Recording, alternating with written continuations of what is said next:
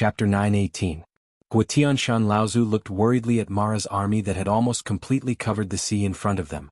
Tianshu Laozu suddenly appeared beside Guotianshan and said, "Junior brother Gua, did you find out how many blood Mara are hiding among them?"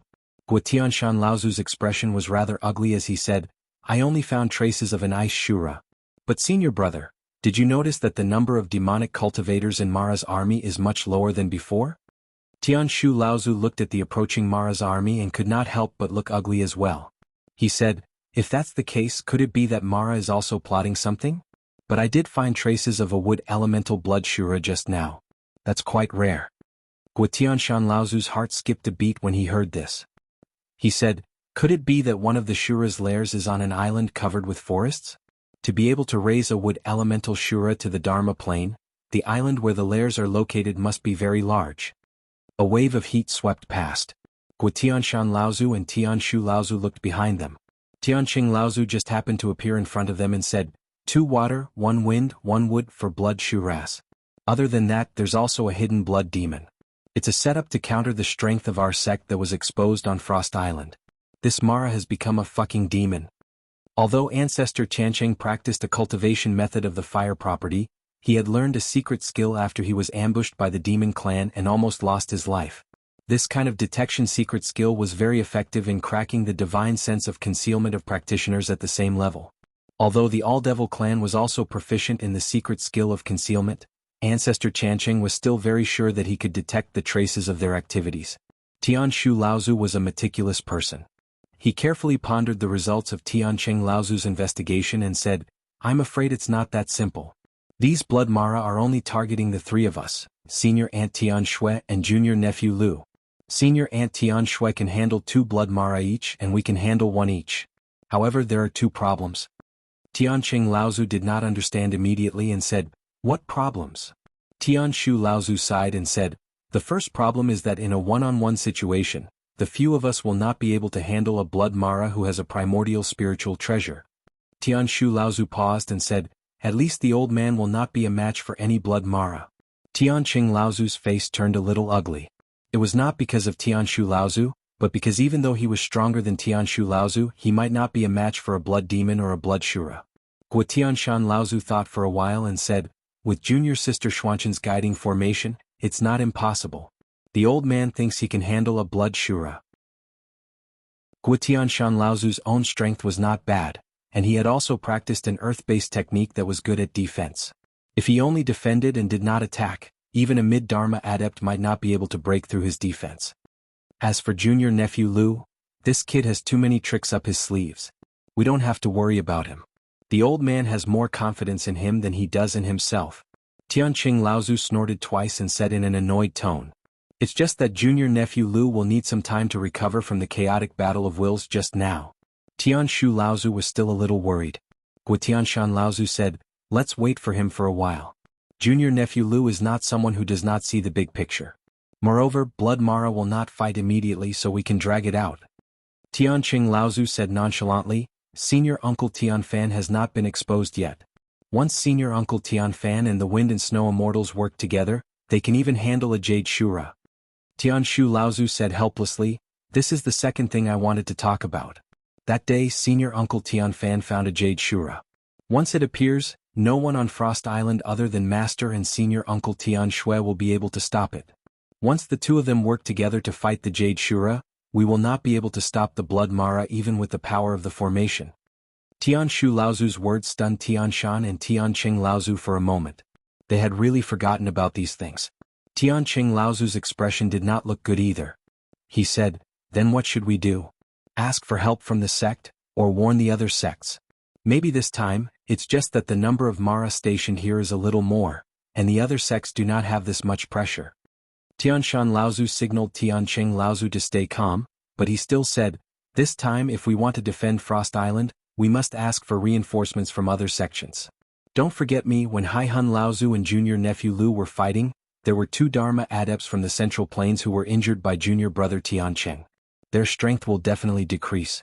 But don't worry, Senior Uncle Tian Fan and Senior Uncle Tian Shui must have noticed the abnormality, and they probably have a plan to deal with it." Only now did Tianqing Laozu and Tianshu Laozu realize that Tian Fan and Tianshui Laozu had not appeared since the beginning. In the secret room, Lu Ping suddenly opened his eyes. The space in front of him rippled, and a palm-sized hole appeared in front of Lu Ping. Lu Ping reached his palm into the hole and took out a jade scroll. The hole in the space instantly distorted after being stirred by Lu Ping.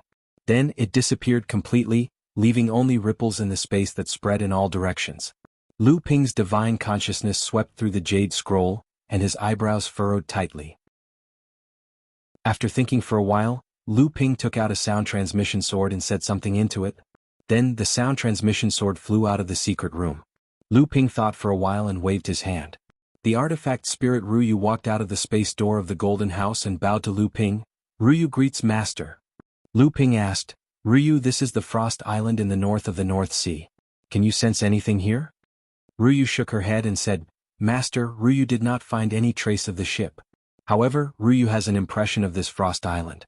Unfortunately, time has passed. In order to preserve my spirituality, Ruyu had to give up this memory. Lu Ping's eyes immediately brightened. Although Ruyu did not find any trace of the ship, she clearly showed a sense of familiarity with the Frost Island.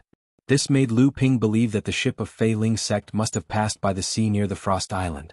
The sea where the Frost Island was located was in the north of the North Sea, and Fei Ling Mountain was to the south and east of the Frost Island. Then the sea where the ship disappeared was most likely deep in the southern part of the Frost Island.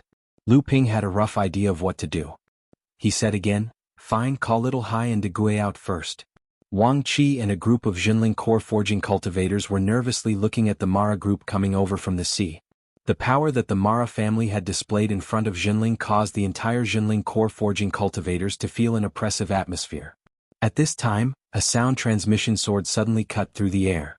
Wang Qi felt the scabbard on his waist that was specially used to receive sound transmission swords vibrate. He raised his hand and the sword immediately fell into his hand. Wang Qi scanned with his divine sense and hurriedly turned to a middle-stage core forging cultivator who was obviously a third-generation disciple. He said, Martial Uncle Xian Liang, teacher has sent a message for this disciple to go over. Please allow me. Who was Wang Qi's teacher? Even though Taoist Master Xian Liang did not want Wang Qi to leave, his team of 8 core forging cultivators could form a complete small 3 talents 5 elements Dao soldier formation. With Taoist Master Xian Liang's cultivation at the 4th level of core forging, he could use this Dao soldier formation to fight against a late-stage or even peak core forging cultivator with the strength of 7 early-stage core forging cultivators. Although Wang Qi's cultivation was not the highest among the 8, his strength was not weak. Normal 3rd-level core forging cultivators would have to retreat in front of Wang Qi's sharp sword skills. Even Taoist Master Xian Liang felt his heart palpitate when facing Wang Qi's sword skills. Once Wang Qi left, the Dao soldier formation could still be used, but its power would be greatly reduced. However, Taoist Master Xian Liang did not have the guts to not let Wang Qi go. Although Taoist Master Xian Liang was also a 3rd-generation disciple and had some fame among them, he was promoted to an inner disciple at the same time as Chen Lian. However, Taoist Master Xian Liang's status was far lower than Chen Lian's. Moreover, Chen Lian was now a weapon-forging grandmaster which was no weaker than a Dharma adept. As for Lu Ping's status, it was even lower. Taoist Master Xian Liang said helplessly, Mara is approaching the warning zone. You will be fighting soon. Go and come back quickly. As soon as Wang Qi left, one of the cultivators in Taoist Master Xian Liang's team said angrily, What's so great about him? He just has a good teacher. Another cultivator laughed coldly. So what if he has a good teacher? At least he can save his disciple at this critical moment. Can your teachers do that? Another cultivator said, Xian Gang, Xian Tai, don't talk nonsense. The cultivator called Xian Tai retorted, How is this nonsense? Taoist Master Xian Liang called his eldest disciple away at this critical moment to avoid the upcoming battle. Taoist Xian Liang knew that Xian Gang and Xian Tai were the disciples of Grand Ancestor Tian Shu. Almost everyone in Jinling sect knew that Grand Ancestor Tian Shu and Grand Ancestor Tian Ling didn't get along. So, it was not surprising that Xian Gang and Xian Tai didn't have a good impression of Wang Qi, who came from Chonghua Manor. Although Taoist Master Xian Liang was unhappy that Lu Xianping called Wang Qi away, he did not want the 2 brothers to talk nonsense and destroy the morale of the army. Thus he said sternly, Both of you shut up. As soon as he said that, a tiger's roar came from the island. Many of the blood condensation disciples on the island felt dizzy and ringing in their ears. They quickly covered their ears. Where did the tiger's roar come from?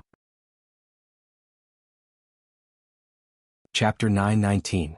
Lu Ping slapped the 3-meter-long and 5-meter-tall tiger, causing it to tumble. He scolded, "Shut up." Lu Xiaohai finally got out of the golden house, which wasn't small, but looked narrow in Lu Xiaohai's eyes. He was in a great mood and couldn't help but roar. However, Lu Ping slapped him right on the head. Lu Xiaohu's domineering aura of a tiger suddenly became domineering. He lay on the ground and covered his eyes with his 2 tiger paws. He didn't look like the spirit of the tiger demon clan in the past. Instead, he looked like a frightened giant cat. Lu Dagui slowly crawled out of the golden house. Lu Ping handed an escape talisman to Wang Qi and said, "You are my eldest disciple, the second disciple of Jinling's current leader, Lu Tianling Laozu. You have no reason to retreat from the Battle of Frost Island. Only after a bloody battle can you fully understand the responsibilities of a disciple of Jinling." Lu Ping paused and said, "I don't need you to understand this now. However, I won't let you die in vain in this battle. You must have heard of this escape talisman. Take it and use it well. As for Lu Xiaohai and Lu Dagui, one of them can attack and the other can defend. They can support you. With the 3 of you working together, I think even a middle-stage core forging cultivator can't do anything to you." Tianshan Laozu and the other 2 were also shocked by the sudden tiger roar. They knew where the tiger roar came from. Tianshan Laozu asked, "What is this kid doing? How did he catch a tiger demon and bring it to Frost Island?" The ancestor of Tianshan said, "I'm afraid it's not an ordinary tiger demon. Although this roar sounds weak, it has a momentum of looking down on the world.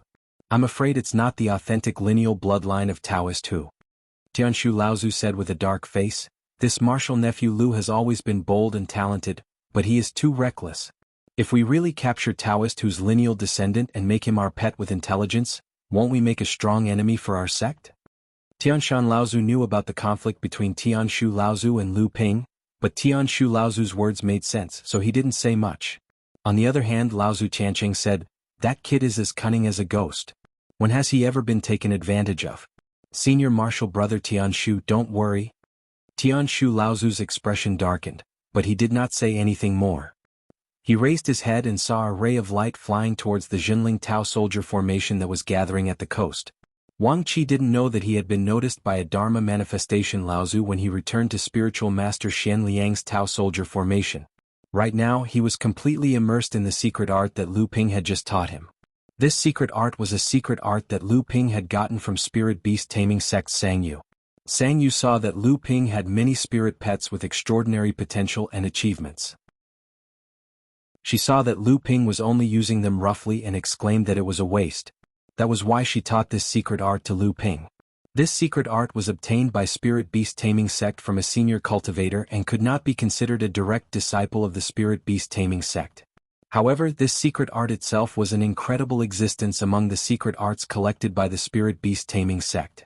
Wang Qi's return caused Xian Gang and Xian Tai's expressions to darken, but spiritual master Xian Liang also heaved a sigh of relief. Perfected Xian Liang knew that the Dao soldier formation team he was leading was about to face a fierce battle. Not only did Wang Qi's return make the Dao soldier formation complete, but it also increased the chances of everyone surviving the battle. Spiritual master Xian Liang was also a person with a clear mind.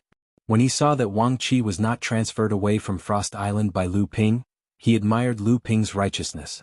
At the same time, he immediately realized that Wang Qi must have received some benefits from Lu Ping. With Lu Ping's treasure boy skills, this life-saving benefit might not even be comparable to spiritual master Xian Liang's trump card. At that time, spiritual master Xian Liang might have to be more careful. Perhaps he might even be able to save his own life.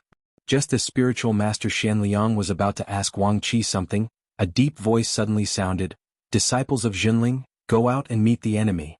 Spiritual master Xian Liang suddenly raised his head and realized that Mara's army had already approached 5 kilometers away from Frost Island.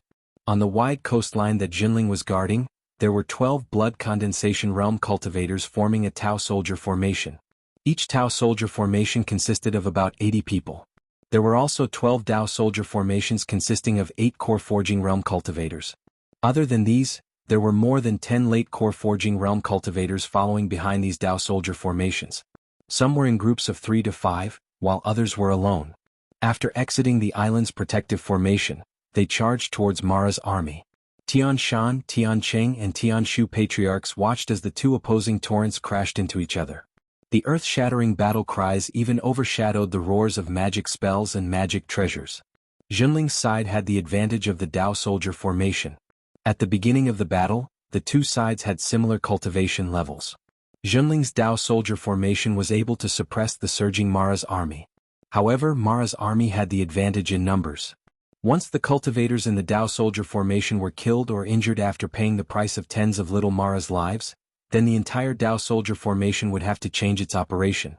At the same time, the power of the Dao soldier formation would have to be weakened. Tianshan Laozu watched as more and more of Jinling's disciples died. He couldn't help but show a look of regret. I wonder how many Dharma adepts among these fallen disciples would become in the future if they were still alive. Tianqing Laozu cursed. If it wasn't for the fact that there's always blood Mara's aura nearby, I really want to go out and fight and kill those Maras. Tianshu Laozu looked at the regretful expression on Tianshan Laozu's face with disdain. He thought to himself, if Lu Tianling was here, no matter how regretful he would still have a calm expression on his face. At this critical juncture of life and death, this kind of emotionless and calm expression can make people feel like they are the backbone of the sect. This is probably one of the reasons why Guo Tianshan is still not as good as Lu Tianling. But then again, if it wasn't for Guo Tianshan's benevolence towards the sect's disciples, Tianshu wouldn't have been able to push down Lu Xianling, who was in charge of the sect's deacon at that time, and replace her with Guo Xianshan. Among the highly respected second-generation disciples of Jinling, Lu Tianling had a strict personality, and he did things swiftly and decisively. He was the most respected by the Jinling disciples. Jiang Tianlin Laozu had a dignified appearance, and he had the highest level of cultivation, so he was the most respected by the Jinling disciples. Guo Tianshan Laozu was honest, easygoing, and fair, so he was the most respected by the Jinling disciples. Mei Tianqin Laozu was shrewd, and he was the most respected by the Jinling disciples. The difference was that Jinren Li Xuanin's killing methods were dark, but Tianshu Laozu's methods were sinister. The overwhelming Mara army crashed into the Dao soldier formation formed by the 12 teams of blood condensation disciples like waves. The formation was like 12 huge reefs on the shore, smashing wave after wave of Maras into pieces. However, the 12 huge reefs were also loosening under the constant attacks of the waves, and they were even moving back towards the shore. In the sky, the Dao soldier formation formed by the 12 teams of core forging cultivators also met with a group of core forging great Mara, and both sides also began to fight fiercely. At the same time, there were more than a dozen late-stage core forging Jinling cultivators, including Du Feng and the others. The Dao soldier formation led by Jinren Xianliang was not very lucky. As soon as they arrived, they encountered a fierce attack from a water Azura that was equivalent to a late-stage core forging great Azura. Jinren Xianliang tried his best to circulate the Dao soldier formation to block the great Azura's attack, but he was only able to defend himself. The formation itself was in a state of suppression. Just as Jinren Xianliang was wondering if he needed the help of his sect's late-stage core forging cultivators to temporarily get out of this predicament, he saw the great Azura thrusting its spear at him again. Jinren Xianliang hurriedly circulated the formation. The 3 talents formation blocked the attack head-on, and the 5 elements formation weakened the attack from the side. Unexpectedly, this time when everyone gathered their strength, they suddenly felt that their hands were empty. The great Azura's strength was 1/3 less than before. Perfected Xianliang was invigorated. His spiritual force immediately checked the Dao soldier formation that he was already familiar with. He immediately discovered that the person who blocked the great Azura's spear was Wang Qi, who was in the heaven's origin position of the 3 talents formation. The great Azura thrusted its spear again. This time, it was the 5 elements formation's turn to block the attack head-on, and the 3 talents formation's turn to weaken the attack from the side.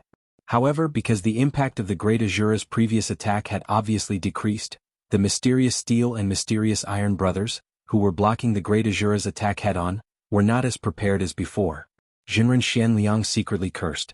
Just as he opened his mouth to warn them, the water Azura's spear had already hit the mysterious steel and mysterious iron brothers, who were good at defense.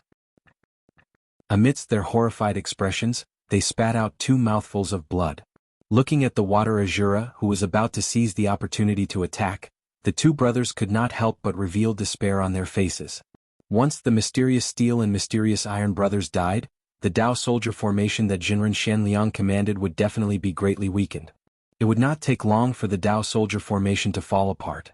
Without the cooperation of the Dao soldier formation, how long could the few early-stage core forging cultivators last under the attack of Mara's tide, even with the protection of the mother and child traction formation? Apart from Jinren Shanliang and Wang Qi, who had a life-saving item given by their teacher, the rest would probably not be able to escape misfortune.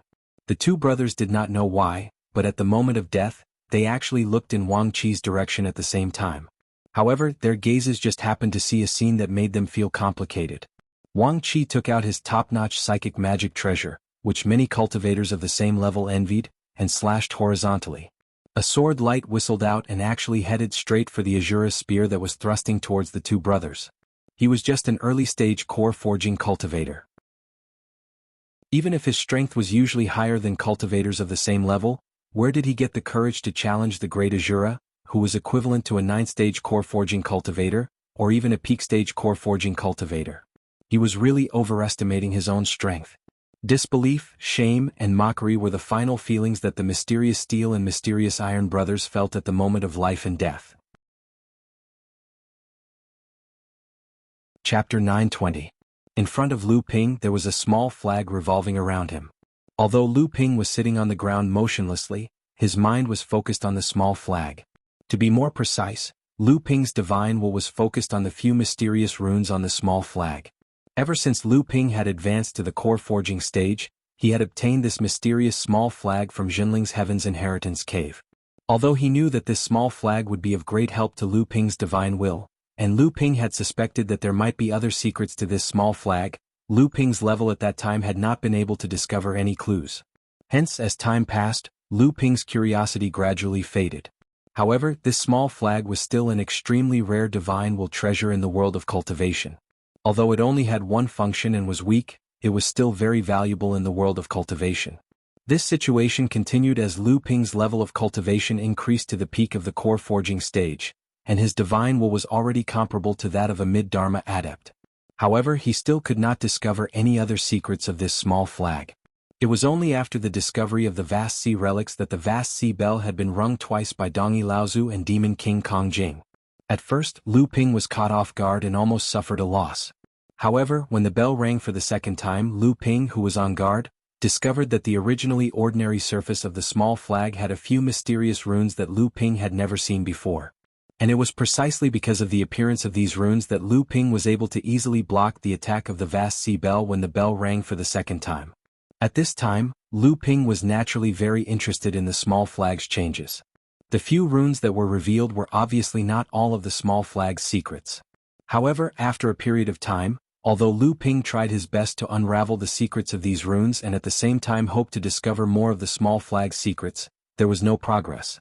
However, this also allowed Lu Ping to discover that this small flag not only helped in the use of divine will, but it was also extremely beneficial in the expansion of divine will and in defense. This was until Lu Ping had consecutively fought with 4 Dharma adepts, one of whom was even a mid-Dharma adept. This caused Lu Ping to have no choice but to rely on the small flag's help. At this time, Lu Ping discovered that the small flag once again had a few other runes. The existence of these runes not only made it easier for Lu Ping to use his own divine will, but it also helped Lu Ping's divine will to defend against the attacks of the other Dharma adepts. It was also because of the small flag's changes that Lu Ping was able to severely injure a Dharma adept with a single blow. This was also why Lu Ping was able to remain unscathed under the divine will attacks of a mid-Dharma adept and 2 early Dharma adepts. After the appearance of the vast sea bell, it was not that Lu Ping had not thought about whether the small flag in his hand was one of the 3 treasures of the vast sea. It was just that the power that the small flag currently displayed could not be compared to that of a spirit treasure. Secondly, the cloud sail was said to have been lost in the past and had been found by the demons. However, the small flag that Lu Ping had obtained from the secret cave of the Heaven's Inheritance Cave had many unexplained mysteries. Now that Lu Ping's divine sense had entered the small banner, he wanted to refine the newly emerged rune patterns so that he could better control the mysterious little banner. At the same time, he also wanted to see if he could find more rune patterns in the little banner by following the clues. Another ray of light streaked across the sky. Tianshu Laozu took a look at the sound transmission sword, and his expression turned ugly. He said, The other sects on Frost Island are also in a state of emergency. Up until now they have found at least 20 traces of the blood Mara. The Jade Shura has not appeared since that day. Tianqing Laozu said loudly, "It looks like Mara wants to finish this battle in one go." Tianshu Laozu asked, "How far are the battles of the other sects?" Tianshu Laozu said in a low voice, "It's not looking good. Xianling sect is doing better, but the Songhai sect is using the island's protective formation to defend against Mara's attack. The situation over at the 12 forces is not looking good either." Tianshu Laozu thought for a moment and said, "Don't worry about the 12 forces. Although we lost the Qiao family, as long as the remaining 11 join forces, even our sect will have to be wary of them. They will show their trump cards at the critical moment. Over at the Songhai sect, Nephew Lu used his divine will to severely injure a Dharma adept. The morale of the Songhai sect will be greatly affected, so it is expected that they will not be able to win. But the ones facing the real danger are still our sect. Although the Tao soldiers have taken the initiative to slow down Mara's attack on the island's protective formation, it is only a matter of time. After all, our sect is facing the strongest attack. Once the island's protective formation is trapped, our sect will have no room to retreat." Tianshu Laozu flipped his hands and 2 flames flashed. He said, "We have to fight this battle no matter what. I just don't know when our sect's reinforcements will arrive." After a cultivator entered the Dharma stage, they began to control the power of space. Mara, who was above the Dharma stage, could also control the power of space. After Mara surrounded Frost Island because of the appearance of Bloody Mara, the teleportation formation on Frost Island was also in danger. The reinforcements on Frost Island could not go through the teleportation formation and could only fly over. This gave Mara enough time to attack Frost Island. Mara's companion Dharma treasures and half-life Dharma treasures usually improved along with Mara's strength. The great Shura that Wang Qi and the others were facing had the strength of a late core forging cultivator. Naturally, the companion Dharma treasure in its hands was no weaker than a spirit-nurturing Dharma treasure. Although the golden scale sword was Lu Ping's personal sword, it was only a top-grade spirit-connected mystic treasure. Not to mention Wang Qi's cultivation base was far from the great Shura's spear. Even with Wang Qi's 3 talents array formation, he might not be able to match the spear's power. However, just as the golden scale sword was about to hit the spear, a silver light instantly enveloped the golden scale sword, causing the golden long sword to be inlaid with a silver light. It merged with Wang Qi's golden sword aura. Clang. To everyone's surprise, the golden scale sword was able to deflect Azura's spear. Azura's spear, which had been brandished by the spear, was also deflected. The spear brushed past the right shoulders of the Dark Iron and Dark Iron brothers, cutting off 2 strips of flesh that were half a foot long. Blood dripped down into the sea. The power of Wang Qi's spear was not only unexpected by the Profound Steel and Profound Iron brothers, but also by the others. Even Wang Qi himself did not expect it to be so powerful that it could deflect the spear of a late core forging Great Shura. Although spiritual master Xian Liang was surprised, he was still the person in charge of the formation. Seeing that his side had blocked the Great Shura's sure-kill attack, he immediately used the power of the formation on himself while the Great Shura was still exhausted. He threw a short stick at the back of the Great Shura's head. After the Great Shura's attack failed, the 3 talents and 5 elemental Dao soldier formation continued to operate. Spiritual master Xian Liang could no longer dodge this attack. He was hit so hard that he could not get up for a moment. He fainted and fell from the sky towards the sea. When the other cultivators saw that spiritual master Xian Liang's attack had succeeded, they hurriedly operated the formation and chased after him. Although Wang Qi's hands were numb from the Great Shura's spear, the Profound Steel and Profound Iron brothers ignored their injuries and attacked the falling Great Shura. Before the Great Shura could completely wake up, he was already dismembered in midair. Although spiritual master Xian Liang's team had killed a late core forging Great Shura, the Dao soldier formation could not operate smoothly because Profound Steel and Profound Iron were heavily injured. Naturally, the power of the Dao soldier formation would decrease as well. Spiritual master Xian Liang made a prompt decision and immediately ordered everyone to retreat towards the island's protective formation. Just as everyone was about to retreat back to Frost Island, a late core forging Great Azura who was fighting spiritual master Xian Yu suddenly attacked the great army formation formed by spiritual master Xian Liang and the others after receiving a blow from spiritual master Xian Yu. At this moment, because everyone was about to retreat to the island, they had already begun to slack off. They did not expect that this Azura would actually ignore Sage Xuanyu's attack and forcefully attack. For a moment they were all caught unprepared. Perfected Xian Liang shouted and tried his best to command everyone to activate the Dao Soldier formation, intending to maximize everyone's defense. The protective formation around the 8 of them was about to run out of energy.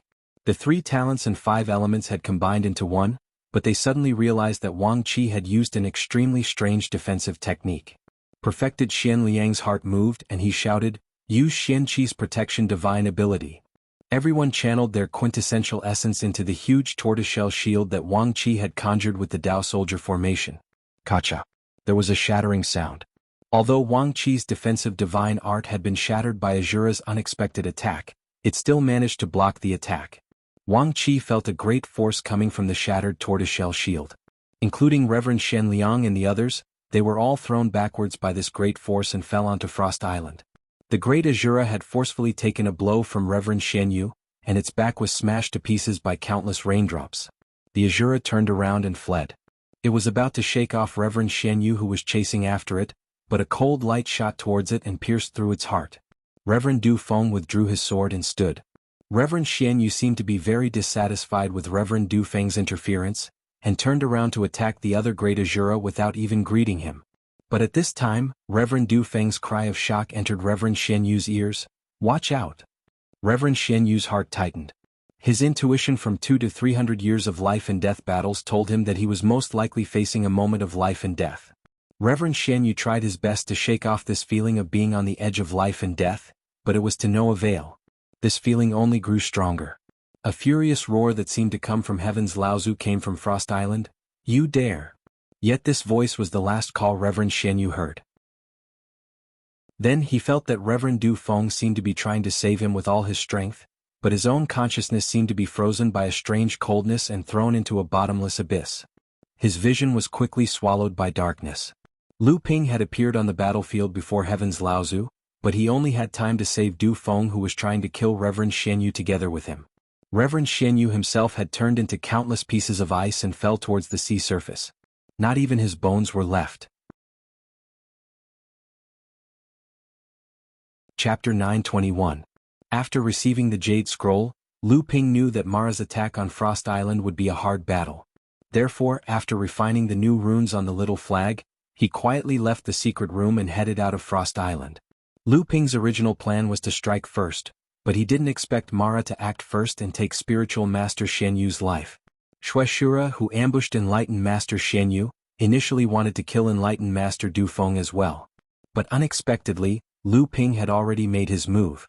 The charming autumn sword morphed into countless fishes and formed a wall of sword light in front of enlightened master Du Feng, whose chest had caved in. The seeping sword art was good at both offense and defense. It managed to block Mara's fatal blow. At this time, Tianqing Laozu and spiritual master Shen Sen were approaching Lu Ping. However, Lu Ping didn't hand Du Feng over to Laozu. Instead, he pushed Du Feng over to spiritual master Shen Sen who was in the core forging realm. Just as Tianqing Laozu was confused, his expression suddenly changed. He flipped his palm and pushed backwards. A fire tiger roared and pounced behind him. At the same time, an enormous force came from Tianqing Laozu's back. Although the fire tiger had blocked most of the force, the remaining force still pushed Tianqing Laozu dozens of steps forward before he could stabilize himself. Ancestor Chanqing suddenly looked back and happened to see a column of water turn into mist under the flame, covering the area within a radius of dozens of feet. However, this mist didn't hinder Laozu's mental investigation. A water Azura dressed as a woman was holding a spirit treasure that looked like a wine cup. She was walking towards Tianqing Laozu through the mist. On the other side, Lu Ping saw that spiritual master Shen Sen had safely sent Du Feng back to Frost Island. When he turned around, the ice Azura that had ambushed and killed spiritual master Shen Yu was already faintly appearing in front of Lu Ping. Its transparent body looked like it was about to be completely covered by the light. After spiritual master Shen Sen brought Du Feng back to Frost Island, Laozu of Sky Mountain had already sent the news.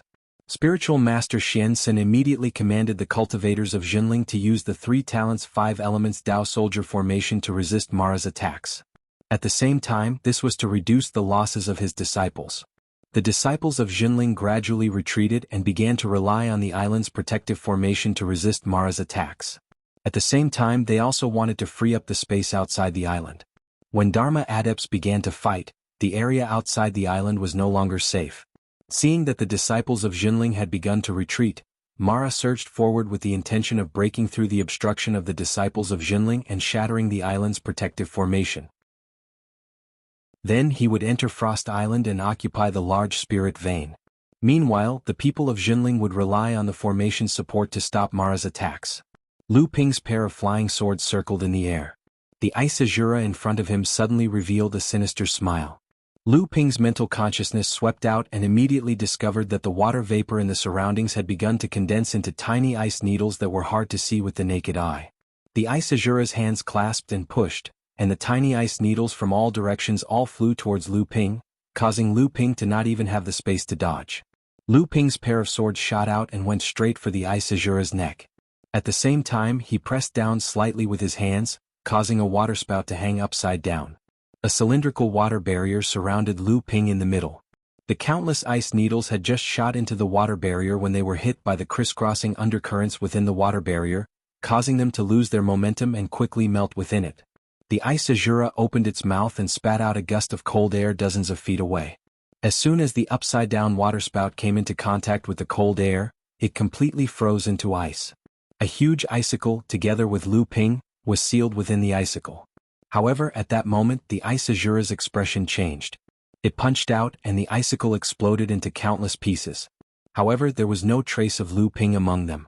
When he looked down, he saw a pair of flying swords crisscrossing, and 3 great shuras had already been beheaded, pierced through the chest and cut in half at the waist. One of the great shuras was also equivalent to a late-stage core forging realm cultivator. The ice azura was furious, and with it as the center, a gust of cold air spread out in all directions. Soon, a layer of white frost formed in the void, forming the outline of a human figure. Lu Ping lifted the cloud light 5 elements robe, and the ice azura's ice sword was already stabbing towards Lu Ping.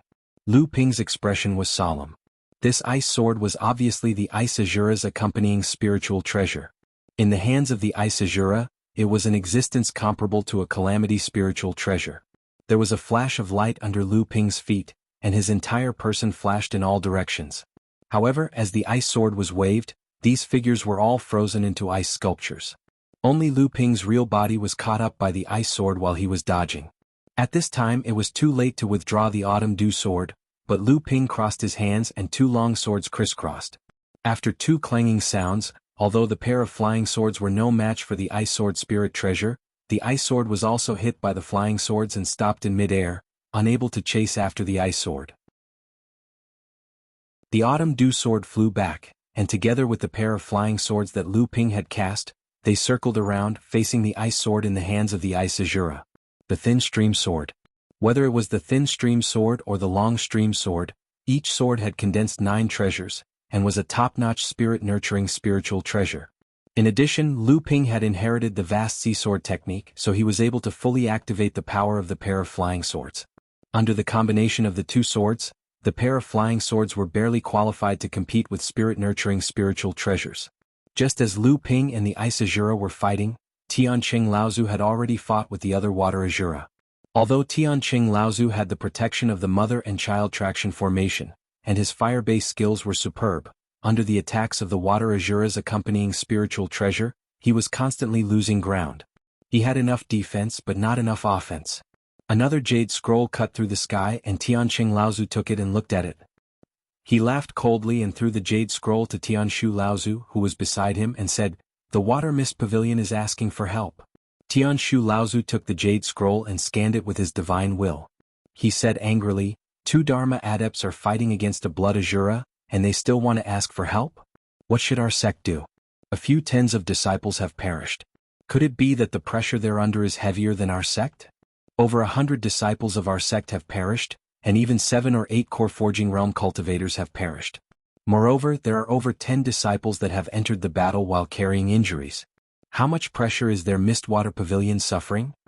Tianshan Laozu said, "It's the island's protective formation that can't hold on any longer. It's not that the 2 Dharma adepts of the Water Mist Pavilion can't stop the Blood Azura. Instead, it's the Blood Azura that's tangling with the 2 of them, causing them to be unable to help their disciples. Now, the disciples of the Water Mist Pavilion can no longer rely on the island's protective formation, and are hiding within it." Tianshu Laozu said anxiously, Doesn't that mean that the water mist pavilion can only be attacked passively? It's only a matter of time before the island's protective formation is broken through? Tian Shan Laozu sighed and said, if one part of Frost Island is broken through, then it's completely broken through. We still have to save the water mist pavilion, but there's no need to rush. The water mist pavilion won't fall so easily. There was an explosion in the sky. Tian Shan and Tian Shu Laozu looked up and saw Tian Cheng Laozu rushing back from midair. He crashed hard into the protective shield of the island's protective formation, and ripples were created. On the other side of the sky, the water Shura that was fighting with Tian Cheng Laozu was also retreating. No matter how much he flipped and bumped, the crystal baron in his hand didn't dare to shake at all. It was as if the crystal baron would shatter if he moved it. Just as the water Shura stabilized his body, a cloud of mist appeared in the crystal baron. The mist flowed up along the burnt body of the water Shura. After the mist flowed past, the injuries caused by Tian Cheng Laozu began to recover rapidly. Tian Cheng Laozu jumped up from the island's protective formation. A few Mara who saw the opportunity rushed forward and saw Tian Cheng Laozu's face turn red. He spat out a mouthful of blood and turned it into a flame in midair.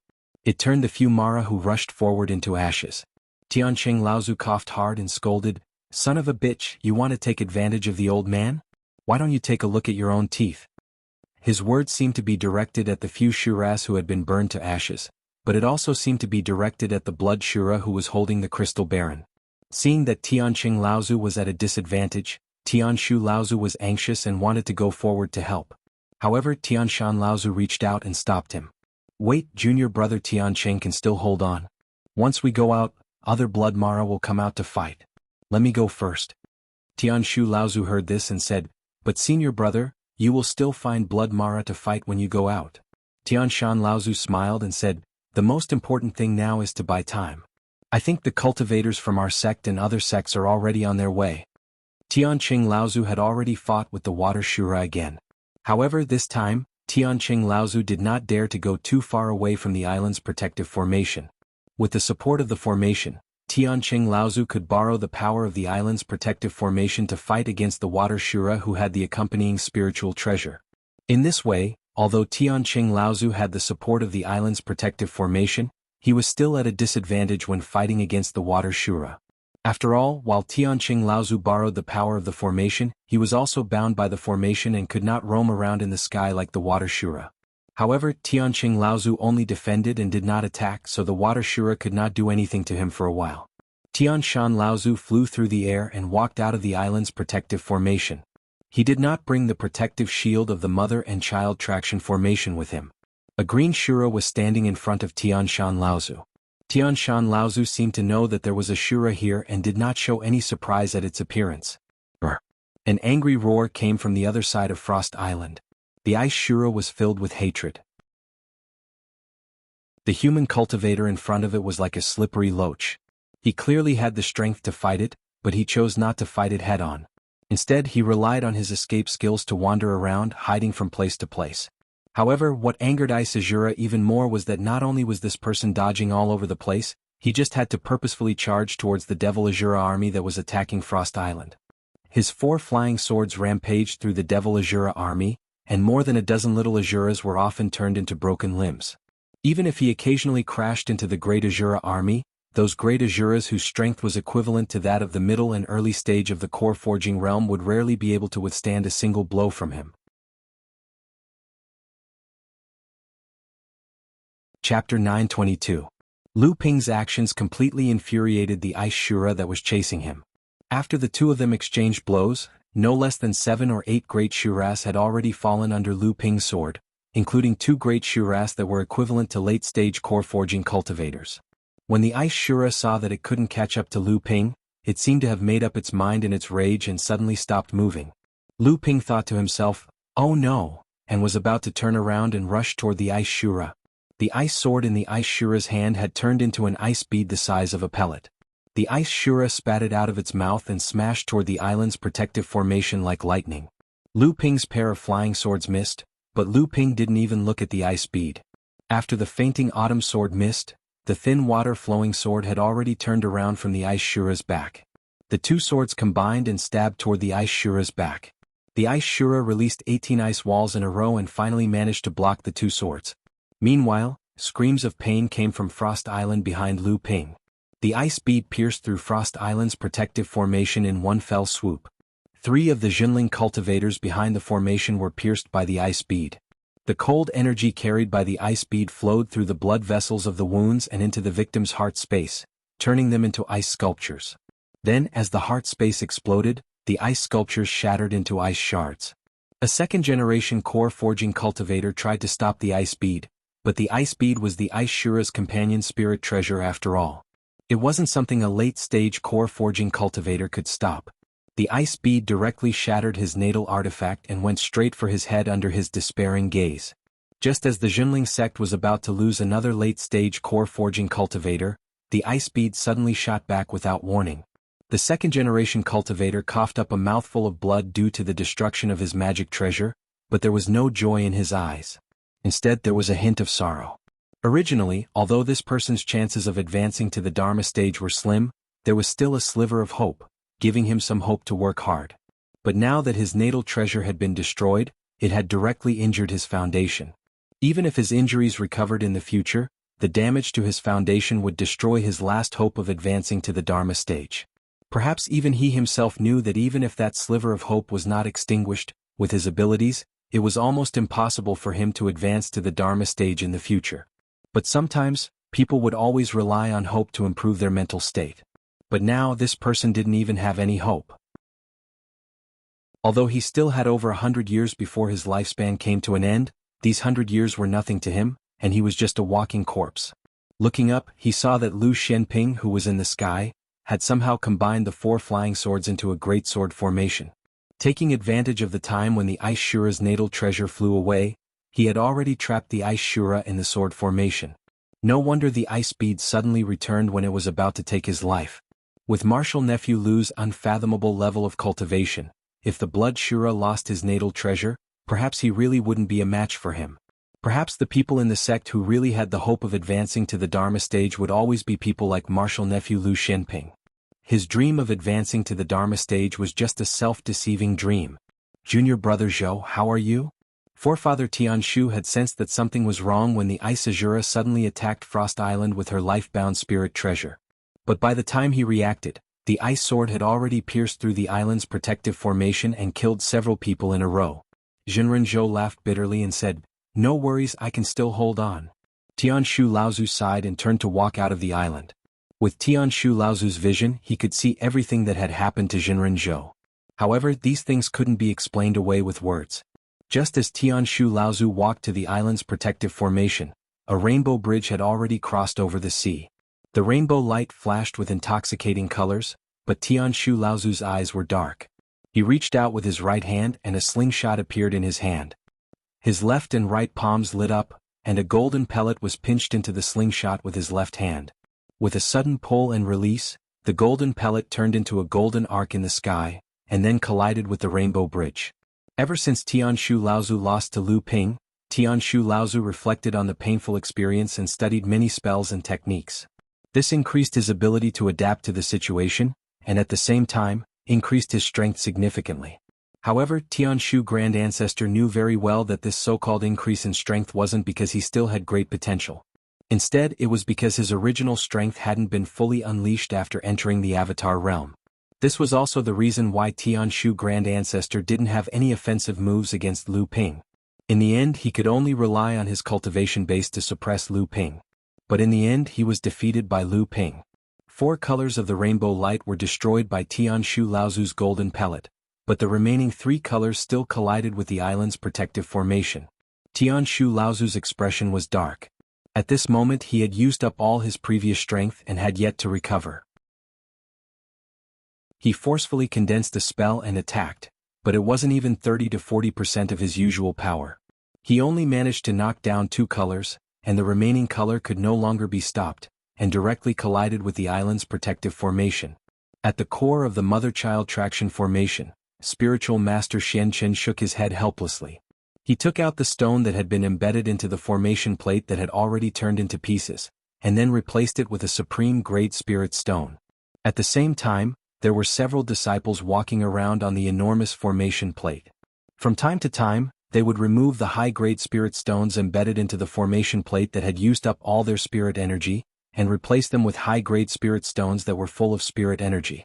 Only the dozen or so grooves around Spiritual Master Xianqin were embedded with supreme-grade spirit stones, and Spiritual Master Xianqin was personally replacing them. Underneath the formation plate, the few spirit veins that Jinling had accumulated on Frost Island were also providing endless spirit energy to the formation plate. Tianshui Laozu stood at the side and said, "Senior brother, I'm afraid that Tianshu won't be able to hold on for long." At the side, Tianfan Laozu didn't reply immediately. Instead, he stared for a moment before saying, "Just this much effort alone has already used up a huge amount of high-grade spirit stones and supreme-grade spirit stones. However, there's no other way. That Jade Shura is definitely hiding in the surroundings right now. The moment you make a move and get entangled by the other Mara, that Jade Shura will definitely make a move. At that time, even if I make a move, I'm afraid that I won't be able to stop the Jade Shura from breaking the formation." Tianshui Laozu said, "But that hidden blood demon still hasn't shown himself. Even if we work together to stop the Jade Shura, that blood demon is enough to be the key to breaking the formation. Moreover, this time Mara is attacking Frost Island en masse, but there are too few devil cultivators among them." Tianfan Laozu was still indifferent. Tianshui Laozu said anxiously, "Linggu sect and Soaring Feather sect are already shrinking the island's great formation. They are retreating towards the spirit vein at the center of Frost Island. Mara has already successfully landed at the place where the two sects are stationed. If," Tianfan Laozu suddenly said, "this Linggu sect and Soaring Feather sect are really useless. However, junior sister, where do you think that Xianglu is right now?" Tianshui Laozu was stunned and said, "Senior brother thinks that he will come here?" Just as Tianshui Laozu finished speaking, a cultivator-like person dressed in snow-white clothes suddenly appeared in the sky above the Frost Island's great formation. The Jade Shura had appeared. Unlike Blood Devil Luo's red eyes, Jade Shura looked like a normal human. But she had a unique aura that was like the condensation of the original spirit. If she appeared in front of a cultivator, she would not be able to hide it. However, when they used their unique escape arts, the aura of spirit energy became the best way for them to hide their aura. It was the best way to attack and kill cultivators. The entire sea seemed to be boiling. The Jade Shura was high up in the sky as if she was the king of the sea. The angry seawater surged as if it wanted to bury the entire Frost Island at the bottom of the sea. Boom, boom, boom, boom. The sects that were still defending the island's great formation without retreating all collapsed the moment the Jade Shura appeared. The entire island's great formation began to shrink inwards in a strange way. As long as they could protect the large spirit stone mine in the center of Frost Island, then the defense of Frost Island could be considered a victory. Jade Shura's appearance had completely changed the situation on the battlefield. The enemy was strong and they were weak.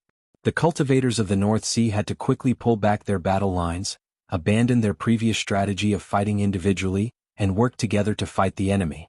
Perhaps that was the only way they could protect the spiritual stone mine under the siege of Devil Luo. Except for Jinling. Jinling was still guarding the outer perimeter of Frost Island, not allowing Mara to land on Frost Island from the area Jinling was stationed at. The frost cliff where the medium-sized spirit stone mine was had been built into a temporary palace by Jinling. However, the location of the palace was not far from the coast. Therefore the other sects could retreat, but Jinling could not. This mid-sized spirit stone mine had attracted a lot of envy, jealousy, and hatred for Jinling's sect in the past few decades. This time, the cultivators hiding at the center of Frost Island could finally rejoice in Jinling's sect's misfortune. "You deserve it, aren't you? Who told you to take it all for yourself?" Although the cultivators of the sects would not say these words out loud, everyone understood that without the lips, the teeth would be interdependent. Without Jinling, the other sects of Frost Island would not be able to resist the siege of Mo Luo's army even if they joined forces. Therefore, the cultivators of the sects, from Laozu to the ordinary cultivators, were furious that Jinling was still stubbornly defending that medium-sized spirit stone mine. At this time he was still guarding that spirit stone mine without letting go. Was he going to give up the large spirit stone mine on Frost Island for that medium-sized spirit stone mine? The curses gradually rose. Although Laozu did not say anything with a dark face, the disciples of his sects, including the usually prestigious core forging cultivators, also began to curse loudly. Was Jinling going to drag the entire North Sea cultivation world down for a medium-sized spirit stone mine? If they could survive this, they might have to reduce Jinling's share of this large spirit stone mine. Yes, that was how it should be. For a moment, although the cultivators of the sect still looked impassioned, their thoughts were all conveying the same thought. Even the old and steady Dharma adepts seemed to be moved. Between the looks of their eyes, it was unknown what kind of plan they were conveying that could only be understood but could not be put into words. Chapter 923. Junling always worried about inequality rather than scarcity, and the cultivation world was no exception. Junling's sole possession of a medium-sized spirit stone mine with abundant reserves had already made many cultivators in the North Sea envious. Now that Frost Island was being attacked by Mara, and Junling was fighting a bloody battle for its own spirit stone mine, the first thing that came to the cultivators' minds was not to join forces to defeat the enemy, but rather to hope that this spirit stone mine would be destroyed by Mara's hands. Of course, it would be best if both sides suffered heavy losses, and Junling would lose 1 or 2 Dharma adepts because of this, even if they were heavily injured. This was the nature of human nature, and even cultivators were no exception. Fortunately, with a great enemy in front of them, the cultivators of the various sects could not do things like backstabbing. After all, the crisis on Frost Island had not been resolved yet. At the very least, the sects understood that without the lips, the teeth would be interdependent. Therefore, after the various sects pulled back to the center of Frost Island, the protective shield of the island where Junling was stationed and the center of Frost Island was not destroyed by the swarming Mara. Laozu of the various sects sent their cultivators to protect this path of retreat for Junling, and Junling also sent many of his disciples here to join forces with the cultivators of the various sects, blocking Mara who intended to cut off the connection between the two sides. Of course, the reason why the sects put in so much effort was not just because without the lips, the teeth would be interdependent. It was because when the Jade Shura appeared, there were 2 auras that rose from Junling's garrison that made Laozu of the various sects shocked and bewildered them. They were shocked because these 2 auras were too familiar to the North Sea cultivation world's Laozu, to the point that they were horrified. The Wind and Snow Immortals. In the era when Shenling sect still dominated the North Sea cultivation world, these 2 were the only ones in the North Sea who could defeat Laozu at the same time. They were also the most solid foundation for Junling to restrict Shenling sect. Even after Celestial Phenomenon Laozu became a Grand Adept and became the new symbol of Junling, the name of the Wind and Snow Immortals still shook the entire North Sea cultivation world. This was because when people thought of Junling they would not only think of Celestial Phenomenon Laozu, but also Junling who had the Wind and Snow Immortals, had 2 Dharma Adepts, and Junling had the most basic requirements of a large sect. However, they were puzzled. Hadn't Patriarch Tianfan already gone to the East Sea? How long had it been since he went to the East Sea? When did he return to the North Sea? Why didn't the sects know? Why did Tianfan Laozu sneak into Frost Island so secretly without letting any of the forces in the North Sea know?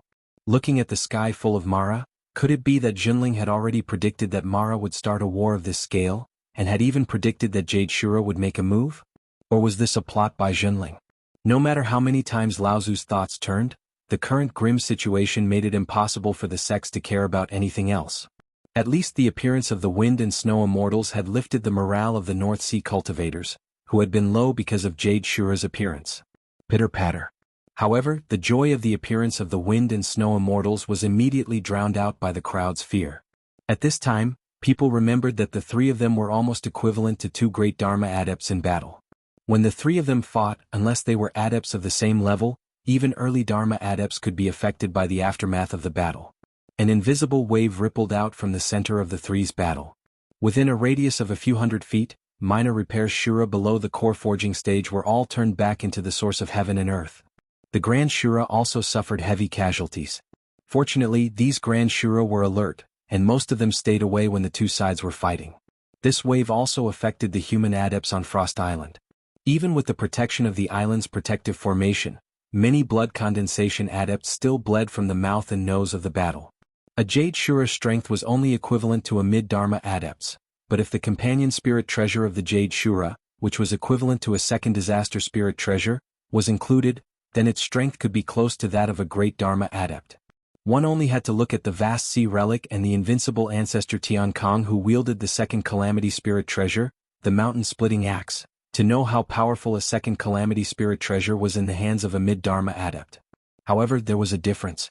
The mountain-splitting axe was not Tian Kong Laozu's life treasure, but the companion spirit treasure and companion spirit treasure in the hands of every Shura was something that had accompanied them since they were born.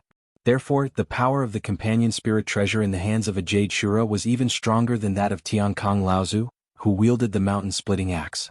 Although the Wind and Snow Immortals' participation in the battle did not change the situation of the battle, it greatly raised the morale of all the sects on Frost Island.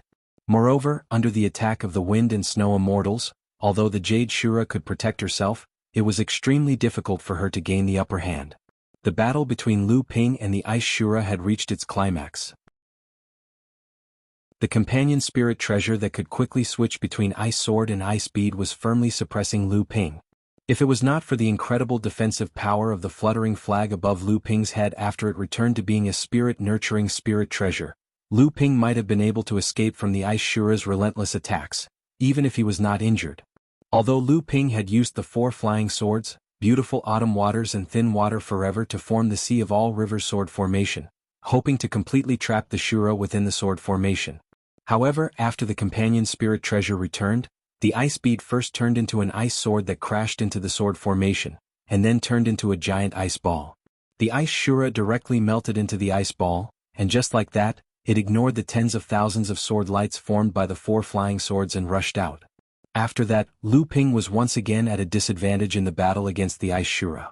Fortunately, Lu Ping had a treasure like the water-controlling flag, which allowed Lu Ping to withstand the Ice Shura's pressure.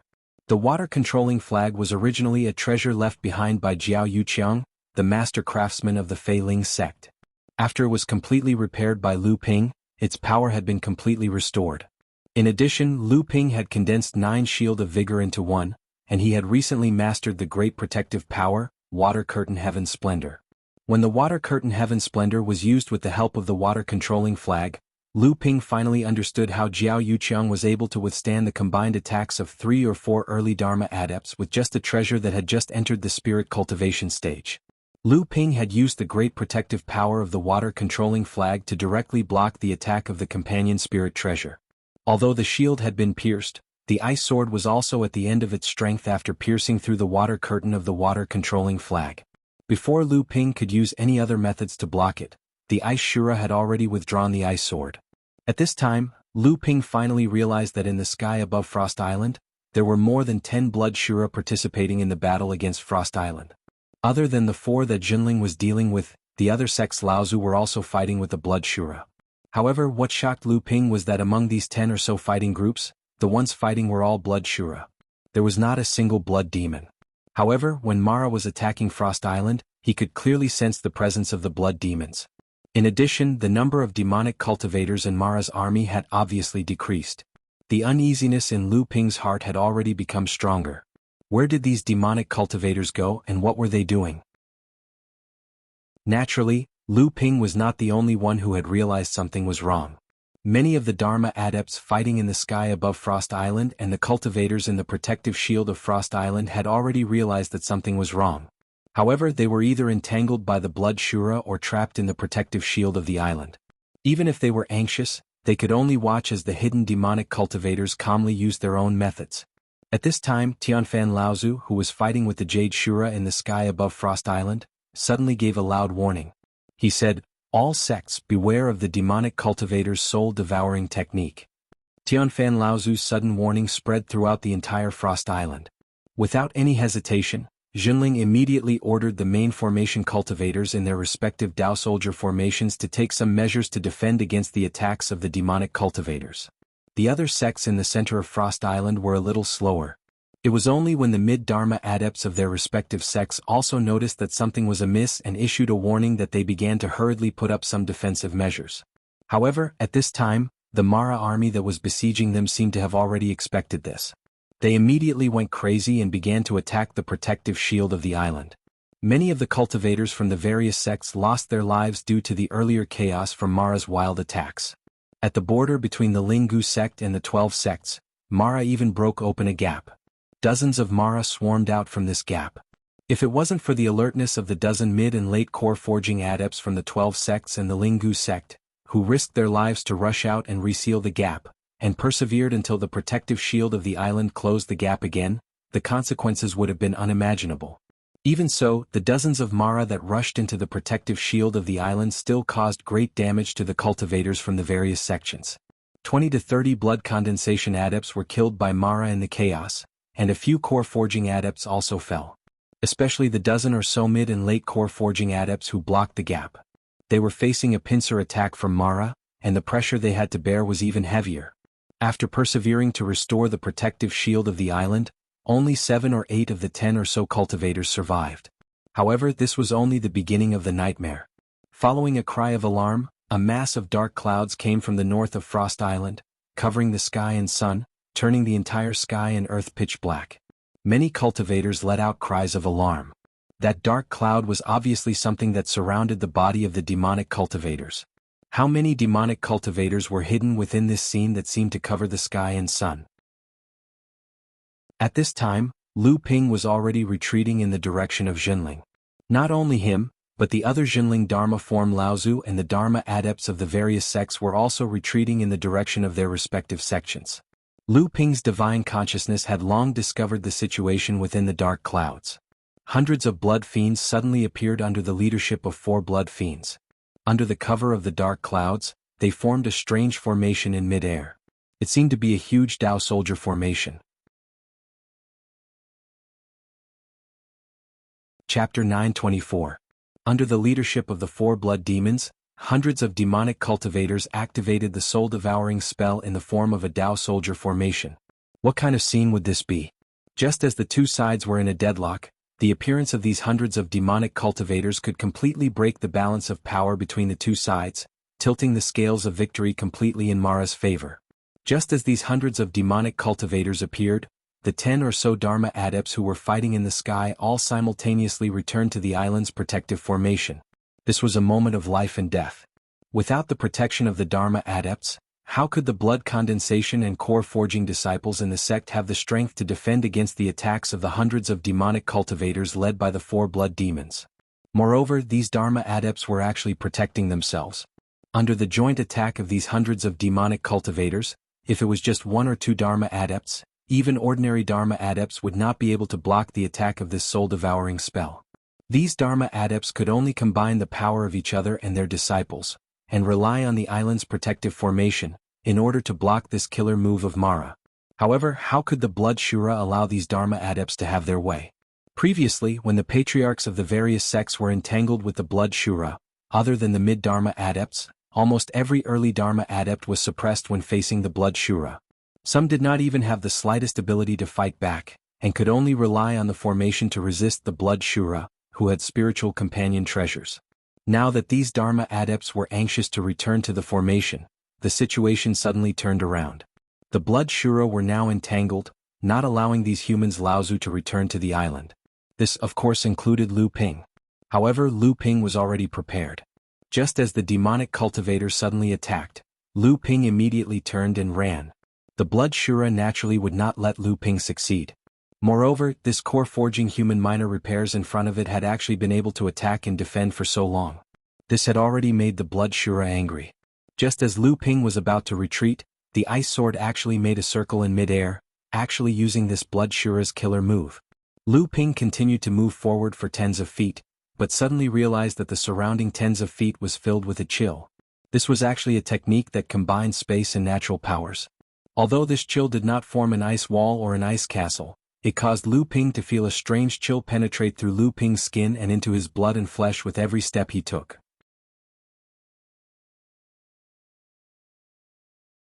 However, after Lu Ping had refined the Tribulation Lightning Water and advanced to the peak of the core forging realm, Lu Ping had used the 7 Treasures Thunder Calabash to cultivate the Water Attribute Thunder Magic alone, and had easily mastered the Een Water Divine Thunder Great Art. Although the Een Water Divine Thunder was not as good as the Chaotic Thunder Light in the 7-Gem Thunder Calabash, its power was considered to be among the best among the great magic skills. In such a chaotic battlefield, the Een Water Divine Thunder Great Magic skill could not be more suitable to not reveal the existence of the 7-Gem Thunder Calabash and still be able to be a trump card to resist Blood Shura. However, it was not possible for Lu Ping to cast other great arts of a single attribute such as the Earth Divine Thunder or the Wood Divine Thunder. Even with the 7 Treasures Thunder Calabash, he could not cast great arts of a single attribute. If Lu Ping hadn't refined the Tribulation Lightning Water, he would have had to find another way to practice the Water Attribute Thunder Magic, and he would have had to pay a huge price. Just as Lu Ping had returned to the island's protective formation, the soul-devouring divine art that had gathered hundreds of demonic cultivators finally erupted. An invisible wave swept towards Frost Island amidst the strange sound. Lu Ping turned pale with fright. At this time, not only Lu Ping but even the Dharma adepts of other sects, other than the middle Dharma adepts of Laozu, could not return to the disciples of their sections. Instead, it was people like Tianshu Laozu who were weak and could only rely on the protective formation to resist the Blood Shura's Dharma power. Because Laozu was close, he was able to turn around and enter the formation. Meanwhile, the two Laozu of Tianshan and Tianqing were even further away from the power of Frost Island than Lu Ping. When the soul-devouring divine art rushed towards him, Lu Ping could only retract his divine consciousness and gather it together to protect himself, hoping that he could withstand the impact of the soul-devouring divine art. At this time Lu Ping's mind moved, and the small banner rose from the top of Lu Ping's head. Coincidentally, the soul-devouring divine art attacked, and the small banner moved without any wind.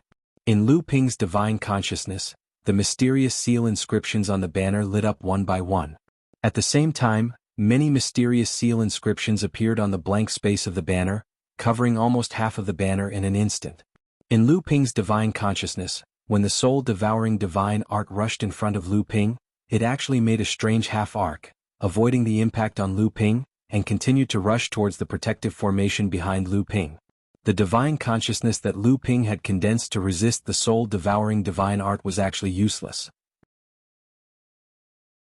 However, Lu Ping had no time to be happy. His true essence surged into the small banner from his hand, and he began to refine the new seal inscriptions on the surface of the small banner as he rushed towards the protective formation. Just as he was about to rush into the formation, he heard many Jinling cultivators suddenly exclaim behind Lu Ping. Alarm bells rang in Lu Ping's mind. Blood Azura had actually taken advantage of the soul-devouring divine art of the battle between cultivators and demons just now, and when Lu Ping had completely restrained his divine consciousness, he had actually used an escape technique to catch up with Lu Ping. At this critical moment, Lu Ping only had time to raise the water-controlling flag. The 9 layers of protective aura chi bloomed one by one, interdependent with the water curtain hanging down from the water-controlling flag. At the same time, a huge 9th-grade white jade lotus suddenly appeared under Lu Ping's feet. Whether it was the protective aura chi or the water curtain hanging down from the water-controlling flag, all of them transformed into lotus flowers that bloomed around Lu Ping. Suddenly there was a rain of ice swords in the sky. No matter which ice sword fell from the sky, each ice sword could cut down a lotus, and even if it did not cut down the lotus, it could still turn the lotus into an ice sculpture.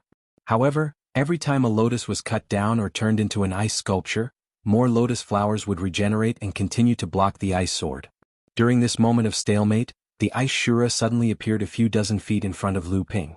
The ice sword reverted back to a meter-wide ice ball, and the ice shura flung it fiercely at Lu Ping's protective lotus. The ice ball instantly pierced through Lu Ping's protective lotus. Clang! Lu Ping did not even have time to summon his flying sword. His whole body was smashed away amidst the screams of many Jinling cultivators, and his back slammed into Jinling's island protecting formation. Cough cough. Under Ice Azura's incredulous gaze, Lu Ping, who was bleeding from the corner of his mouth, slowly climbed up from the formation. The island protecting formation climbed up along Lu Ping's body, and seeped into Lu Ping's entire body. Spiritual Master Shen Sin, who was pale from blocking the attack of the demon's soul-devouring divine ability, landed behind Lu Ping. His eyes were filled with anxiety and he asked, "How is it?" The corner of Lu Ping's mouth lifted, revealing an ugly smile, and he said, "Don't worry, martial uncle. If necessary, I can still fight with that beast." At this time, every Dharma plane cultivator's combat strength was related to the survival of Frost Island. The scene of Lu Ping being smashed away by the Ice Azura was too shocking. Lu Ping had already noticed that not only Spiritual Master Shen Sen, but also Tianshu Laozu and Tianxue Laozu, who had entered earlier, were also rushing towards him. Spiritual Master Shen Sen thought that Lu Ping was trying to be brave and said, "What is the situation? Now is not the time to be brave. The damage to your physical body is related to the advancement of your cultivation in the future." Seeing that Tianshu Laozu was approaching, Lu Ping said in a low voice, "Martial uncle, did you forget about the Linglong wine cauldron?"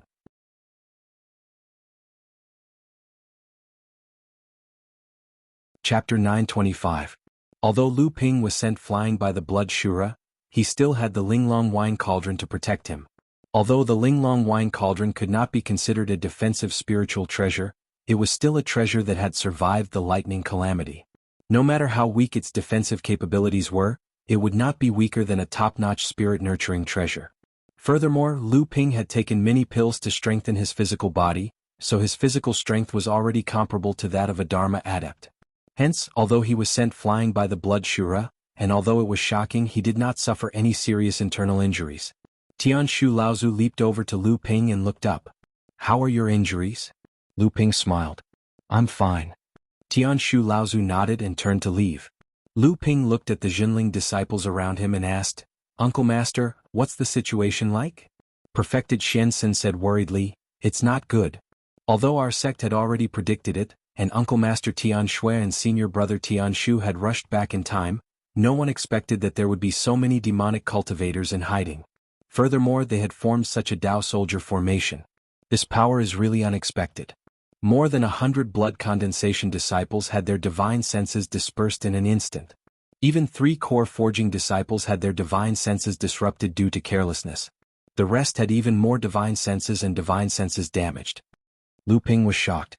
"So many? Isn't it covered by the island's protective formation?"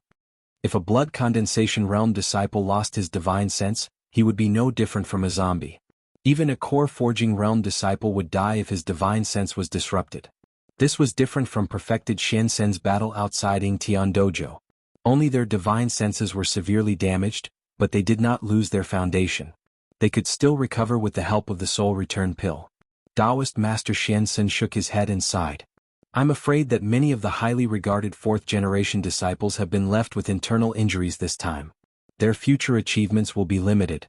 Even those core forging realm disciples with damaged divine senses, although they have enough soul return pills to treat their injuries, I'm afraid that their cultivation time will be extended and their hopes of advancing further will be cut off." As the two of them spoke, they began to gather their disciples. At the same time, they retreated along with the shrinking of the Zhenling sect's island guarding formation so that they could gather the last of their strength to resist Mo Luo's attack. After all, the soul-devouring formation formed by the devil cultivators would not only launch this attack. How are the other sects? Worse. Enlightened Master Shensen and Lu Ping retreated as the island's protective array formation shrank. At the same time, they were also blocking the Shura's attacks so that the disciples could carry away the dead or heavily injured disciples. Suddenly there was a loud explosion in the sky. Lu Ping's expression changed.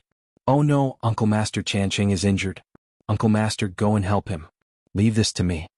Lu Ping also took out the faded autumn sword and the thin water sword. The 4 flying swords moved in all directions and dozens of Shuras, including the 3 grand Shuras, were sent flying. The Shura's attack suddenly stopped. Perfected Shensen took the opportunity to leave and brought Tiancheng Laozu, who was also sent flying, back to the protective formation. Tiancheng Laozu's appearance was much worse than Lu Ping's. His energy was dissipating and Lu Ping's heart sank. A Dharma adept's body and Dharma power were one, and their energy was restrained.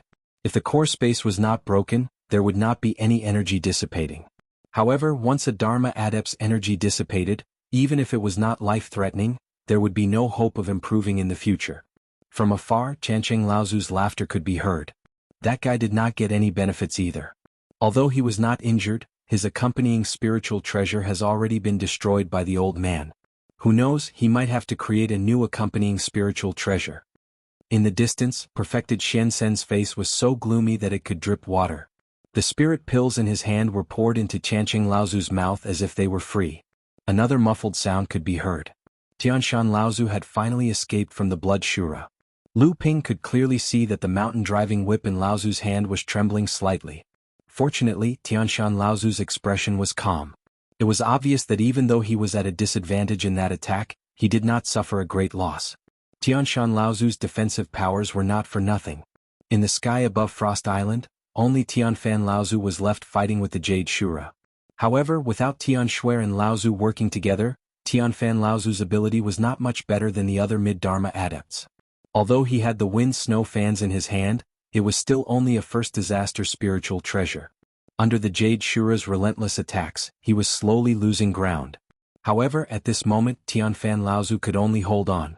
If Tianfan Laozu also retreated into the island's protective formation, the destructive power of an unrestrained Jade Shura was not something that Tianfan and Tianshui Laozu could defend even if they retreated into the protective formation. After all, the protective formation was just an inanimate object. However, Tianshui Laozu did not dare to leave the protective formation. Tianqing Laozu was heavily injured, Tianshu Laozu was not strong enough, and Tianshan Laozu had exhausted too much energy.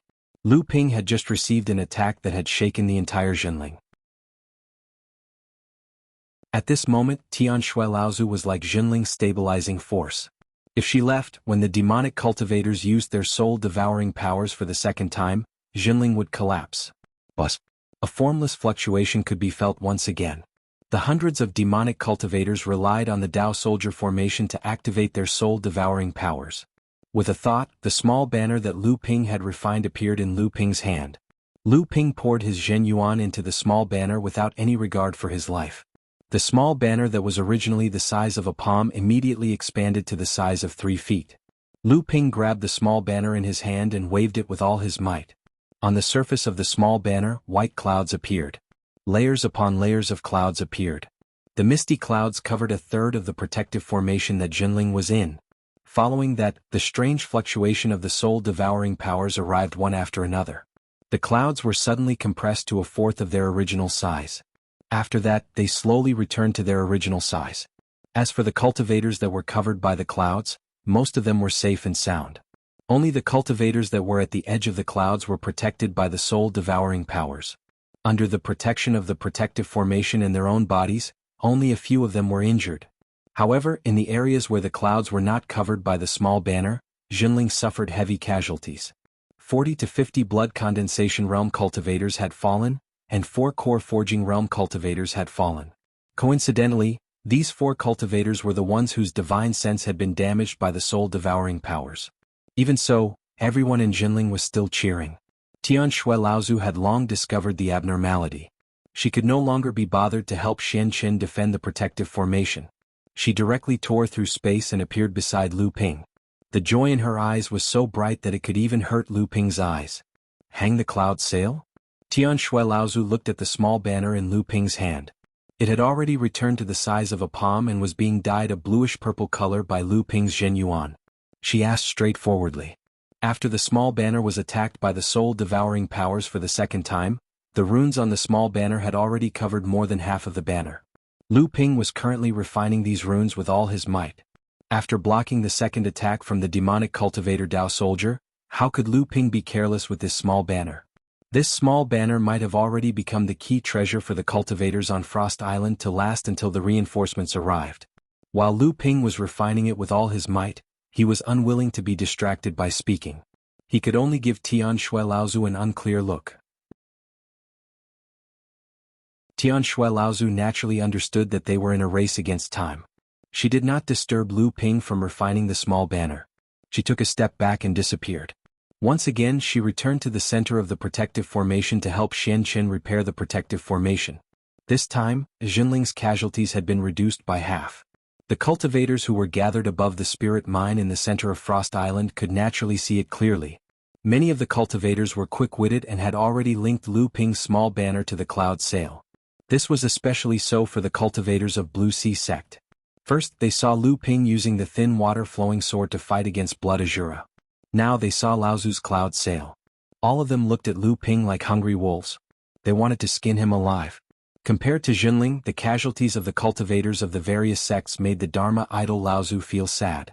After the second attack of the soul-devouring powers, even though the cultivators of the various sects worked together to resist it, this time, not only did hundreds of blood condensation cultivators die, more than 30 core forging cultivators also died. This time it was really a serious blow. Originally, the combined strength of the various sects far surpassed Jinling.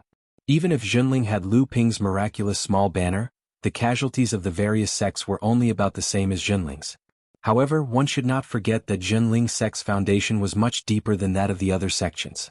Over the past 100 years, the number of core forging cultivators in Jinling's sect had more than doubled.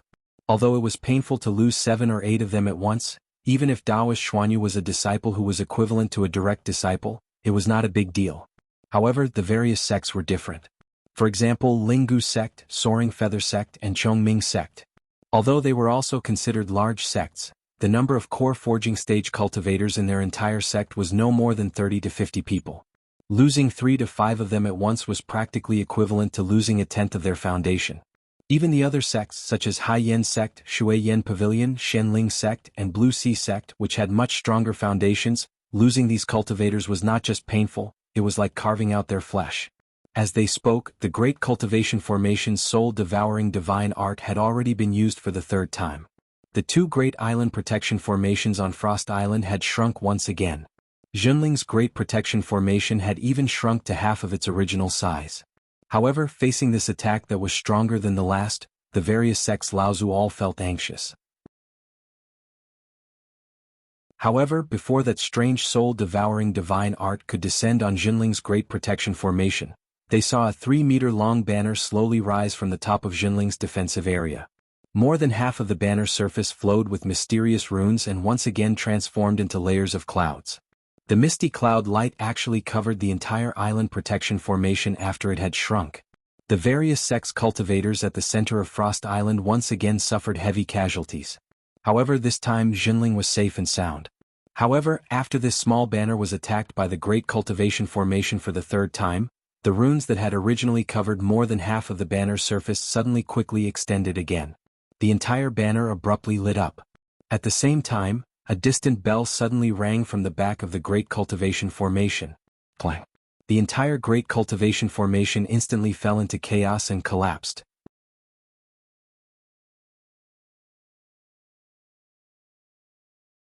Chapter 926. After the small banner blocked the third attack of the demonic cultivator's soul-devouring art, the entire banner lit up. The originally 3 meters tall banner stretched again and grew to 30 meters tall. The number of runes on the banner increased once again. The banner that didn't have any runes before was now densely covered in runes. More and more clouds surged out of the banner, and the light emitted by the clouds stretched out once more. It was now able to cover 1/5 of the defense zone that the sects were defending at the center of Frost Island. The area where the sects were immediately stirred. Many cultivators immediately started to swarm towards this small area covered in cloud light. However, right at this moment, an extremely clear bell suddenly sounded from behind the great formation formed by the demonic cultivators. It was the Vast Sea Bell. Not just Lu Ping. After the Battle of the Vast Sea Treasure, many cultivators of the North Sea still remembered the sound of the Vast Sea Bell. That Xianglu Laozu had finally come. Xianglu Laozu naturally couldn't compare to the Vast Sea Laozu of the past. The Vast Sea Bell wasn't Xianglu Laozu's life-bound spirit treasure. In the hands of Xianglu Laozu, the Vast Sea Bell was naturally far inferior to the Vast Sea Laozu. However, this Vast Sea Bell was truly lethal to Mara, especially the demonic cultivators. The moment the bell rang, the entire Dao Soldier formation of demonic cultivators immediately fell into chaos. More than 30 demonic cultivators in the last 2 rows of the formation instantly died. Aside from that, several tens of devilish cultivators were also swept away by the chimes of the bell, and they scurried around the formation like flies, creating quite a stir in the entire formation. At the same time, when the Vast Sea Bell rang, the mysterious seal patterns on the small banner in Lu Ping's hand suddenly came alive like fish swimming. The bell seemed to have awakened something. Lu Ping's vital energy easily detected a wave of pure yang energy suddenly overflowing from a mysterious place in the small banner. Lu Ping, who had the Linglong wine cauldron in his hand, was very familiar with this kind of pure yang energy. This was the presence of the artifact spirit of a Thunder Tribulation spirit treasure when it woke up. Was this really a Thunder Tribulation spirit treasure? Lu Ping was shocked and then delighted.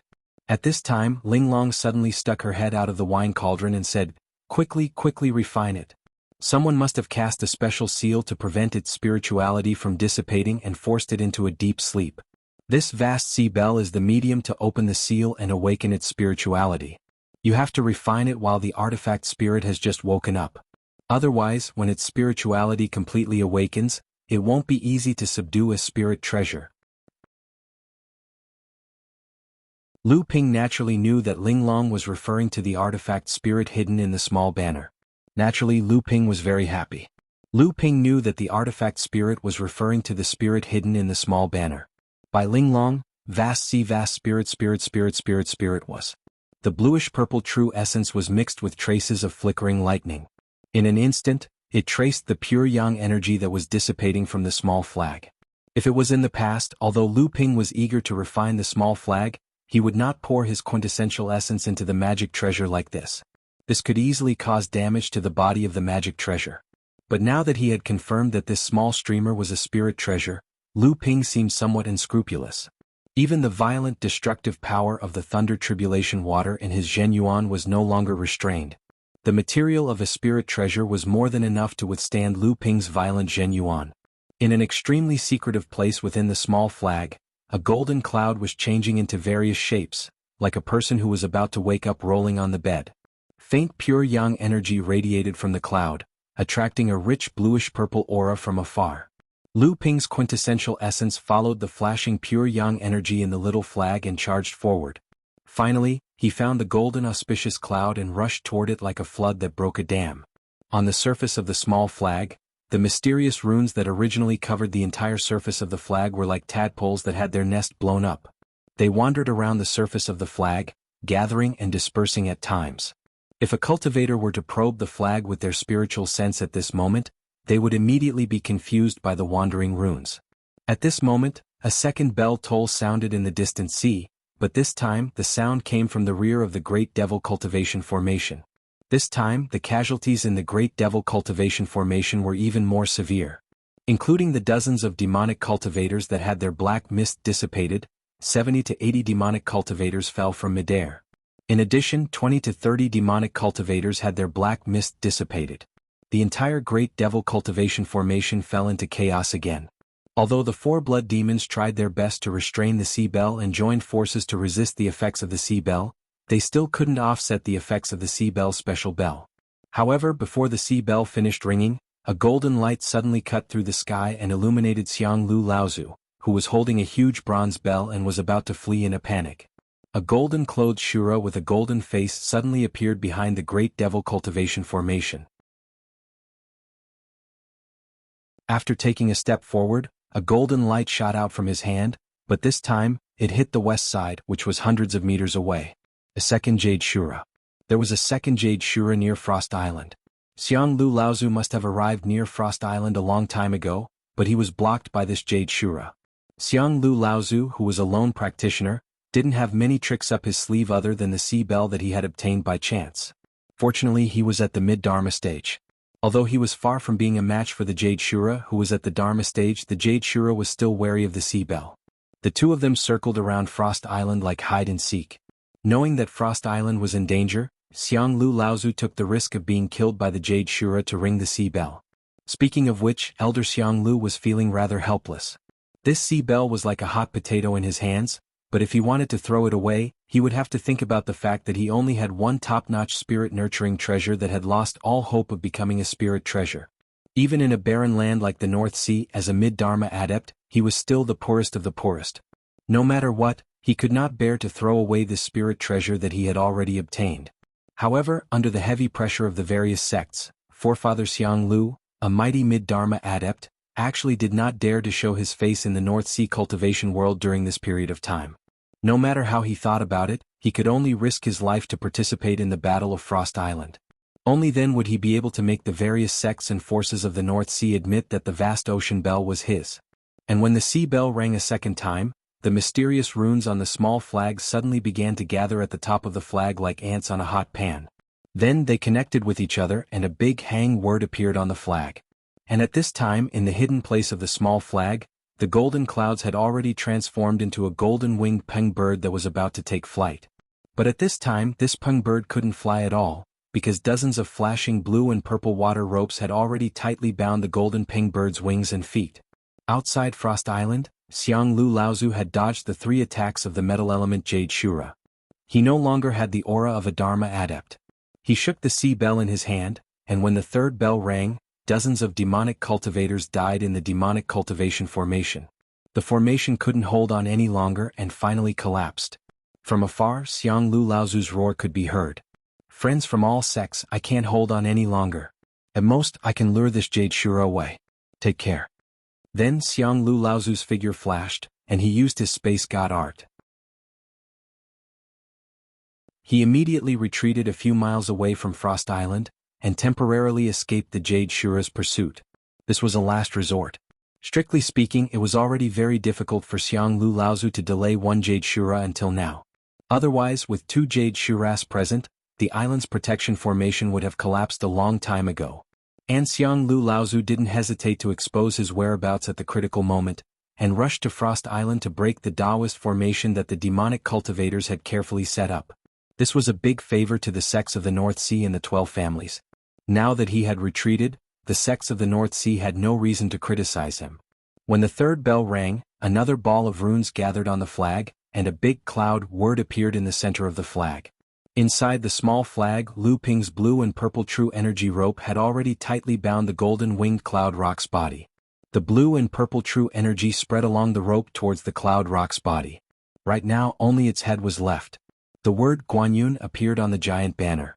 Even though there was still a ball of runes left that hadn't formed the third word, none of the cultivators on Frost Island doubted that the third word was the word fan. The blue sea bell, the sea transfer token, and the cloud sail. The last of the 3 Tribulation Thunder Spirit treasures that Blue Sea Laozu had used to shake the North Sea had strangely appeared in the sky above Frost Island. And the owner wasn't the Blue Sea sect, but Jinling's Lu Xianping. How could it be Jinling again? How could it be that Lu Xianping again? A ray of light shot out from the island's protective formation at the center of Frost Island. East Pole Laozu grabbed at the floating cloud sail. Right now, Lu Ping was using all his strength to refine the cloud sail. He didn't have the strength to resist East Pole Laozu's snatch. Even if Lu Ping had already refined the cloud sail, he was still far from being a match for a mid-Dharma adept like East Pole Laozu. Snowflakes fell from the sky, sucking towards East Pole Laozu's escaping light from all directions. Bam! Seeing that East Pole Laozu was about to be wrapped up into a ball of snow, East Pole Laozu had no choice but to retract his right hand that was grabbing at the cloud sail. He shook his hand in all directions, causing the ball of snow to explode. East Pole Laozu had no choice but to stop. The exploded snowflakes reformed. Tian Shui Laozu opened her snow fan with a swoosh, and appeared in front of East Pole Laozu. She said, "East Pole fellow, now is not the time for internal strife." The two of them retreated the moment they clashed. Then, they stretched out their hands towards the outside of the island's protective formation at the same time.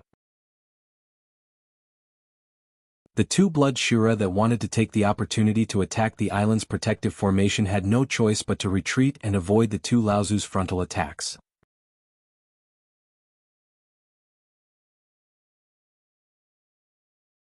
Chapter 927. The cloud sail belongs to our sect. The old man must take it back. What a joke. It's true that the cloud sail belongs to Canghai Laozu, but if the cloud sail belongs to your Canghai sect, why didn't Canghai Laozu leave the cloud sail in Canghai sect? Tian Shui Laozu's words made East Pole Laozu speechless. Canghai Laozu only left the sea transfer token and the thin water flowing sword in Canghai sect, but the Canghai bell and the cloud sail didn't. This was also the reason why the cultivators of the Canghai sect were somewhat indignant. But what really made the Canghai sect feel ashamed was the fact that Canghai Laozu was actually from the giant whale clan of the demon clan. This secret was originally known only to a few high-level cultivators of the Canghai bell. After it was leaked by Demon King Kong Jing, the entire Canghai bell was filled with a gloomy atmosphere. At this time, the cultivators of the Canghai sect suddenly realized why Canghai Laozu rarely returned to the Canghai sect after the Canghai sect was established, why Canghai sect never knew the location of Canghai Laozu's cave residence, and why Laozu didn't leave all the treasures in Canghai sect, except for the sea transfer token and the thin water flowing sword. The reason was probably that Canghai Laozu never had any sense of belonging to the Canghai sect, which regarded him as the founder of the sect, Laozu. In any case, the cloud sail and the thin water flowing sword belong to our sect. Our sect must take them back. Tian Shui Laozu glared at him and immediately scolded, "East Pole old fart, do you want to rob it? Bring it on. If you want to rob the things in my grand disciple's hands, I won't scold you for being shameless. Just step over my dead body." East Pole Laozu opened his mouth and was about to say something, but his eyes were suddenly filled with horror. The cultivators from the various sects behind him let out cries of despair. Tian Shui Laozu retreated to where the island's protective formation disk was. There was an explosion in the sky as Tian Fan Laozu shook off the Jade Azura and staggered towards Frost Island. From afar, where the sea and the sky met, 3 fleeting lights came together. One of the fleeting lights was shining gold. Wasn't it the Jade Shura that had chased after Xianglu ancestor earlier? There were 2 other lights on the left and right of the golden one. There were also 2 Jade Shura. 4 Jade Shura. How could there be 4 Jade Shura? Lu Ping's true yuan had dyed the top of the cloud rock's head. Only the 2 golden eyes were still emitting a cold and intelligent light. Although Lu Ping had put all his energy into refining the cloud sail, he could still see the situation around him. Originally, East Pole Laozu's sudden attack had caused Lu Ping to break out in cold sweat. However, the 3 lights that streaked across the sky had caused Lu Ping to turn pale with fright. At this moment, the 4 blood demons seemed to have received some kind of order. They actually abandoned the collapsing devil cultivators and joined hands to attack the spirit stone mine in the center of Frost Island. At the same time, the 4 blood Shura that were attacking Jinling abandoned the island's protective formation that Jinling was guarding and turned to attack the spirit stone mine in the center. Mara's army that was attacking Jinling immediately retreated like the tide. They turned and surged towards the center of the spirit stone mine. It was obvious that Mara's army was staking everything on one throw and taking the risk to snatch the spirit stone mine. East Pole Laozu shouted, "Oh no!" He could not be bothered to argue with Tianshui Laozu anymore. He turned around and fled towards the formation. At the same time he shouted, "If the formation is broken, Jinling will not be able to get his share of the spirit stone mine." Tianshui Laozu cursed in a low voice, "What a despicable person." Although Jinling had almost escaped from the combined defense of the North Seas sects to protect his own medium-sized spirit stone mine, that large-scale spirit stone mine was still one of the foundations of the North Seas cultivation world. In the end, those top-grade spirit stones could only be produced in large quantities in large-scale spirit stone mines. Medium-grade spirit stones could not be produced in large-scale spirit stone mines. With Mara besieging the center of the formation, Jinling could not just stand by and watch. Furthermore, the current Mara looked like a cornered dog that would do something desperate. Otherwise, he would not have exposed himself to Jinling so easily. When the 4 blood devils joined hands to attack the center of the formation, with a thought from Lu Ping, the cloud sail expanded once again. The cloud light directly covered a small portion of the formation, blocking a small portion of the attack from the 4 blood devils. And because Lu Ping had forcefully controlled the cloud sail, the cloud rock's spiritual light suddenly dimmed. Lu Ping took the opportunity to speed up the refinement. The purplish-blue Zhen Yuan immediately entered the cloud rock's eyes. Lightning shot out from the cloud rock's eyes. On the surface of the cloud sail, the 3 large characters formed by countless runes suddenly collapsed. The runes reformed on the surface of the sail, forming a golden-winged cloud rock that was about to take flight. The cloud rock seemed to have completely come to life on the surface of the sail. It soared back and forth on the huge sail, and even clear cries came from the sail. However, at this time, the cultivators of the various sects were no longer in the mood to be envious of Jinling's 8th Tribulation Lightning Spirit treasure. After blocking the combined attack of 20 Blood Mara, the center of the formation was finally broken by the combined attack of 4 Jade Shura. Hundreds of Mara swarmed in and began a fierce melee with the cultivators of the various sects inside the formation. The spirit stone mine of Frost Island was on the verge of destruction. Once these Mara invaded the mine, not only would the mine be quickly destroyed by these Mara, but with the resources of the spirit stone mine, the Mara would be able to quickly grow stronger. It would probably be extremely difficult to take back the mine even with the strength of the entire North Sea. The 2 Laozu, Tian Shui and Tian Fan, joined hands again to fight. They struggled in the air to tangle with 2 Jade Shura, while the middle Dharma stage Laozu, Dongji Laozu, Fengshidao Laozu, and Haihun Laozu worked together to fight against the other 2 Jade Shura. In order to avoid being surrounded by the 20 or so blood demon Luos in the sky, the remaining early Dharma elders had no choice but to rely on the remnants of the formation to continue defending. Jinling's Tian Shu and Tian Shan's 2 Laozu had already made their move again. They entered the center of the formation to help the various sects defend against the other blood Mara's damage to the formation. The heavily injured Tianqing Laozu was now at the center of the formation to help Jinling strengthen the defense of the formation's protective shield. This was to prevent a large group of Mara from suddenly coming back to attack Jinling's medium-sized spirit stone mine. The more than 10 top-grade spirit stones around Jinling's Xianchen had already been replaced. Some of the more important positions had even been replaced 3 or 4 times. More than 10 top-grade spirit stones had already been used up in this battle, and the number was still increasing. Other than that, the hundreds of slots for the high-grade spirit stones had been used up even more. The reason why Jinling was able to reduce the casualties to this extent this time was partly because of the Laozu, partly because of the cloud sails, and partly because of the unity of the disciples. But most importantly, it had to be said that Jinling Xianqin had been managing the mother-child traction formation. After Lu Ping had completely refined the cloud sails, the golden rock once again shrunk into a small bird the size of a palm. The bird landed on Lu Ping's shoulder and turned its head to peck at the feathers on its body. It then spoke in the human language and said, "Master, you're taking advantage of me when I'm down. If I was still full of spirituality and my strength was not sealed, with your level of cultivation, the golden rock might not have been willing to recognize me as its master." Lu Ping smiled proudly and said, "You can't blame me for this. The situation was dangerous at that time. Only by slowly unsealing and refining myself could I protect my life from the attacks of those demonic cultivators and save my disciples, right?" The golden rock flapped its wings on Lu Ping's shoulder and said, "Just now, it seemed that an old friend of mine had awakened the golden rock from its seal. Do you know where it is now, master?" Lu Ping said, "You mean the vast sea bell? It is now in the hands of a mid-dharma adept, Xianglu Laozu. It came to rescue us just now, but just now it was chased away by a jade shura." Lu Ping's mind moved, and the golden rock flapped its wings and flew into the cloud sails. Lu Ping threw the cloud sails up, and a huge sail that was 10 feet tall and 30 feet wide rose up from the formation shield that Jinling was guarding. Jinling Xianqin, who was presiding over the formation, immediately understood.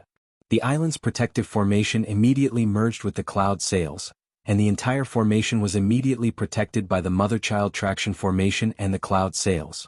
The cloud sails, in addition to its extraordinary ability to resist the demonic cultivator's soul-devouring magic, were itself a defensive spirit treasure, and it was a large-scale defensive spirit treasure. After being completely subdued and refined by Lu Ping, it could easily merge with the island's protective formation as one. Lu Ping only relaxed after leaving the cloud sails in the area that Jinling was guarding. He immediately flew out of the formation and attacked a Mara that was attacking the central formation. At this time, although the cloud sails were far away from Lu Ping, the artifact spirit of the cloud sails, the golden rock, had been completely refined by Lu Ping. Right now, even the East Pole Laozu of the Blue Sea sect could not snatch the cloud sails from Lu Ping's hands, so Lu Ping was naturally very relieved. At this moment, Daoist Shensen had also organized a medium-sized 3 talents 5 elements grand formation, consisting of 32 Zhenling sect core forging cultivators. They charged out from the area where Zhenling sect was stationed and began harassing Mo Luo's rear, who was besieging the central grand formation, in order to reduce the pressure on the cultivators who were besieged by the central grand formation as much as possible. As for the blood condensation cultivators, there were nearly 1,000 blood condensation disciples that Jinling had sent to Frost Island. After this battle, the number of casualties had already exceeded 500. Jinling Xianqin could not bear to send these disciples to the battlefield no matter what. Moreover, with the current situation, the blood condensation disciples would only be cannon fodder if they went out. More and more Mara rushed into the central formation. The entire central formation was already full of holes. Amidst all kinds of screams and screams, many Mara had even broken through the blockade of the cultivators of the various sects and burrowed into the spirit stone mines. Clang. Seeing that the central formation was about to be completely destroyed, the vast ocean bell rang again outside of Frost Island. Mara's originally frenzied attacks immediately stopped. The cultivators of the various sects took the opportunity to counterattack and continuously drove Mara away. As if he sensed something, Lu Ping raised his head and looked behind him. Joy immediately appeared on his face. At the place where the sky and water met, a dozen or so flying lights were flying towards Frost Island. The 2 flying lights at the front had already arrived in the sky just a few miles away from Frost Island in a few flashes. Who else could it be other than the 2 great cultivators, Dao Sheng and Tian Xiang?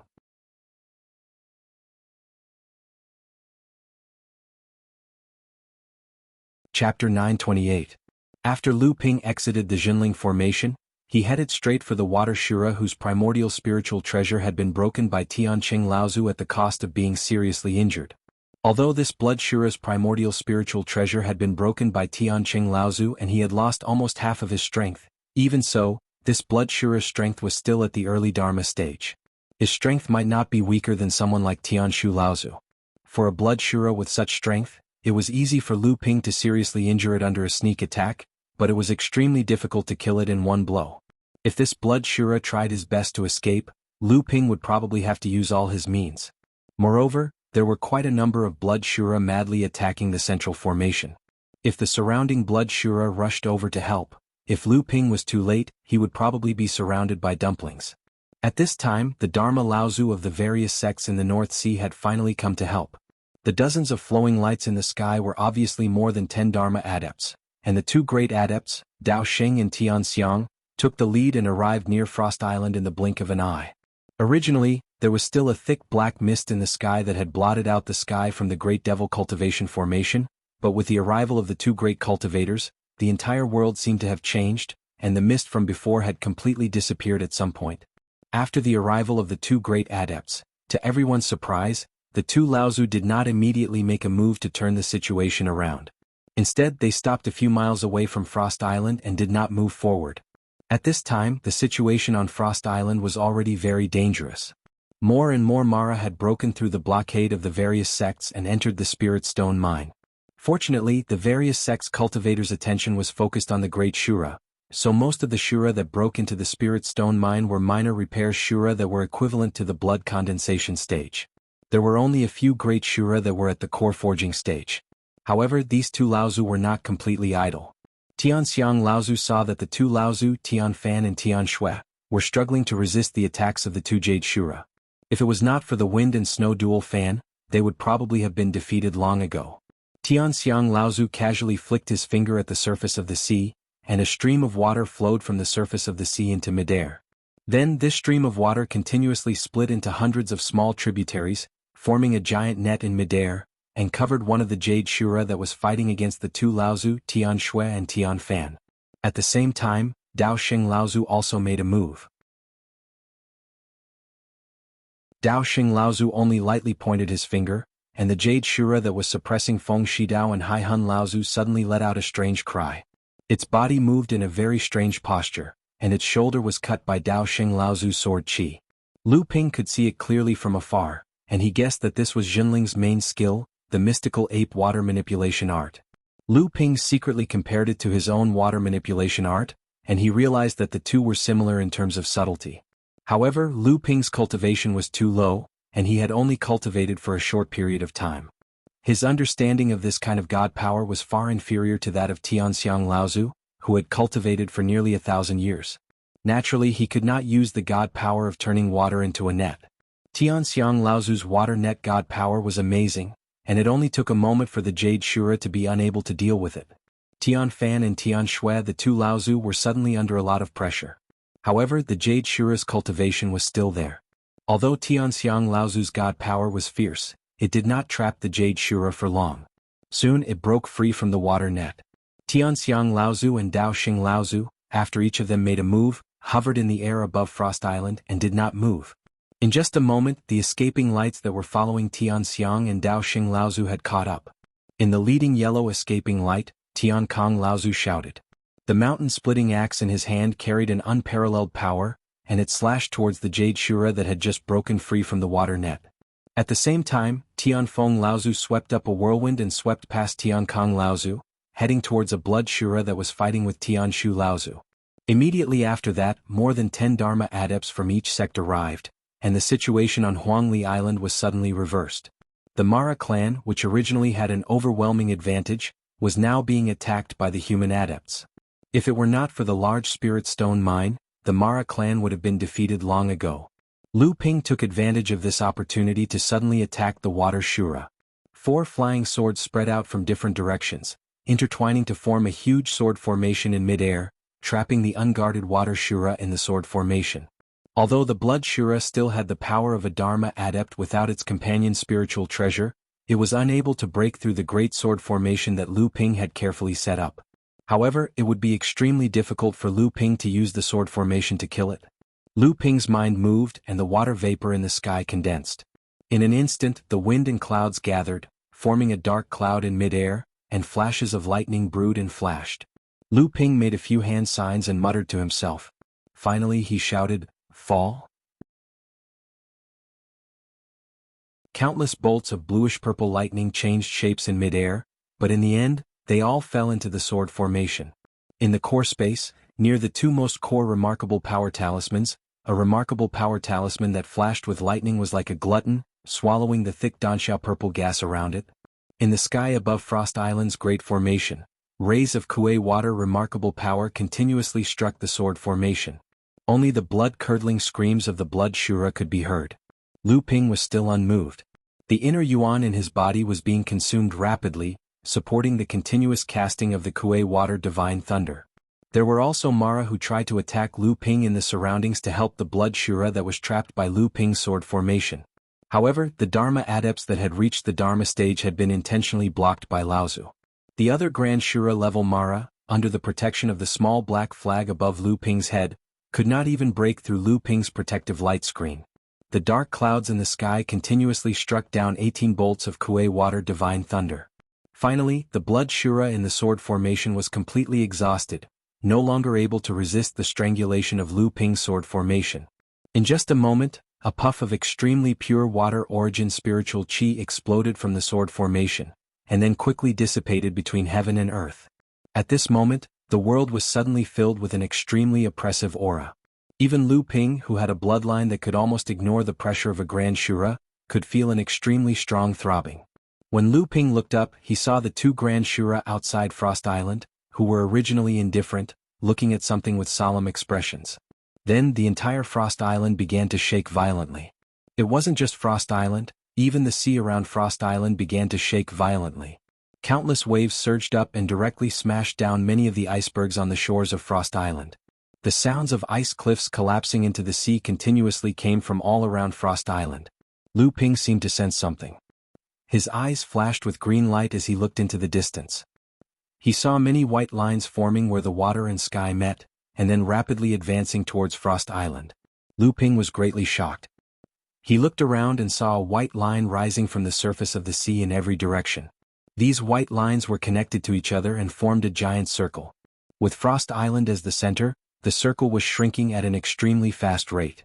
This reminded Lu Ping of the Silver Sword Island in the Eastern Sea. The scene of the Kuanfish clan's Grand Shura attacking the island was a close shave.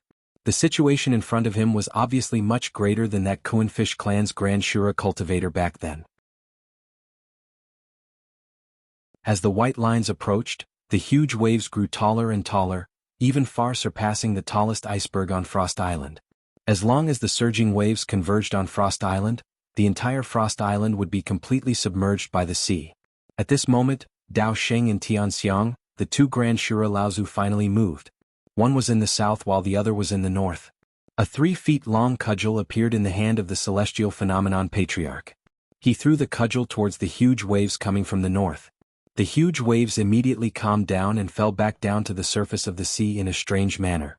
Dao Sheng Laozu, on the other hand, went straight towards the huge waves coming from the south. Gusts of wind pressure crushed forward with Dao Sheng Laozu as the center. The huge waves that had already piled up to 50 to 60 meters were blown backwards by Dao Sheng Laozu's wind pressure. A huge gap also appeared in the south. Even so, the huge waves from the east and west were still pressing towards Frost Island. Although the two Grand Shura cultivators Tianxiang and Dao Sheng had neutralized the huge waves from the north and south, the power contained in the huge waves was still so strong that the two Grand Shura cultivators had to suppress it with all their might. However, they had no time to care about the huge waves coming from the east and west. Just as the entire Frost Island was about to be submerged in the giant wave, a low roar suddenly came from the eastern sea region. A giant tail that was dozens of meters long suddenly stretched out from the giant wave. The giant tail abruptly swung and smashed onto the giant wave. Half of the giant wave collapsed in an instant. Then the giant tail swept horizontally again, and the entire eastern sea region was completely calmed down. At the same time, a primordial giant crocodile appeared in the western sea and suppressed the huge waves coming from the west. Why would the demon race appear here? Moreover, those who could neutralize the huge waves with Tianxiang and Dao Sheng must also be two Grand Shura cultivators. Only the primordial giant crocodile clan had two Grand Shura cultivators in the entire North Sea. This was also why the primordial giant crocodile clan had the absolute right to speak among the North Sea demon race. Before Lu Ping could react to the huge change in front of him, he saw the two Laozu cultivators Tianxiang and Dao Sheng converging towards the center of Frost Island from the north and south, and two burly but fierce-looking elders from the east and west. "They're going to Very soon Lu Ping knew the reason. At this time in the sky above Frost Island, an ordinary-looking Shura that looked like a human was standing there.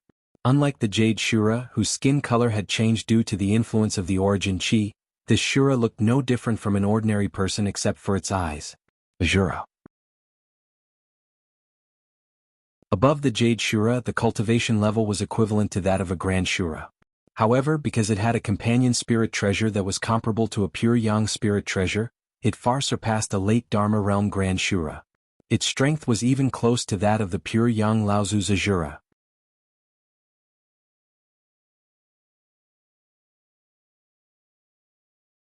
Chapter 929.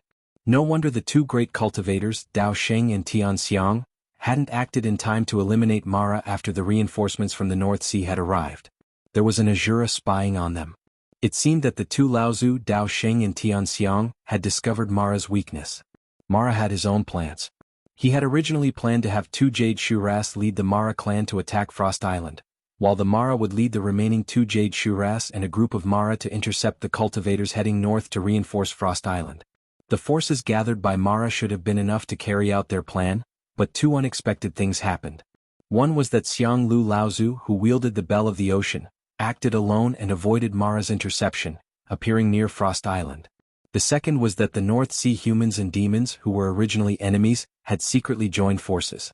Because of Xiang Lu Laozu's appearance and harassment, the sects of the North Sea managed to hold on under the great formation that the demonic cultivators had secretly set up. At the same time, they managed to restrain the existence of a Jade Shura. With the cooperation of the humans and demons, the human cultivators easily broke through the obstruction of Mara's group led by the Azura and arrived at Frost Island Sea in time. At this time, Lu Ping was hiding in a quiet place within Jinling's Island's great formation. He didn't join the cultivators of the other sects in chasing after the defeated Mara. Lu Ping held an upper-rank spirit stone in his hand. As he recovered his inner energy, he used his mind to observe the changes in his heart core space. The higher the rank of a Mara, the purer its origin essence was. After a blood Azura died and its corpse returned to its origin, the origin essence it emitted was naturally enough to make Lu Ping drool. Although this origin essence was extremely difficult to collect, Lu Ping had Linglong, a spirit treasure made from Taoist ape's natal spirit treasure, the spirit calming iron. The moment the blood Azura was killed by Lu Ping, she managed to collect a certain amount of origin essence in time. This was also why Lu Ping had chosen to ambush the water Shura. Apart from the fact that its natal spirit treasure was shattered by Tianqing Laozu to avenge Laozu, another important reason was that this blood Azura's origin essence was suitable for Lu Ping to absorb. Although Lu Ping had Linglong to help collect the origin essence, it was extremely difficult to store. If Lu Ping didn't absorb and refine it in time, Linglong wouldn't be able to keep it for too long. Although Lu Ping seemed to be recovering his inner true essence, most of his energy was spent on refining this water attribute origin essence. Inside the core space, every time a wisp of essence escaped from Linglong's wine cauldron, it would immediately be swallowed by the purple mist and then absorbed by the golden core at the center of the core space. To be more precise, it was absorbed by the strange serpent inside the golden core. And every time Lu Ping absorbed a wisp of dispersed essence, he could clearly feel a significant increase in his cultivation base. It could save him at least a month's worth of cultivation. When Lu Ping finished absorbing Linglong's origin essence, Lu Ping felt as if he had been in seclusion for 2 or 3 years. It was still a chaotic battle outside of Frost Island. Although the human race had the absolute advantage right now, the destruction of the Great Formation at the center had caused the human race and Devil Luo to mix together a long time ago. There was me and you and me. Even if they wanted to cast large area of effect defensive divine abilities, they were still restricted. They could only fight in close combat. At this time, Lu Ping obviously couldn't cultivate in seclusion for a long time. After he finished refining the origin essence, Lu Ping threw himself into the pursuit of Mara. However, when Lu Ping got up, Linglong's wine cauldron spat out a translucent bead. It was a miniature spirit gathering bead. Previously, Linglong had said that it could condense a miniature spirit vein from a recently fallen blood Shura. He didn't expect it to actually succeed. However, when Linglong said this, she thought that Lu Ping would only be able to condense a spirit-gathering bead through the wine cauldron after his cultivation reached the Dharma stage. She didn't expect that Lu Ping would be able to fully utilize the power of a spirit treasure and condense a miniature spirit-gathering bead when he was only at the peak of the core forging stage. Dao Xing, Tian Xiang, the two demon race cultivators, and the Azura were long gone from the sky above Frost Island. Only 4 Jade Shuras were still fighting the mid-Dharma adepts of the North Sea sections. The remaining 20 or so Blood Mara had already fled in all directions. The sects of the North Sea seemed to have made up their minds to win this battle. Many Dharma adepts had already begun to work together to hunt down the traces of Mara. At the same time, among the turbulent waves, demon cultivators in human form occasionally rushed out of the sea and joined forces with the human cultivators to kill the defeated Mara. Tian Kong Laozu had already given up on the Jade Shura that he was fighting with earlier. Even though he could fight a Jade Shura to a standstill with the mountain-splitting axe, it was almost impossible for him to win. Tian Kong Laozu gave up on the Jade Shura and turned to join forces with Tian Fan and Tian Shui to kill the other Jade Shura. Now that the human cultivators had firmly gained the upper hand, the defeat of Mara was already a foregone conclusion. Without Tian Kong Laozu's entanglement, the Jade Shura was eager to have a chance to escape. However, in reality, even without Tian Kong Laozu's obstruction, there were still cultivators from the other sects who came forward to stop the Jade Shura. This was an extremely rare opportunity to capture all the North Sea Mara in one fell swoop. Naturally, no sect would be willing to play any tricks. Even the demon race cultivators who rushed to help were the same. Right now, the Jade Shura that Tian Kong Laozu had abandoned had already been surrounded and killed by the 2 mid-Dharma adepts of the human race and 2 demon race cultivators Laozu. After Lu Ping flew out of Frost Island, he reached out and waved his hand. The cloud sail that was floating above the area where Jinling was stationed shrank back to the size of a palm and was put into his core space. At this time, the human race cultivators had already joined forces to chase Mara out of Frost Island. Right now, the entire sea outside Frost Island was a battlefield. The human and demon race cultivators were working together to kill the defeated Mara in the sea and in the sky. There was no need for the cloud sail to help Jinling's island protection formation. Lu Ping's divine consciousness swept out, then he turned and headed southeast. The Mara that he met along the way avoided him, and Lu Ping's pair of flying swords did not stay idle either. They followed Lu Ping as he flew, killing everything in his way. By the time Lu Ping stopped, at least 4 or 5 great Shuras of the core forging stage had been killed by him. There were even more Shuras that were undergoing minor repairs. At this time, the 3 Laozu of Tian Shan, Tian Feng, and Tian Shu were working together to kill a wind Shura in the Dharma stage. Although this Shura had been suppressed by the 3 Laozu, it was impossible to kill it in a short period of time. The wind Shura had a companion spiritual treasure in his hand that seemed to be in between a tangible and intangible state. It swam around his body, causing the 3 Laozu of Tian Shan, Tian Feng, and Tian Shu to be extremely wary and unable to attack freely. From Lu Ping's point of view, rather than saying that the 3 of them were besieging the Blood Shura, it was more accurate to say that the 3 of them were working together to prevent the Shura from escaping. If this continued, the Wind Shura would definitely be able to find an opening in their defense and escape. Lu Ping saw that among the 3 Laozu, Laozu of Tian Feng was the most proactive. Looking at the faintly discernible silk-like companion spiritual treasure around the Wind Shura, he wondered if Uncle Tian Feng had taken a fancy to this companion spiritual treasure. Lu Ping swung the 5 elements cloud-light robe behind him to conceal his figure and fled to the periphery of the 3 Laozu. At this time, the Wind Shura swept away the 2 Laozu of Tian Feng and Tian Shu. The 2 of them were wary of the power of this companion spiritual treasure and did not dare to face it head-on. They could only retreat. However, they did not expect the Wind Shura to transform into a gust of wind and rush at full force towards Tianshan Laozu, who had the strongest defense among the 3. Tianfeng Laozu looked anxious and said, "Oh no, the Wind Shura is going to leave." As he spoke, the Wind Shura had already broken through Tianshan Laozu's obstruction. Just as he was about to transform into a gust of wind and escape, a piercingly cold sword chi unexpectedly shot out from Tianshan Laozu's side. The sword chi split into 4 in mid-air, but its power was not reduced at all. As the 4 sword chi slashed down from the sky, even the space that the sword chi passed through began to wrinkle, as if it was about to be cut by the sword chi at any time, let alone the oncoming wind. Under such circumstances, the Wind Azura was naturally blocked, so he could only revert to his original form. The faintly discernible belt of wind turned into a green substance, blocking, circling, and shaking at the 4 streaks of sword chi in the air. The 4 streaks of sword chi were actually sent flying backwards in different directions. A small flag with a mast suddenly appeared in the void. With a gentle wave of the flag, countless clouds surged up from the surface of the flag. The 4 strands of sword chi slashed into the clouds like clay oxen entering the sea. In just a moment, the Wind Shura had already lost the opportunity to break free from the 3 Tianfeng Laozu's entanglement. It was once again surrounded by Tianfeng Laozu's group. What was different was that this time, there were not 3 people attacking the Wind Shura, but 4. Above Lu Ping's head was the cloud sail.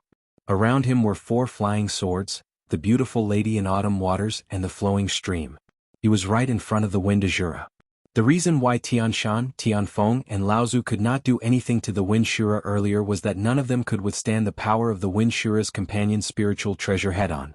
Now that Lu Ping had the cloud sail, an authentic defensive spiritual treasure, the 4 of them had the ability to face the Wind Shura head-on. The Wind Shura, who had suppressed the power of the companion spiritual treasure, was at best an ordinary early Dharma adept. It was no match for the 3 Tianshan, Tianfeng, and Tianshu Laozu's combined forces. Furthermore, the 2 pairs of flying swords in Lu Ping's hands were not something an ordinary early Dharma adept could underestimate. Under the suppression of absolute power, the Wind Shura very quickly had one of its legs broken by Tianshan Laozu's mountain-driving whip. Immediately after, the Wind Shura's belt of wind that was trying to entangle Tianshu Laozu was once again blocked by the cloud sail. Tianfeng Laozu took the opportunity to slash the wind wheel at its back. Even though the Wind Shura tried its best to dodge, half of its shoulder was still sliced off. The Wind Shura, who had been severely injured, saw that there was no hope of escaping. It wrapped the belt of wind around its body and charged towards Tianfeng Laozu. However, the Wind Shura only felt a flash of light before its eyes.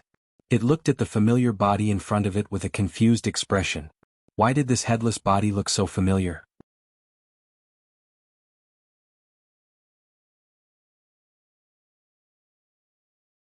Chapter 930. Looking at the broken wind belt, Tianfeng Laozu sighed and said, "This is not unexpected. At least these fragments can be used to strengthen my wind wheels. In this way, it will be enough for me to condense the 9th spirit fostering restriction in the future." In previous tribulations of Mara, the number of Shui Mara and above who had died was not small. However, there were very few people who could obtain their accompanying spiritual treasures from Mara. Most of the time when Mara died, their accompanying spiritual treasures would be broken or even self-destructed. If they were lucky, they might leave behind some of the essence of their accompanying spiritual treasures, which were excellent spiritual materials used to improve the quality of magic weapons. Even so, whenever the cultivators of the human clan or the monster clan had the opportunity to kill blood demon Luo, they would expect to be lucky enough to get the companion spiritual treasure in his hand after killing him. Therefore, after the companion spiritual treasure obtained in this way was modified and passed the Thunder Tribulation, it would become a Thunder Tribulation spiritual treasure that could be put into use immediately. This was much faster than constantly upgrading an ordinary magic treasure to a Thunder Tribulation spiritual treasure. Although it was extremely difficult for the modified companion spiritual treasure to pass the Thunder Tribulation, and it was extremely difficult to exert the full power of the spiritual treasure after passing it, this did not prevent the cultivators from looking forward to this method of obtaining spiritual treasures quickly. Tianfeng Laozu teamed up with Tianshan and Tianshu Laozu in order to get the wind belt in the Shueshura's hand. However, they returned in disappointment. Tianshan Laozu smiled and said, "It's normal that we didn't get the accompanying spiritual treasures. If we did, it would mean that we are very lucky." Tianfeng Laozu's expression changed. He put away the broken pieces of the Shura's wind belt and used the spirit sealing talisman to suppress them in the spirit sealing box. This was to prevent the original wind attribute essence from completely dissipating. He looked at Lu Ping and said, "I originally wanted to borrow this mini treasure's boy's fate to obtain a companion spiritual treasure, but I didn't expect it to still fail." Back then, Lu Ping had gifted Tianlin Laozu the primordial spiritual treasure he had obtained in the Yingyu swamp.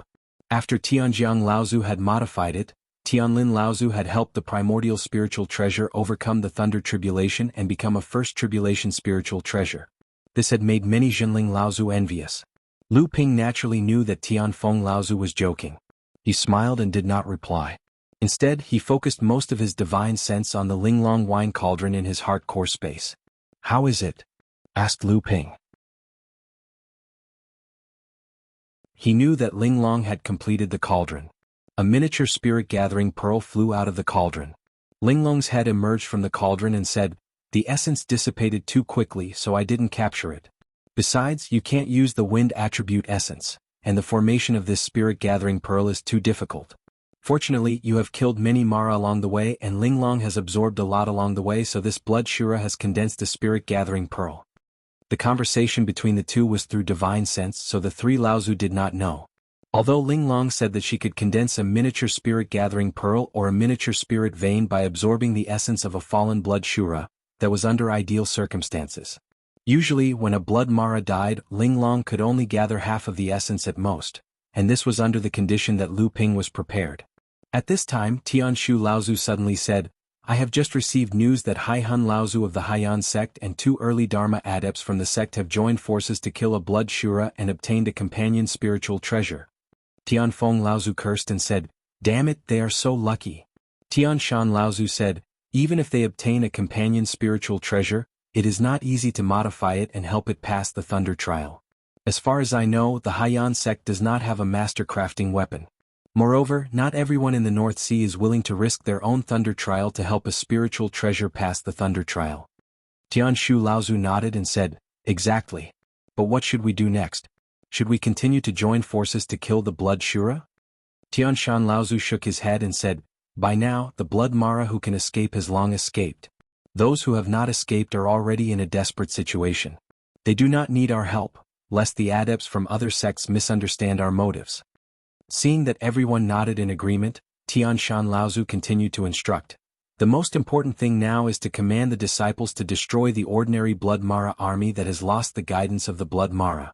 At the same time, protect the disciples.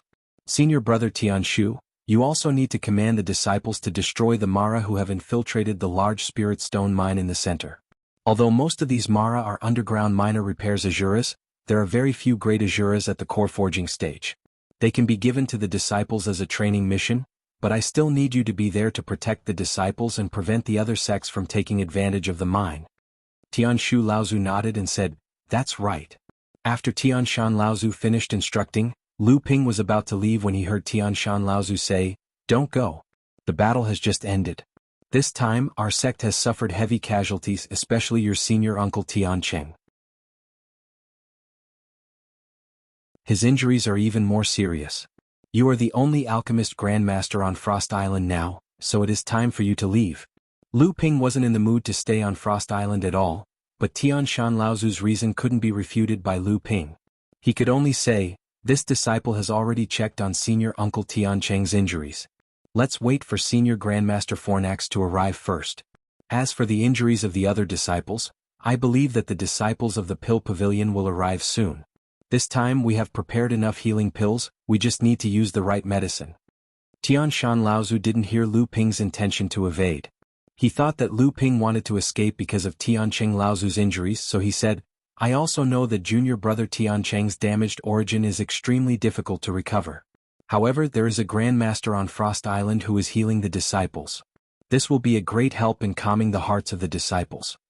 Lu Ping had no choice but to say, I won't hide it from you, senior uncle. On my way here, I discovered an extremely important clue. Right now, I really don't have the mood to stay on Frost Island. I have to go investigate. Please allow me to report to you when the time comes. Before Tianshan Laozu could ask more, Lu Ping had already disappeared like a wisp of smoke. Tianshan Laozu sighed helplessly and turned to return to Frost Island. It wasn't that Lu Ping didn't want to invite Tianshan Laozu along, but if the place Lu Ping was going to was really dangerous, not only would Tianshan Laozu not be able to help, he might even be a burden to him. Of course, if it was Tian Fan, Tian Kong or other mid-Dharma Laozu, it would be a different story. However, right now they were besieging the Jade Shura and were at a critical moment, so they naturally didn't have the time to care about other things. Moreover, Lu Ping himself wanted to get the benefits first, so he didn't want to bring others to share his own benefits. Just as Lu Ping left Frost Island and headed southeast, the spirit of the Golden House, Ruyu, suddenly communicated with Lu Ping through telepathy. She said, Master, it's in this direction. Ruyu can already sense that the treasured ship has sunk in the deep sea a few hundred miles away. Lu Ping was overjoyed and said, Really? Ruyu hesitated for a moment and said, It is indeed in the direction of the treasured ship. However, Ruyu can only sense the approximate location of the treasured ship. I don't know its exact location. Lu Ping didn't mind. However, at this time, Lu Ping saw the 3 Laozu of Sky Mountain Tianfeng and Tianshu besieging the Blood Azura. He had no choice but to go and lend a hand. After Lu Ping bid farewell to Laozu of Sky Mountain, he flew southeast until he was 300 miles away. At this time, Lu Ping had no choice but to cover his body with the Cloud Light 5 Elements raiment. Along the way, Lu Ping discovered that a portion of the Azuras who were fleeing in all directions from Frost Island had started to gather in the direction Lu Ping was going. At the beginning, Lu Ping was still on a whim. He used his dual flying swords to kill the Azuras he encountered. However, as Lu Ping went further and further, the number of Azuras he encountered became more and more frequent. Their cultivations also grew higher and higher. In the end, they simply gathered into a torrent, flying in the sky or swimming in the water. Lu Ping knew that something was wrong. However, Ruyu's perception of the treasured ship was in the direction of the defeated Azuras. At this time, Lu Ping didn't dare to show himself and kill the Azuras. He simply concealed his tracks and began to follow this group of Azuras towards the southeast. When this group of Mara was 500 miles away, the group had already gathered nearly 700 to 800. Among them, there were dozens of big Mara who were in the core forging realm. Lu Ping hid himself even more. At this time, this group of Mara collectively sank towards the bottom of the sea. Lu Ping's heart moved. He silently escaped into the sea and continued to follow this group of Mara towards the southeast. This group of Mara continued to flee towards the southeast for 200 to 300 miles. During this time they also sank deeper and deeper into the sea. According to Lu Ping's estimation, they were at least 3,000 to 4,000 meters below the surface of the sea. However, according to Ruyu's perception, Lu Ping actually knew the direction that Fei Ling Sek's treasured ship was heading towards. Now he was still heading in the same direction as this group of Mara. At this time, it would be unreasonable for Lu Ping to not suspect that this group of Mara had the same destination as him. Lu Ping's consciousness sank into the House of Gold and asked, "Ruyu, I remember that you once said that there was a large spirit vein in the treasured ship?" Ruyu thought for a moment and said, "That's right. However, because I was taken away from the House of Gold and the treasured ship sank, that large spirit vein had already been selected at the bottom of the sea if it hadn't dissipated yet. That's why it was preserved." As soon as Ruyu's voice fell, she heard a clamor from the group of Mara ahead. They faintly revealed a hint of joy. When Lu Ping looked up, he saw a huge trench at the bottom of the sea in front of him. This group of Mara directly sank into the trench and disappeared in the blink of an eye.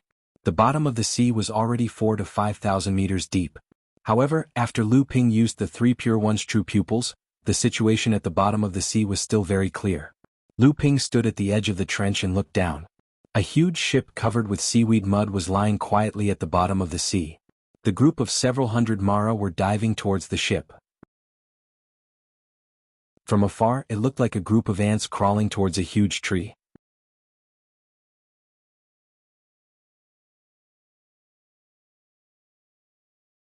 Chapter 931. The treasure ship was a common tool used to communicate between the overseas training world and the central training world. At the same time, it was also a necessary way to pass through the stormy ocean that separated the two realms. At the same time, it was also the only way to set up a long-distance teleporter. For the overseas large sects to be recognized by the entire training world, other than having at least 2 Dharma adepts and at least 10 third-generation Dharma adepts, the most important thing was for the sect to have the ability to communicate between the two realms. Only then would it be possible to be recognized by the central training world and even the entire training world.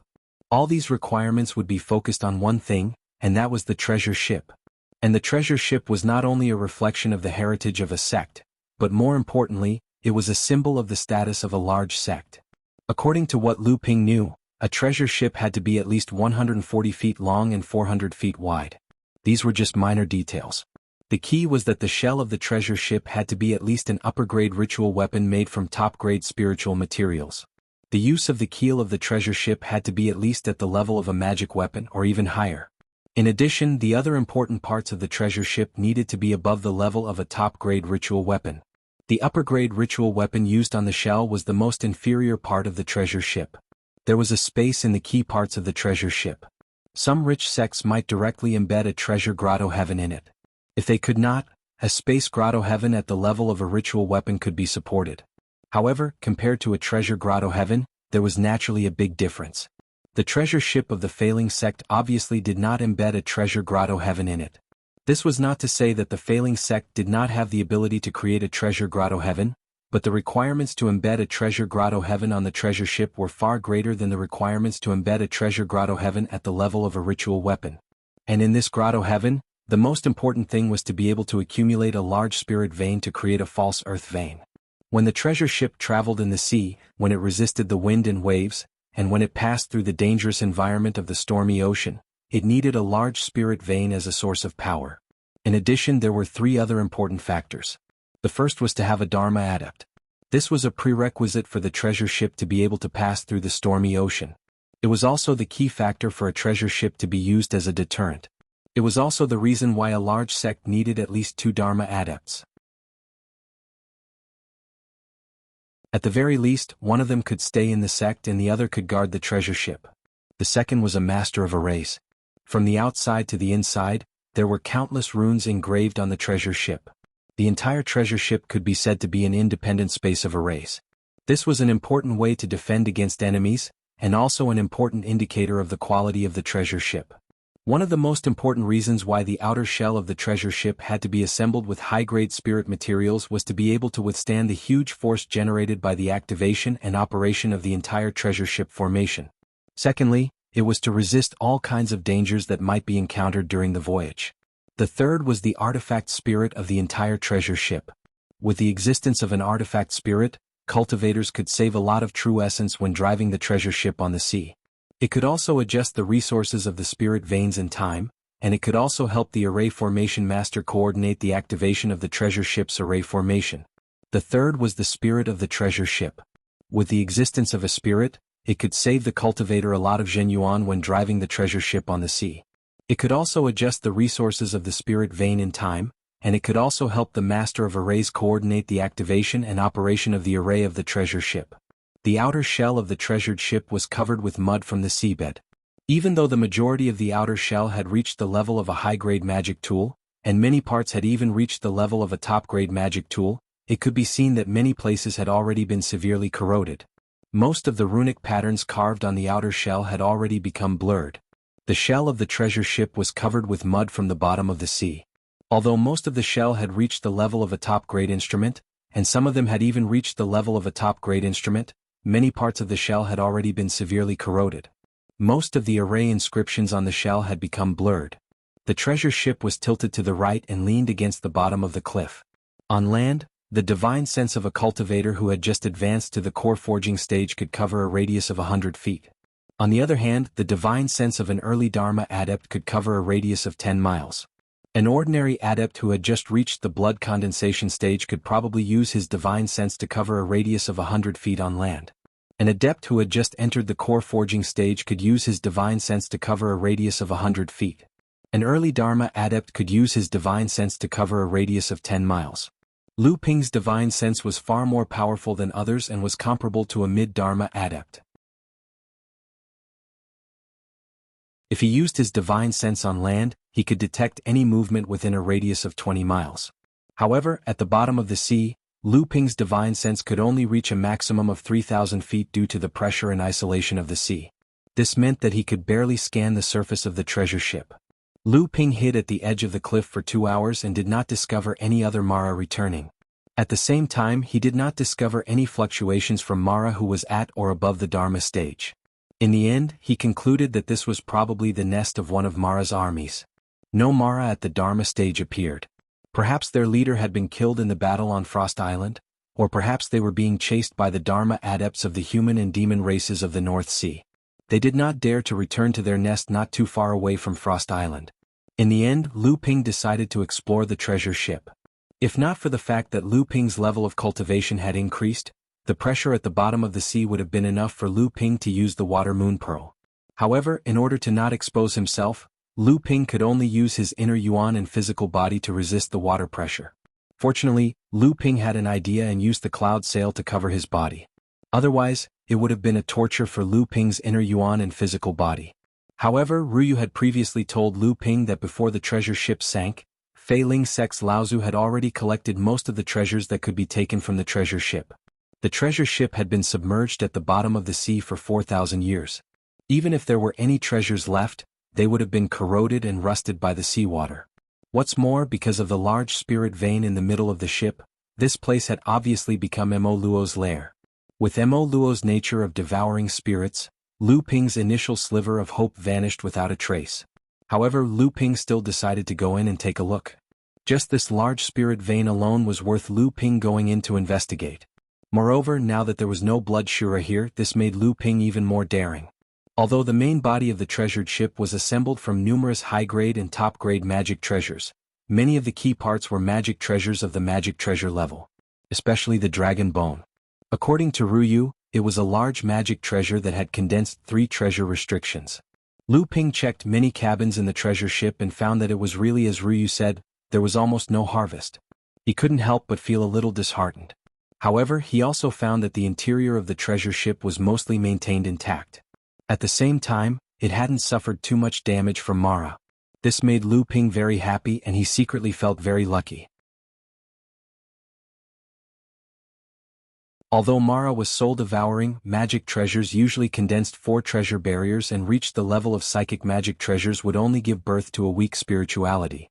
Similarly, it would also attract Mara's attention. And ordinary magic treasures were usually called spirit-breeding magic treasures. Their spirituality was not obvious at all, so they wouldn't attract Mara's attention. Therefore, the shell, keel, and most of the cabins of the treasure ship were preserved to the greatest extent. Lu Ping checked the remaining cabins while sinking his divine thoughts into the golden house to ask Ruyu, "Do you know who injured this treasure ship when it sank?" Ruyu shook her head and said, "I can't remember. But it seems that the formation plate of the treasure ship had a problem first, which greatly reduced the power of the formation outside the treasure ship. Then the left side of the treasure ship was pierced, and the golden house was broken. The person who sneaked up on me seemed to be targeting me, but Zhongju and Laozu appeared in time and saved me. However, when I was taken away by Zhongju and Laozu, the treasure ship didn't seem to sink completely." "Oh," Lu Ping said, "this is too much of a coincidence. Obviously, Fei Ling sent out a mole, and they cooperated with each other to sink the treasure ship." Ruyu nodded and said, "It should be so. After Zhongju and Laozu brought us back to Fei Ling's sect, he handed it over to Zhongshuan Laozu and Jiao Yuqiang to repair it. But not long after, Jiao Yuqiang laid down a big formation in the Spirit Stone mine and secretly placed me there. It has been 4,000 years since then. If Master didn't appear in time, I'm afraid that Ruyu's spirituality would have been exhausted and disappeared." These days, Ruyu had recovered more than half of her memories. Although she had forgotten a lot of her previous memories due to the erosion of her spirituality, she had also recovered a little. She also remembered a little about the situation when the treasure ship sank, but there were still many key points that she couldn't remember. Even if Ruyu completely recovered her memory of 4,000 years ago, she probably couldn't know the cause and effect of the destruction of Fei Ling's sect with her identity as a spirit. But at least she could provide a lot of information for Lu Ping. At this time, when Lu Ping was about to come out of a cabin, Ruyu suddenly transmitted her voice to him. "Master, Ruyu seems to remember that there used to be a secret room here. It seems that Mara hasn't found it yet. Master, open it and see if you can find anything." Lu Ping was delighted and immediately asked, "I'm afraid there is more than one secret room in this treasure ship, right?" Ruyu nodded and said, "That's right. It's just that most of the secret rooms are assembled from the components of extremely good quality psychic treasures and above." Just now, Ruyu saw quite a few of them, but those secret rooms had already been completely destroyed by Mara. This secret room, however, is made from the components of ordinary magic treasures. Perhaps it's because of this that it didn't attract Mara's attention. However, it's precisely because the quality of this secret room isn't good that even if there are some things inside, they won't be very good. Lu Ping naturally had already thought of this. His divine sense penetrated the direction that Ruyu pointed, but the surface of the cabin suddenly flashed with a layer of faint brilliance, and Lu Ping's divine sense was bounced off. Lu Ping was surprised and said, "The treasure ship's array is actually still working." Ruyu was obviously also surprised and said, "Maybe it's because of the spirit vein." When the treasure ship sank that day, although the array was destroyed, most of the array on the treasure ship was still operating. Although Zhongju and Laozu abandoned the ship, he obviously wanted to salvage the treasure ship in the future and use it again, so he didn't completely shut down the array. It's because the array can protect the hull of the ship from being eroded by the seawater to the greatest extent. Lu Ping thought of the array runes on the shell of the treasure ship that were blurred but could still be seen. Presumably, it was because of this that the treasure ship could still maintain a complete outline at the bottom of the sea for 4,000 years. Although the array on the body of the cabin was still working, due to the relocation of the spirit vein, the protection was obviously extremely limited. Lu Ping pressed his palm up, and the surface of his palm flashed with a golden brilliance. The body of the cabin that his palm pressed quickly began to dissolve, and slowly, a cabin with a radius of 5 feet was revealed. After 400 years, this cabin still hadn't been invaded by the seawater.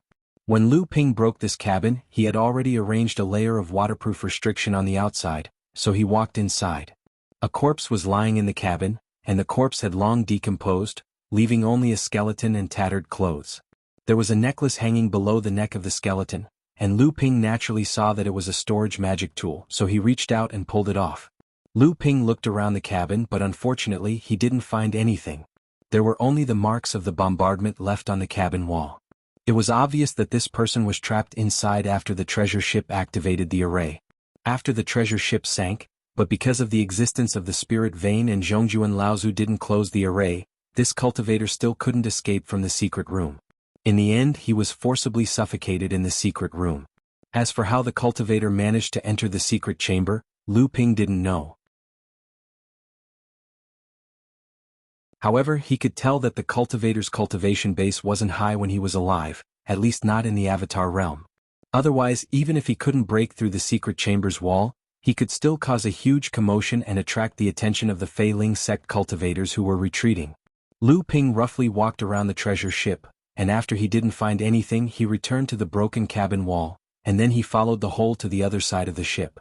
Only then did he find that the blow that broke the treasure ship not only broke the port side, but also the starboard side. It was precisely because the starboard side was also broken that after the treasure ship sank to the bottom of the sea, the spirit vein was reintroduced into the spirit vein through the hole on the starboard side. At this time, the hole on the starboard side, which was also the source of the spirit vein, had a huge hole dug by Mara.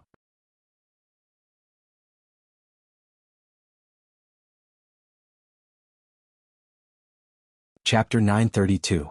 There was a layer of prohibition placed at the entrance of the cave, isolating it from the seawater. Lu Ping snuck into the cave and found that this layer of prohibition was only a very simple application of the essence of the source. However, the person who had set it up was extremely powerful, which was why it could withstand the pressure of such deep sea water. In Lu Ping's opinion, the person who had set up this layer of prohibition was at least at the Dharma stage, Mara. It was not difficult for Lu Ping to remove this layer of prohibition, but once he touched it, he was afraid that it would immediately alert the hundreds of Mara who had escaped into the cave earlier. After thinking for a while, Lu Ping flicked his hands continuously, and the 12 gentian pearls were flicked one by Lu Ping in all directions of the cave entrance. After that, Lu Ping still felt uneasy, so he placed 4 flying swords around the 12 gentian pearls. Only then did he make a spell with both hands. Just as he was about to hit the layer of prohibition, Lu Ping suddenly pulled back his hands again. He slapped his head, shook a large silver seal from his waist, and threw it above the cave entrance on the port side. Lu Ping thought for a moment, and after making sure that he had set up everything carefully, he stomped his feet and summoned the rank 9 white jade lotus. As the white jade lotus emitted a hazy white brilliance, lines of formation runes flashed on the petals, and then the surface of the 12 gentian pearls shone with a 5-colored brilliance. Lu Ping raised his hands and the brilliance on the surface of the gentian pearls immediately converged, and together with the white jade lotus, they were hidden in the surrounding seawater. Only then did Lu Ping make a seal with both hands, and fiercely pushed at the prohibition of the cave entrance. Together with the prohibition of the cave entrance, the surrounding seabed suddenly shook, and the prohibition was immediately broken. The turbulent seawater poured into the cave entrance, and countless screams of fear came from the depths of the cave. Lu Ping was still silently guarding the cave entrance. After seeing that the cave entrance was filled with seawater, he shook the cloud-light 5 elements garment that had turned into a cloak behind him, and his entire person suddenly disappeared in the seawater. The water was surging, and more than a dozen Mara rushed out of the cave under the leadership of 2 great Azuras. However, looking at the quiet seabed around them, these Azuras seemed a little suspicious. Under the command of the 2 great Azuras, they began to split up and investigate the surrounding cabins. As soon as the 3 minor repairs Azuras on the left walked to the side of a cabin of the treasure ship, they felt that there was something wrong with the surrounding water. Before the 3 Azuras discovered any clues, their entire bodies began to explode in the seawater. 3 spiritual auras of different attributes spread in the seawater, and the bodies of the 3 minor repairs Asuras melted in the seawater with the dissipation of the spiritual aura. The movement here soon attracted the attention of more than a dozen Asuras. Although the 3 minor repairs Asuras died silently, Mara was extremely sensitive to spiritual aura fluctuations.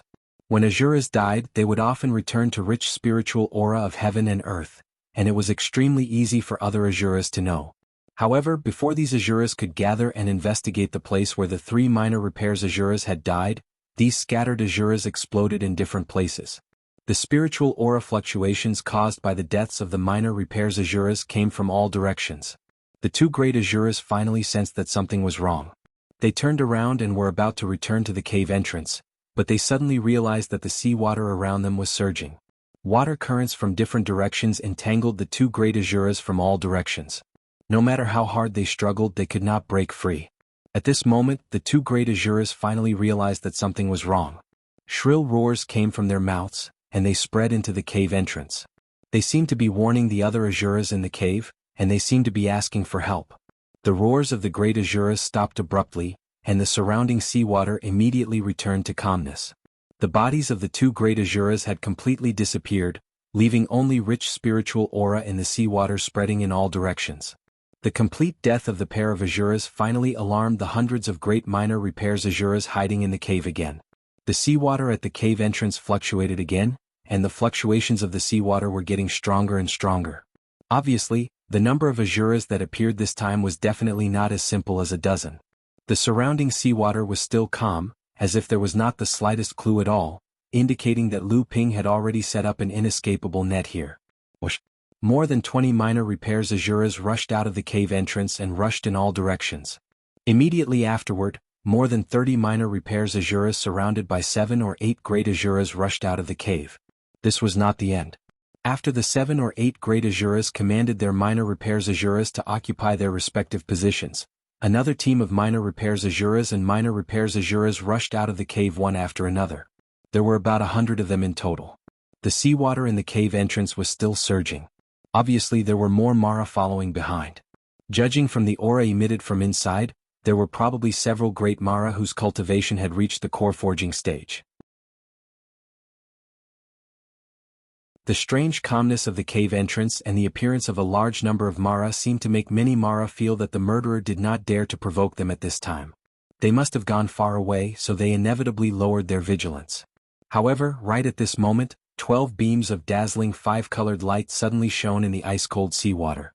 Right when the over 100 Maras were at a loss of what to do, a huge refining phantom suddenly bloomed in the seawater above the cave. Streams of mysterious runes faintly connected with the 12 pearls that were emitting 5-colored light in the surroundings. A Mara whose cultivation had reached the late core forging stage roared loudly, as if to remind the surrounding Mara to be vigilant. The surrounding Mara did indeed move, but then more and more Mara let out panicked roars. When the nearly 200 Mara moved in the seawater, they suddenly found that the seawater around them had become abnormally viscous. Not only did it consume a lot of strength to move, but it also became increasingly slow. In the seawater above, there was a white jade lotus that emitted a misty white light after it bloomed. It seemed to be constantly swaying along with the turbulence of the seawater.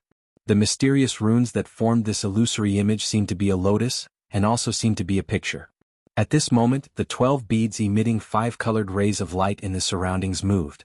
With the refining phantom reflected in the seawater as the center, the 12 beads fiercely shot out in all directions, drawing a 5-colored halo in the seawater. Almost every time a halo passed by, the bodies of several Mara would be pierced by the beads, and they would completely turn into streams of rich spirit chi in the seawater.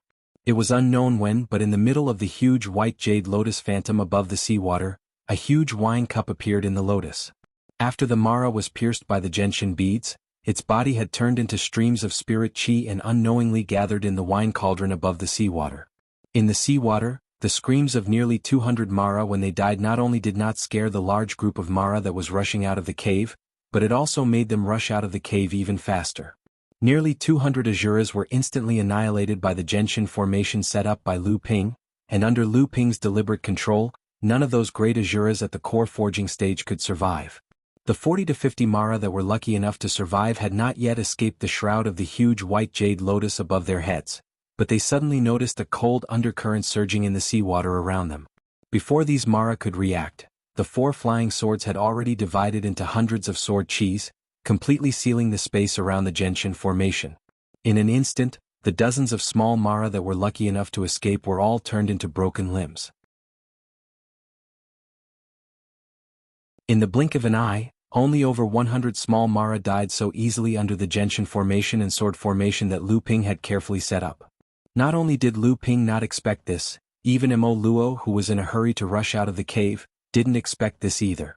Otherwise they wouldn't have rushed out of the cave so easily. Instead, they would have waited for Lu Ping to find them while they had the geographical advantage. Over 100 Mara rushed out of the cave under the leadership of a dozen great Mara at the core forging stage. However, what appeared in front of them were dense spiritual chi of various attributes in the seawater and the remains of over 100 Mara that had not had time to melt. At the instant the 100 or so Mara charged out of the cave, they felt as if they had jumped into a pot of thick soup, and it was difficult for them to even take a single step forward. Some of them turned around and wanted to escape back into the cave, but it was already too late.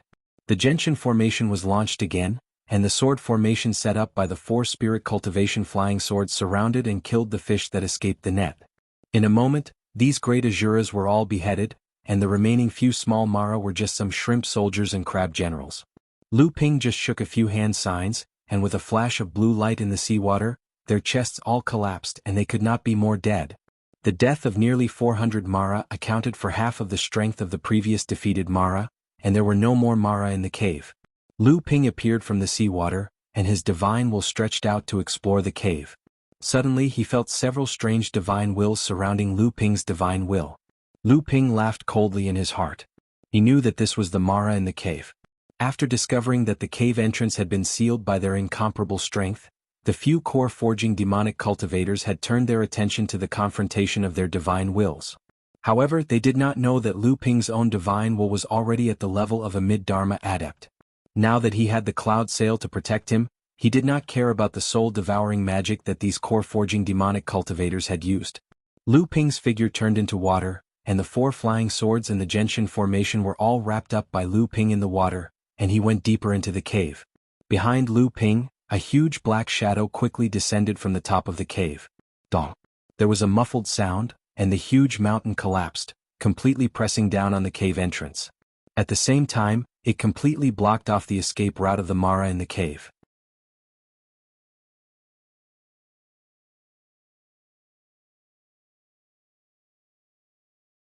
Chapter 933. Lu Ping blocked the exit of the cave with landslide. He had just walked a few feet inside when he noticed that there was a slight fluctuation in the water beside his ear. 2 great Shuras, whose cultivation was equivalent to the late core forging stage, had already attacked Lu Ping from both sides. However, although the 2 water Shura's escape technique was wonderful, Lu Ping's cultivation was stronger. Before the 2 Shuras could reach him, they found that the seawater in front of them had become in a state of spurting outward. This huge force even made the 2 Shuras unable to move a step forward with their water escape technique. The 2 Shuras immediately realized that something was wrong, but before they could retreat, 2 flying swords had already rushed out of the rapidly spurting water and stabbed at the 2 Shuras. After all, the 2 Shura's cultivation was still there. They used their companion magic weapons to block the Autumn Beauty sword. Originally, they wanted to take advantage of the blocking force to retreat, but unexpectedly, the water that was originally spurting outward had already divided into several thin streams, like ropes, binding the 2 Shura's limbs. The 2 great Azuras turned pale with fright. But then their bound limbs suddenly turned into water, and Lu Ping's water manipulation technique lost its target. He was greatly surprised. It was not that Lu Ping had never encountered this kind of magic power. Even when he usually used the water escape technique, he often turned into water. However, with his current strength, there were few Shuras of the same level who could use the water transformation technique to escape from his water manipulation technique. However, these 2 Shuras managed to do so. However, through the exchange just now, Lu Ping could clearly feel that although the 2 Shura's cultivation was equivalent to the late core forging stage, their strength might not be outstanding. Although Lu Ping was surprised, he naturally did not intend to let these 2 Shuras go. 2 thunderbolts were shot out from Lu Ping's fingertips, and suddenly the 2 Shura's skin was torn and their flesh was torn, and they screamed miserably.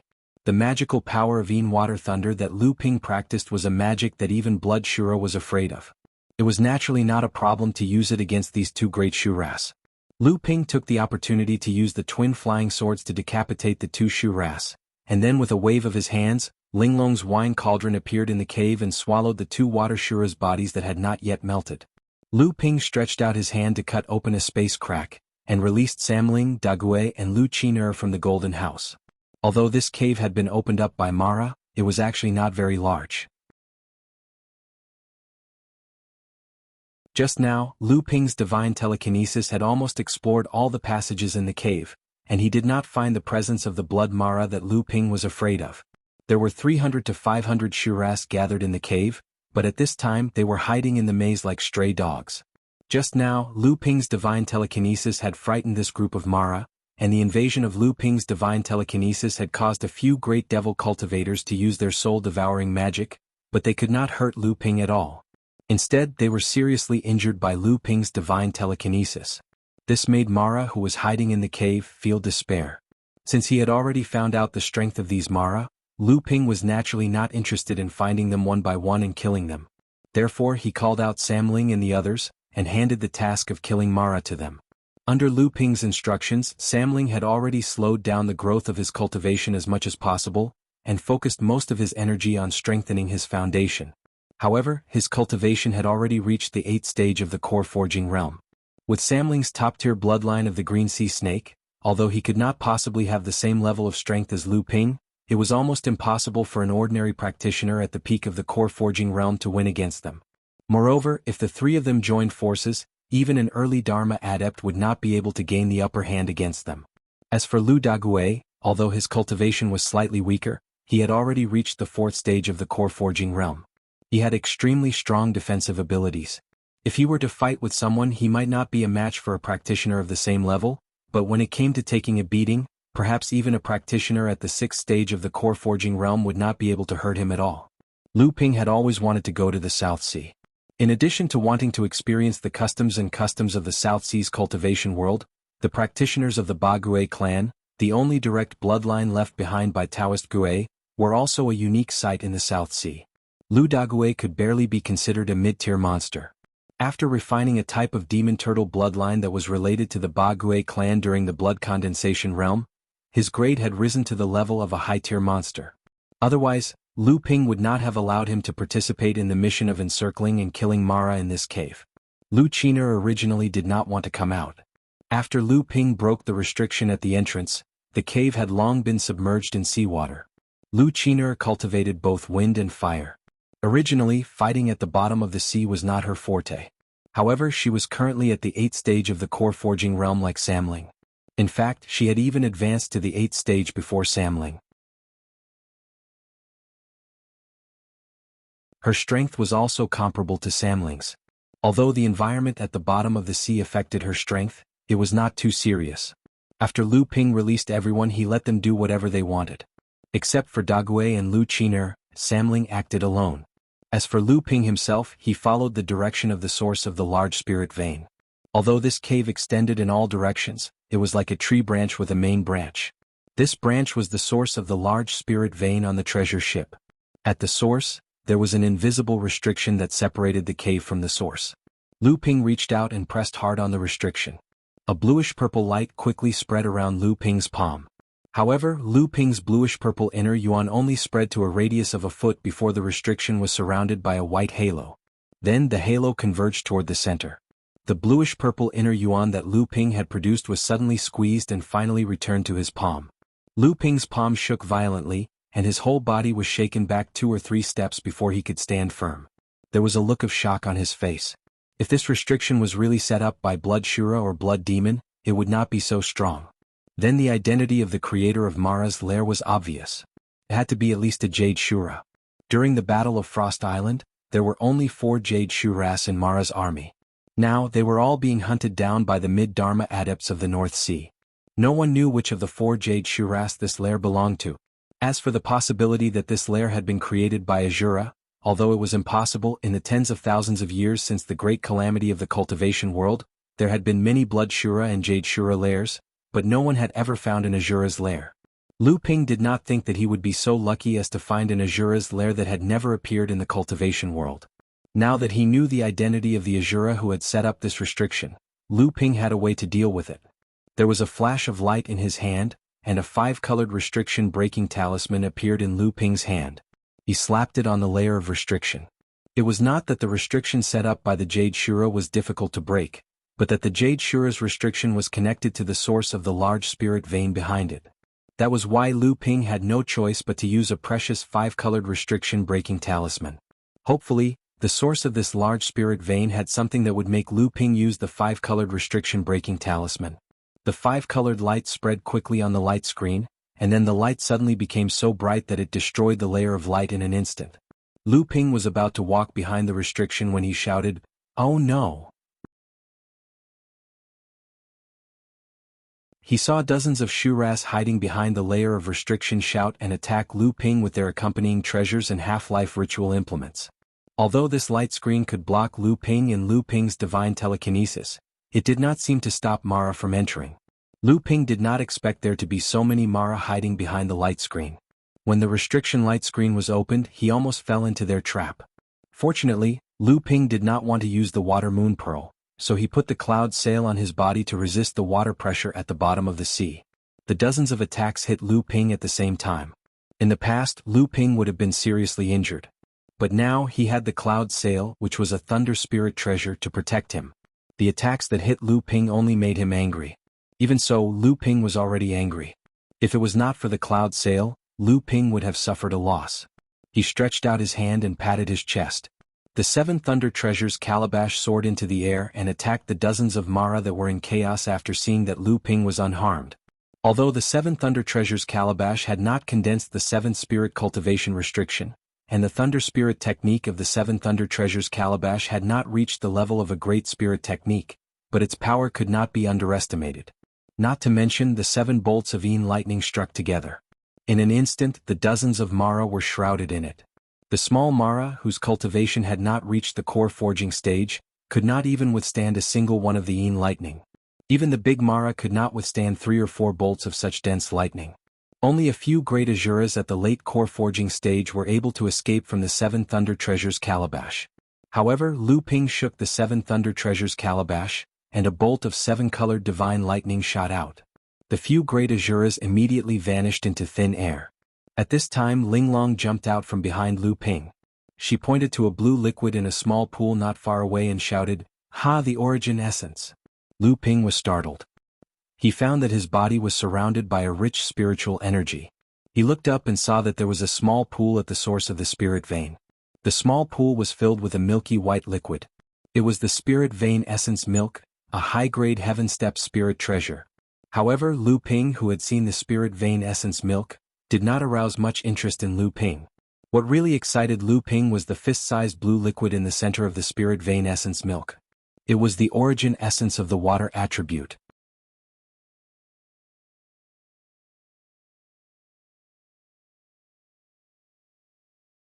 Chapter 934. Origin Essence. Not only Linglong, but Ruyu also came out of the golden house and walked quickly behind Linglong towards the small pool. Lu Ping suddenly thought of something. He strode forward and pushed the 2 artifact spirits to the side. Then he took out a jade essence bottle from his storage mystic instrument and carefully stored away the ball of origin essence wrapped in the spirit vein milk. This was the origin essence that had no owner. It was much richer and purer than the origin essence that Linglong had collected from the fallen blood Shura. Its effects were more miraculous and it could be preserved for a long period of time. Lu Ping stuck 3 spirit sealing talismans on the full bottle of origin essence. Then he turned to look at a very dissatisfied device spirit behind him. She pouted so much that she could hang an oil bottle on her mouth, and another device spirit with a face full of hidden bitterness. The conditions for the origin essence without an owner were extremely harsh. The origin essence itself contained the essence of spiritual chi from the spiritual vein and the spirituality of heaven and earth treasures. Therefore it was usually bred in high-grade heaven and earth treasures. Moreover, the formation of these heaven and earth treasures was directly related to the spiritual vein. It could be said that the bigger the spiritual vein and the higher the grade of heaven and earth treasures, the more likely it was to breed origin essence. It was even more precious than heaven and earth treasures. Not only could the origin essence be used to greatly enhance one's cultivation, but it could also be used to enhance the spirituality of the Thunder Retribution spiritual treasure. The level of spirituality of the device spirit directly affected the success or failure of the Thunder Retribution spiritual treasure. This was why Linglong and Ruyu rushed forward at the same time when they saw the origin essence. Although Ruyu was not the device spirit of the treasure, she was the guardian device spirit of the treasure ship. The enhancement of her spirituality would also be of great benefit to her and her future master of the treasure ship. However, the two had obviously underestimated Lu Ping's greed for the origin essence. How could Lu Ping let Linglong and Ruyu obtain something that could directly enhance one's cultivation? He would not even have enough for himself. However, when Lu Ping saw their expressions, he felt a little embarrassed in his heart. He smiled and said, all right. I'll give each of you a drop in the future." Ryu smiled and thanked him. Although Linglong was somewhat reluctant, having a drop was better than not having a drop at all. However, she did not dare to act spoiled in front of Lu Ping, so she could only agree with a sullen face. After dismissing the two artifact spirits, Lu Ping turned around and put away the spirit vein essence milk in the small pool. If it weren't for the dual nourishment of this large spirit vein and the heaven high-grade water attribute Fei, how could Lu Ping have obtained such a large portion of water attribute origin essence that suited Lu Ping? The Jade Shura had used a restriction to seal the source of the spirit vein. It must have been because she wanted this origin essence. If she used it herself with her cultivation at the mid-Dharma stage, the effect would not be too obvious. But if she gave it to one of her Shuras, she might be able to produce a blood Mara immediately. The Jade Shura had never used this origin essence and that was what she had in mind. It was a shame that Lu Ping had benefited from it. There were loud sounds of fighting coming from the cave. With Samling and Lu Qiner's power, they would soon be able to clear out the remnants of Mara in the cave. Lu Ping could even sense that there were already a few Mara that had snuck near the entrance of the cave. They wanted to push away the landslide that Lu Ping had placed at the entrance of the cave and escape. Unfortunately, these Mara were all Shuras that were equivalent to core forging adepts, and yet they were unable to push away the landslide at all. Instead, they revealed their location to Lu Ping. Lu Ping told Linglong to take care of this large spirit vein, so that it wouldn't be affected by other veins or land veins in the future. At the same time, he brought out Debeo, who was hiding in the House of Gold and unwilling to come out. Even with the protection of Lu Ping's inner yuan, Debeo still choked on some water when he came out. He barely managed to put up a protective barrier, but it was only enough to ensure his breathing. "Boss, why is it at the bottom of the sea again?" "Nonsense. Most of the cultivation resources in the overseas cultivation world are at the bottom of the sea." Lu Ping stuffed the water-repelling pearl into Debeo's mouth without any explanation. Then he pushed him into the earth vein at the bottom of the sea. He then released the water nether sword and returned to the entrance of the cave to kill all the Mara that were still pushing away the landslide with all their might. After that, Lu Ping scanned the cave with his divine sense. When he discovered that there were no more traces of the powerful Mara in the cave, he opened the House of Gold again and released Wang Qi. During the chaotic battle on Frost Island, Lu Ping had seen Mara destroy the Dao Soldier formation of Wang Qi's team. Wang Qi himself had been surrounded by several Shuras at the time. Although he knew that Wang Qi still had a life-saving method that Lu Ping had given him, he still took him into the House of Gold just in case. At this time, the powerful Mara in the cave had been eliminated by the Samling. Even if there were some great Shuras among the Mara that had escaped, they were only at the early or middle stage of the core forging realm. With Wang Qi's current level of cultivation, he could easily deal with them. It was the perfect place to train his cultivation. If this wasn't the lair of a Jade Shura, and if the Jade Shura hadn't broken through the encirclement of the sects in the North Sea and returned, this place would have been a secret cultivation ground with the support of such a large spirit vein. Lu Ping stayed in the cave for half a day, but he didn't personally attack Mara in the cave. Instead, he looked around the cave but he didn't find anything special. But when Debeo came out of the spirit vein, he brought Lu Ping disappointing news. This large spirit vein that had been submerged in the sea for 4,000 years had not produced a single spirit-gathering orb. Linglong said, "Master, don't forget that this spirit vein is Mara's lair. Mara devours spirits, and they have the same talent as Debeo in finding spirits. Their talent might even be better than Debeo's. Otherwise, why would Mara's lair be found near spirit veins or spirit stone mines? The spirit pulse hasn't been wiped out by the Mara race, and that's because of the Jade Shura. But if you want them to keep the spirit orbs in the spirit pulse, it's going to be hard on them." Lu Ping thought Linglong's words made sense, so he waved his hand and took Debeo, who didn't want to stay in the sea any longer, into the Golden House. At this time Lu Ping felt something. When he looked down he saw a jade charm on his waist shatter. Lu Ping's face changed and he quickly called Samling, Lu Qiner, Wang Qi and De Gui to the entrance of the cave. Before Sanling and the others could ask for the reason, Lu Ping had already opened the door of the golden house and stuffed them inside. He then waved his hand and put away the landslide at the entrance of the golden house. After that, he turned into a stream of water and used the water escape technique to pass through the hole created by the treasure ship. However, he didn't go back the way he came from. Instead, he changed directions and traveled dozens of miles away. At this time, a strong aura suddenly exploded from the hole where the treasure ship had sunk behind Lu Ping. It seemed to contain infinite anger, but the aura only flashed for a moment, as if it was afraid of something. Lu Ping sighed in his heart. If he hadn't been careful and laid down dozens of warning charms along the way, the Jade Shura would have been able to detect or avoid most of them. But if one was triggered, Lu Ping would have had a chance to escape before it returned to its lair. Otherwise he would have been caught by the Jade Shura instead. Lu Ping didn't have a choice. Although the Jade Shura was afraid that the human and demon cultivators would discover its nest and wouldn't dare to hunt down the intruders, Lu Ping didn't dare to go back to the treasure ship to check out the Jade Shura. After coming out of the sea, Lu Ping didn't dare to stop at all. The ship drew a thick bluish-purple line under his feet, and he flew back to Frost Island at almost full speed. In the Battle of Frost Island, Mara's army had failed because of the unexpected alliance between the humans and demons. But the humans and demons struck while the iron was hot and wanted to eliminate the root of the problem. Even if they couldn't eliminate Mara's disaster while it was still budding, they wanted to greatly weaken the disaster this time. Therefore, after Mara's defeat, the human and demon cultivators, including the Dharma adepts, continued to chase and kill the fleeing Mara tribe.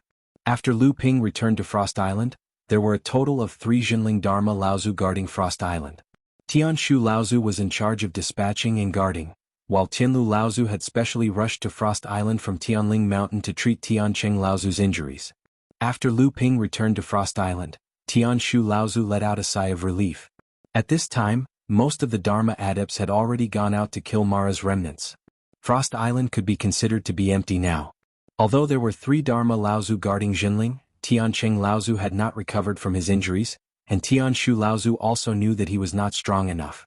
Otherwise he wouldn't be guarding Frost Island. The others were all out to kill Mara's remnants. As for Tianlu Laozu, he was originally an alchemist. His advancement to the Dharma stage was a trick, so his strength was at most equal to Tianshu Laozu's, or maybe even weaker. After the battle on Frost Island, the relationship between Lu Ping and Tianshu Laozu had somewhat eased. Lu Ping's strength was already obvious to all. With 2 spirit treasures in hand and 4 flying swords, he was someone that even Blood Shura dared to fight alone. With this kind of strength, even a mid-Dharma adept like Lu Ping would not be able to do anything to him. After seeing Tianshu Laozu, Lu Ping had no time to care about the previous awkwardness between them. He hurriedly bowed and said, "Uncle Master, is Uncle Master Tianxiang around?" Tianshu Laozu knew that Lu Ping's position in the sect was probably higher than his. For him to ask about Tianxiang Laozu's whereabouts in such a hurry, there must be something extremely important. Thus he did not ask Lu Ping for the reason and said, "Uncle Master Tianxiang, Daoxing Laozu, and the 2 great adepts of the primordial crocodile clan have joined forces to kill that Azura. Until now there has been no news. However, Uncle Master Tian Kong, Uncle Master Tian Shui, and Master Tian Fan Laozu can be contacted." As expected, Lu Ping nodded and said, "If the 3 Uncle Masters have no urgent matters to attend to, please send a message to ask them to return."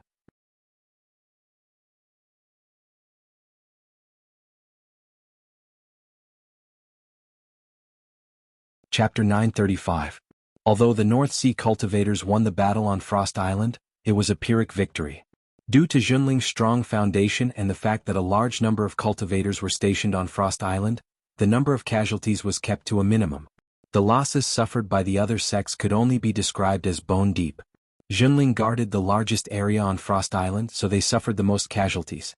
Almost half of the 1,000 blood condensation disciples died, and more than a third of the 100 core forging cultivators died. At the same time, they also lost a Dharma adept, the Heaven Attainment Laozu, who lost his last chance to advance to the mid-Dharma stage due to severe injuries to his core.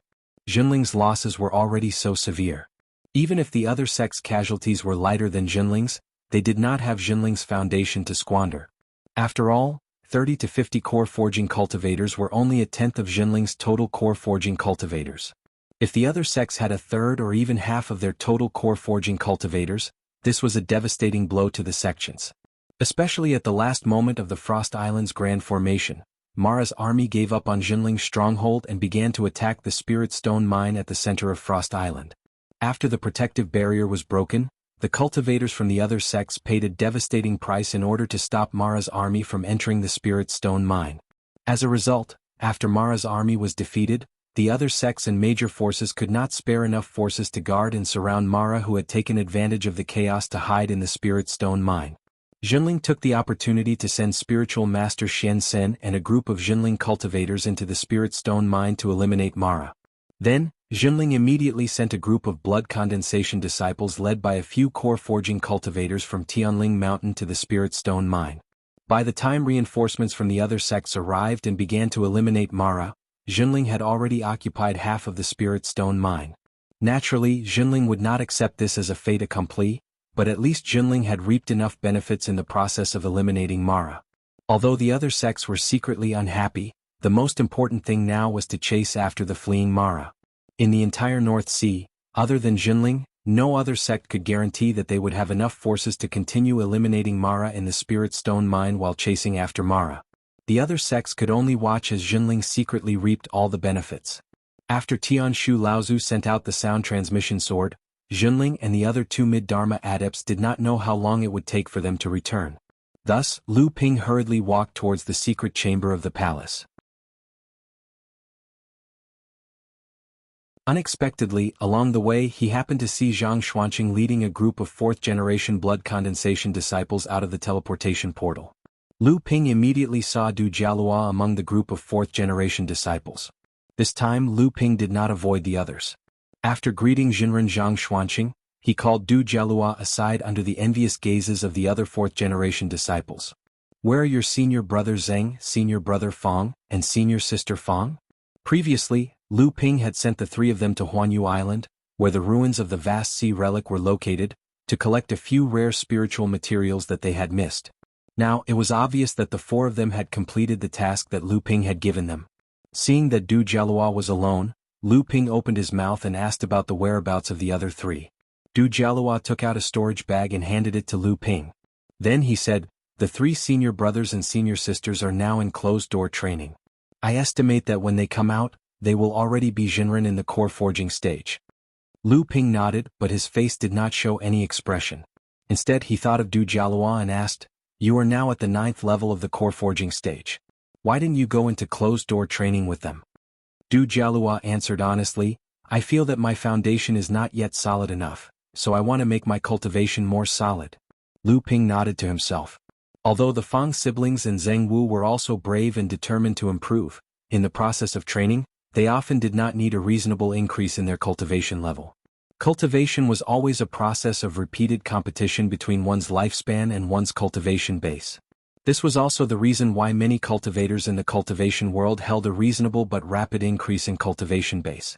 As long as it did not affect one's own cultivation base, the pursuit of cultivation speed would always be the main theme of cultivators' cultivation.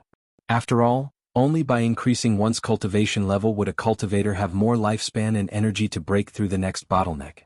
The time that a cultivator saved before breaking through each bottleneck could be used up during the next breakthrough. Therefore, all cultivators had to shorten the cultivation time before breaking through each bottleneck as much as possible in order to prepare for emergencies. However, in Lu Ping's view, the true wisdom of cultivators did not lie in shortening the cultivation time needed for a breakthrough as much as possible. Instead, it lay in the courage to give up. Give up on the cultivation level that could have been broken through a long time ago, and give up on the cultivation time that could have been saved. And these abandoned times should be used to polish one's own foundation, to strengthen one's own foundation. As the saying goes, sharpening a knife does not delay the work of cutting firewood. However, everyone understood this principle, but which cultivator could truly let go and wholeheartedly use time to polish their foundation? Most people found it difficult to find a balance between the two. In the past, Wang Qi's cultivation level had already reached the peak of the blood condensation realm. However, he had been stuck there for decades, unable to break through to the core forging realm. He wanted to lay down a solid foundation. The Fang siblings and Tseng Wu could not compare to Wang Qi in terms of cultivation level and aptitude. Now, they had to blindly pursue the growth of their cultivation level. With Lu Ping's help, the three of them might be able to successfully advance to the core forging realm. However, compared to Wang Qi, their future path would only get narrower and narrower. On the contrary, although Du Jialua was also a genius who cultivated earth attribute techniques, he was able to patiently polish his cultivation level. If he did not die prematurely in the future, his achievements would be limitless. Lu Ping clapped his hands and Debao walked out from behind Lu Ping. Du Jialua's eyes lit up and he said, "Martial Uncle Debao." Lu Ping said, "I heard that there are more than 1,000 devil luos swarming into the Spirit Stone mine this time. Although these demonic cultivators don't have the strength to completely destroy the Spirit Stone mine, they will more or less cause some damage to the Spirit Stone mine. Although it's a training mission for the disciples like you, it's also very dangerous. This time your martial uncle Debao will go with you." Du Jialua nodded and then he heard Lu Ping say, "Although there are enlightened masters in the Spirit Stone mine, the mine is crisscrossed. Even a core forging master will find it difficult to take care of everything. You must remember that the enemy in the Spirit Stone mine is not only Mara, but also cultivators from other sections. As the saying goes, do not have the heart to harm others, but do not have the heart to let them go. Sometimes, cultivators from other sects may be even more vicious than Mara." Debao turned around and a yellow smoke dispersed. The spirit-seeking mouse shrank to the size of a palm and scuttled into Du Jialua's sleeve. After sending Du Jialua away, Lu Ping walked into the secret room and took out the interspatial mystic artifact he obtained from the treasure ship's secret cabin. Lu Ping poured out everything in the storage mystic instrument. But other than some spirit materials, mystic instruments, a few low-grade mystic treasures, and a few jade slips that Lu Ping wasn't interested in, there was almost nothing else in the storage mystic instrument. Lu Ping thought about it. After this cultivator was sealed in the secret cabin, in order to maintain his life in cultivation, all the elixirs, spiritual herbs, spirit stones, and other things that could be eaten and used for cultivation were used up by the friar. In the end, he did not escape the fate of death, and there were only these bits and pieces left in the storage magic tool. Lu Ping used his hand to push the pile of things and there was a clang. Lu Ping looked over and found that there was nothing on the ground. Where did the sound come from? A cyan light lit up in Lu Ping's eyes, and a looming flying sword outline appeared in front of Lu Ping. Invisible flying sword? Lu Ping was overjoyed. So there was this kind of luck. Lu Ping stretched out his hand and the flying sword immediately flew into Lu Ping's hand. Bluish-purple vital energy surged into the flying sword. The flying sword was dyed by the vital energy, and it revealed its original form in front of Lu Ping. Unfortunately, it was only an invisible flying sword with 4 treasures. Its quality was not even as good as the water ghost sword. The enthusiasm in Lu Ping's heart was inevitably extinguished, but when he saw the jade slips on the ground, the flames of hope in Lu Ping's heart rose again. As expected, after Lu Ping crushed the 3 jade slips, he finally found what he wanted in the 4th jade slip. The complete inheritance of the invisible sword art, including the invisible sword secret art, the method to refine the invisible sword, and a total of 9 treasures. It was the treasure that Lu Ping had been seeking for decades. Lu Ping was immediately overjoyed, and then he patiently looked through the remaining 2 jade slips. In the end, a trace of surprise appeared on his face, and he finally kept the last jade slip. After looking through the storage artifact, Lu Ping took out the small bottle of water attribute origin essence that he had obtained in the Azura's lair. When Lu Ping had killed the blood Azura in the Battle of Frost Island, he had absorbed a trace of water attribute origin essence through Linglong. However, just this trace of essence had saved Lu Ping almost 3 years of cultivation. Now, this small bottle full of origin essence could push Lu Ping's cultivation all the way to that realm? Lu Ping stretched out his finger and carefully drew a small drop of origin essence from the jade bottle into his palm. Then Lu Ping put his palms together, and a blue light immediately flashed between his palms. He began to refine this origin essence. In the blink of an eye, another half a day had passed. Just as Lu Ping finished refining this origin essence, Lu Ping could clearly feel that his cultivation had increased significantly. At this moment, a crack appeared in front of Lu Ping, and a sound transmission talisman appeared from the crack. Lu Ping took the sound transmission talisman and listened for a moment. Then he stood up and walked out of the secret room.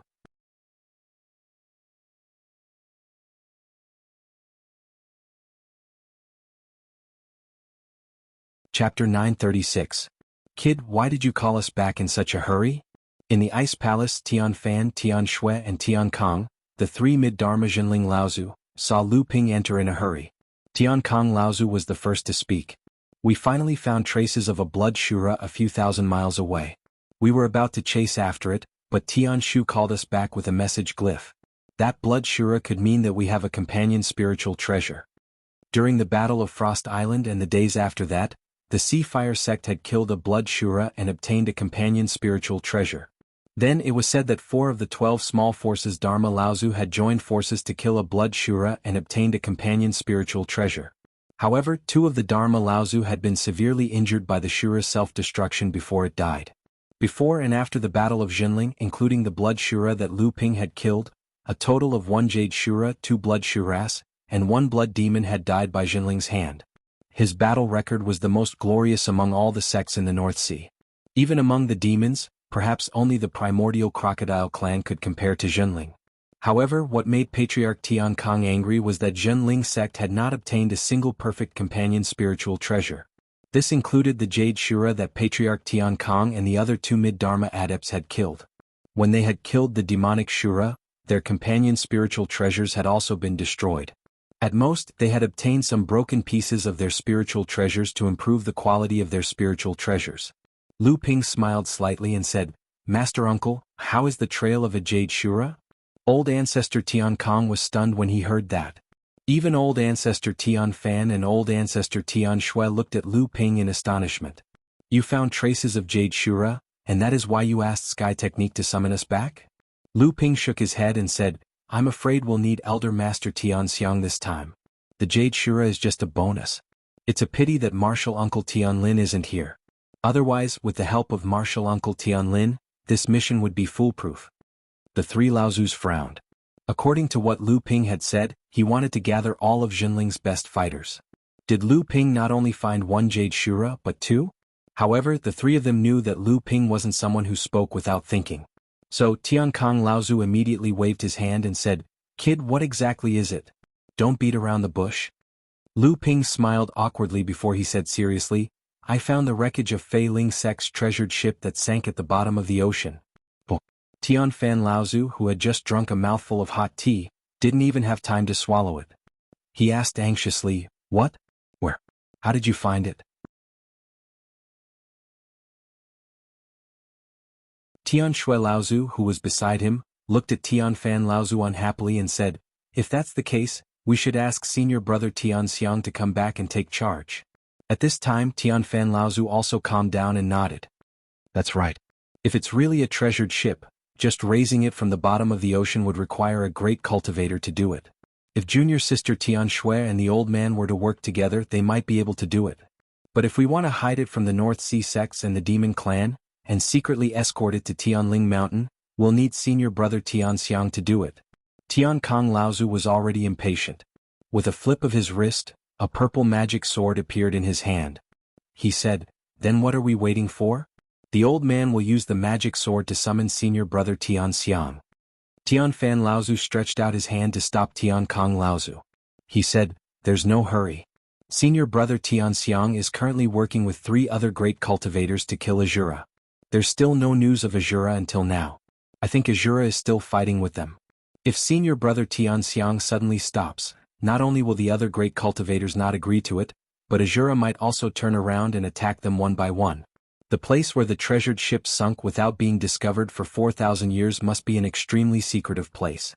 We're not in a hurry to avoid attracting the attention of the other sects." In fact, Tian Fan Laozu still had a hidden meaning. After all, Azura was the main culprit of Mara's calamity on Frost Island. If they couldn't kill it or severely injure it, it would definitely make a comeback in the future and harm the cultivation world of the North Sea once again. Tian Kong Laozu helplessly put down the magic sword in his hand. Then he thought of something and said, "Then why don't we work together to kill that Jade Azura first?" Tian Kong Laozu was still brooding over the fact that he couldn't get the companion spiritual treasure from Mara. Tian Shui Laozu shook his head and said, "According to Martial Nephew Lu, that Jade Azura should be the water Azura that escaped from Feng Shutao and the others. That Azura saw the opportunity early and escaped without any injuries. The 3 of us working together might be able to defeat it, but it will definitely cause a huge commotion and attract the attention of other sects and demon race cultivators. At that time, it doesn't matter if the Jade Azura dies in our hands. If the location of the treasured ship's wreckage is exposed, it won't be worth it. Tian Kong Laozu was very disappointed when he heard that. At this time, the entire North Sea's cultivation world was moving to search for Mara's traces. If they were late, the Jade Azura might not even be able to hide in the lair. It should be known that Lu Ping had already alerted the Jade Azura when he sneaked into the lair. In the end, it was still Tian Shui Laozu who said, "No matter what, we still have to let senior brother Qianxiang know about this first. At the same time, we will also tell senior brother our thoughts. Whether or not he wants to return immediately, it will be up to him." Tian Kong Laozu was overjoyed when he heard that. The sword in his hand was already prepared. With a push, the sword pierced through the void and disappeared. Lu Ping returned to the secret chamber to continue refining the origin essence. During this time, Qianlu Laozu came by once. However, the two of them were helpless when it came to Tian Cheng Laozu's damaged origin essence. In the end, they could only give up helplessly. A month later, a shocking piece of news swept through the entire North Sea's cultivation world. News came from the Deep Sea Demon region. During the battle between humans and demons against Mara, giant whale demon King Kongjing Laozu, who had not shown his face all this while, had successfully passed the second thunder trial. He became the 5th Dharma adept in the entire North Sea's cultivation world. At the same time, he was also the 3rd Dharma adept in the demon race, and the 1st Dharma adept apart from the primordial crocodile clan. At this time, the humans and demons had joined forces to kill Mara. The news of 4 Dharma adepts chasing after Azura had also reached Kongjing Demon King's ears. Following that, Kongjing Demon King announced in a high-profile manner that he would help the other 4 Dharma adepts to kill Azura. No one knew how Kongjing Demon King found out about the whereabouts of the 4 Dharma adepts and rushed over alone. The emergence of a Dharma adept was enough to stir up the entire situation in the North Sea's cultivation world. Ever since Tianxiang Laozu had advanced to the late Dharma stage, although the humans and demons were still in a state of roughly equal strength in the North Sea's cultivation world, the human race cultivators had long gained the upper hand in the overall situation. This was especially so with the rise of Jinling. After Jinling had occupied Huangli Island, the demon race cultivators had repeatedly failed to take it down. If it weren't for the other sects in the North Sea having their own concerns and the fact that the humans were not united, the demon race would have long been suppressed by the human race cultivators to the point where they could not even lift their heads. However, after the battle on Frost Island, the human race cultivators had suffered heavy losses. The demon race, on the other hand, had been waiting at ease. Even if there were losses, it was because they had joined forces with the human race cultivators to hunt down Mara. Compared to the human race, the demon race's losses were undoubtedly much smaller. Fortunately, the demon race was not united. The giant whale demon clan was one of the only 2 top-tier demon clans in the North Sea. In the past, they had always been suppressed by the primordial crocodile clan. However, in the eyes of the giant whale demon clan, the primordial crocodile clan had always been an outsider, a stray dog that had fled to the North Sea after being defeated by the Green Sea Snake in the East Sea. During the battle for the vast sea treasure, Demon King Kongjing would rather join forces with Jinling than lend a hand to the primordial crocodile clan's Ao Dian Laozu. This was proof of this. Now that Demon King Kongjing had become a Dharma adept, the human race would naturally take action. However, the demon race would also experience a redistribution of power. The real headache would be the primordial crocodile clan. After another month, the 5 Dharma adepts had returned to their respective sects and clans. The Azura had finally escaped, but its companion spiritual treasure had also been destroyed by the 5 Dharma adepts. After being seriously injured, the Azura had escaped into the stormy ocean alone. The 5 great Laozu clans had no choice but to give up on the pursuit of the Azura. However, before the Azura had escaped into the stormy ocean, its source had been damaged by the 5 great Laozu clans, causing it to degenerate into a Jade Shura. Even if it returned to the North Sea, a Jade Shura without its companion spiritual treasure would not be able to cause much trouble. The battle on Frost Island could be considered to have come to an end. In this battle, because the humans and demons had joined forces, a total of 1 Azura had been severely injured and demoted, 2 Jade Shuras had perished, and more than 10 Blood Mara clans had been killed by the humans and demons. As for the other Mara clan's army, the number of casualties was uncountable. As for the cultivation world of the North Sea, Other than the huge losses suffered by the human race cultivators, the losses suffered by the demon race were initially negligible. However, on the eve of the return of the few great cultivators, a Dharma adept from the Walrus clan was ambushed when he went out to kill Mo Luo. He was surrounded and killed by the combined forces of a blood Shura and a blood demon. More than 10 Walrus core forging cultivators and more than 100 blood condensation demonic beasts from the Walrus clan were slaughtered. The entire Walrus clan seemed to have suffered a devastating blow, casting a shadow over the great victory of the demon race this time. The various sects of the North Sea that had gathered on Frost Island, other than leaving behind the necessary cultivators to guard the place, began to leave one after another. Jinling was no exception. Other than the two Laozu clans, Tianshan and Tianshu, the other few Laozu clans led a portion of their disciples back to Jinling. In reality, not long after returning to Jinling, Tianxiang Laozu and the other 3 Middle Dharma adepts, Laozu clans, once again secretly snuck back to the depths of the sea hundreds of miles away from Frost Island. They began to secretly search for traces of the treasured ship wreckage and the Jade Shura's cave according to the address Lu Ping had left behind. At this time, Lu Ping was still in the secret room on Frost Island, cultivating in seclusion to refine the origin essence. By the time he had finished refining the small bottle of origin essence, Lu Ping had pushed his own cultivation all the way to the last step, and he had clearly begun to touch the barrier of the Dharma stage. In the core space, the huge golden Dan was only left with a thin layer, and the 9 seal patterns on the surface of the golden Dan had also become much fainter.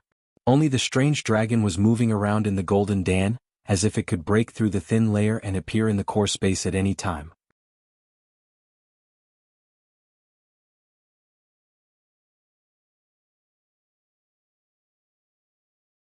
Chapter 937. Lu Ping had been in seclusion on Frost Island for more than half a year. Because he had the help of the origin essence, the effect of this half a year of seclusion was equivalent to 20 to 30 years of cultivation. However, to be able to push Lu Ping's cultivation to the last step of the Dharma manifestation stage in just 20 to 30 years, it wasn't completely because of the origin essence. Around the huge golden core in Lu Ping's heart space, the innermost layer of the Danxia purple aura was still surrounding an indescribable thing. Before Lu Ping had reached the peak of the core forging stage, this layer had always been surrounding Lu Ping's golden core. Even when Lu Ping had reached the 9th grade golden core, it didn't have any effect at all. However, after Lu Ping had reached the 9th grade golden core, this layer seemed to have been awakened by the strange dragon within the golden core and started to be absorbed by the strange dragon through the golden core. Although the process was extremely slow, it had unwittingly affected Lu Ping's cultivation significantly. However, during the past 6 months of closed-door cultivation, Lu Ping was able to refine the origin essence at a much faster rate. Perhaps it was due to the origin essence's influence, but as he refined the origin essence, the strange Jiao's rate of absorption gradually increased. This was also the reason why Lu Ping was able to push his cultivation base to its current level in just half a year. This mysterious layer was none other than the pure yang soul that Lu Ping had obtained from Ying Tian Sect's pure yang cultivator, Fei Tian Laozu's inheritance in the Ying Tian dojo. When Lu Ping came out of seclusion, he found that only Tianshan Laozu was left guarding Frost Island. Tianshan Laozu had disappeared at some point. Tianshan Laozu had obviously discovered that Lu Ping had come out of seclusion. In Lu Ping's perception, Tianshan Laozu's figure suddenly disappeared. Tianshan Laozu had obviously used a spatial divine ability to come to him. Lu Ping was slightly stunned. He had just come out of seclusion and hadn't gone to greet Tianshan Laozu. As a senior, Tianshan Laozu had come out to greet him. There must be something urgent. Otherwise Tianshan Laozu wouldn't do this. The space in front of Lu Ping rippled. Tianshan Laozu stepped out. Seeing Lu Ping, he said, "Daoshi is dead. Senior brother Tianshu has returned to Tianling Mountain." Lu Ping's expression immediately changed. "Junior brother Yin Xianchu has returned to North Sea?" Tianshan Laozu nodded and said, "When Daoshi was assassinated, there were Xianling sect cultivators around. Yin Xianchu killed 3 of them and broke out of the encirclement despite being heavily injured. Right now he is being chased by cultivators from Xianling, Vast Ocean, Haiyan, Feiyu and Linggu sects. At the same time, the sects from North Sea are also working together to pressure us to hand over Yin Xianchu." Lu Ping said angrily, "Junior brother Yin Xianchu broke out of the sect long ago and is no longer a disciple of our sect. How dare they do this?" Patriarch of Tianshan smiled bitterly and said, "Back then, the few of you caused such a huge commotion in the North Sea. How could the other sects believe you? They would only think that it was a ploy by our faction behind the scenes." Lu Ping suddenly thought of something and said, "Senior Uncle Tianshu, going back at this time, could it be?" Tianshan Laozu sighed and said, "There's no other way. Our sect has no choice but to do this. After all this time, the sects of North Sea are working together to pressure us. The 11 small sects and families are also supporting them. Our sect has no choice but to do this. Senior brother Tianshu has already started searching for Yin Xianchu in North Sea under senior sister Tianling's order." When Lu Ping heard that it was his teacher's order, he could only suppress his anger. He took a deep breath and said, "This doesn't seem like teacher's style. Is there any other reason?" Tianshan Laozu nodded and said, "There seems to be the shadow of the Crystal Palace, but the main reason is that all the sects are afraid after the vast ocean relic and the Battle of Frost Island. The strength that our sect has displayed is far beyond the other sects' reach." Lu Ping thought for a moment and said, "Is there any movement from the demon race?" At this time, what he was most afraid of was that the demon race would take the opportunity to collude with Mysterious Spirit, Vast Ocean, and other sections. Tianshan Laozu also understood what Lu Ping meant and said, "Fortunately, after Demon King Kong Jing broke through to the late Dharma stage, the Deep Sea Demon region is not peaceful now. Also, there is news that a large number of Mara have appeared somewhere in the Deep Sea Demon region. I'm afraid the demon race will not be able to care about this place for now." Only then did Lu Ping remember that Tianshan Laozu did not rush to see him just to tell him this news. He asked, "Senior uncle, do you have any orders?" Tianshan Laozu said, "It's not my orders. Senior sister Tianling asked you to return to Tianling Mountain as soon as possible after you come out of seclusion." Lu Ping nodded and said, "All right then, I won't stay here any longer." As soon as he finished speaking, there was a flash of light under his feet and he was about to fly towards the teleportation device. However, he suddenly thought of something and stopped to ask, "Senior uncle, how is the large spirit stone mine in the center of the island now?" Tianshan Laozu knew what he wanted to ask and said, "The Mara inside has been eliminated, but the mine has been damaged to a certain extent. In the next few years, there may be a certain degree of decline in the mine's production. Fortunately, the damage is not serious, and it will recover on its own after a period of time." After returning to Tianling Mountain, Lu Ping did not immediately go to see Tianling Laozu. Instead, he hurried to the crafting hall with a heavy heart. However, he found that the crafting hall was currently deserted. In the past, the bustle of the crafting hall was second only to that of the elixir pavilion. Lu Ping frowned as he entered the crafting hall. Only then did he realize that the entire crafting hall, including Tianshan Laozu and the ordinary core forging realm artificers, was not in the crafting hall. Only a few blood condensation realm disciples who were learning artificing were in the crafting hall. Lu Ping slapped his head as if he had thought of something. Then he walked out of the crafting hall and headed towards the puppet pavilion. There was only one possibility for the crafting hall's cultivators to disappear en masse. Tianling Laozu and the others had secretly transported the treasure ship from the sea outside Frost Island to Tianling Mountain. The cultivators of the crafting hall had naturally been summoned to prepare to repair the treasure ship. This was the true symbol of Jinling's rise.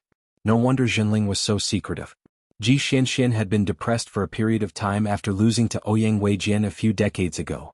Later he was inspired by Lu Ping and pulled himself together. Ji Xianxian had been in a state of semi-seclusion for the next few decades. Even after Lu Ping returned from the Middle Earth, Ji Xianxian hadn't seen him again.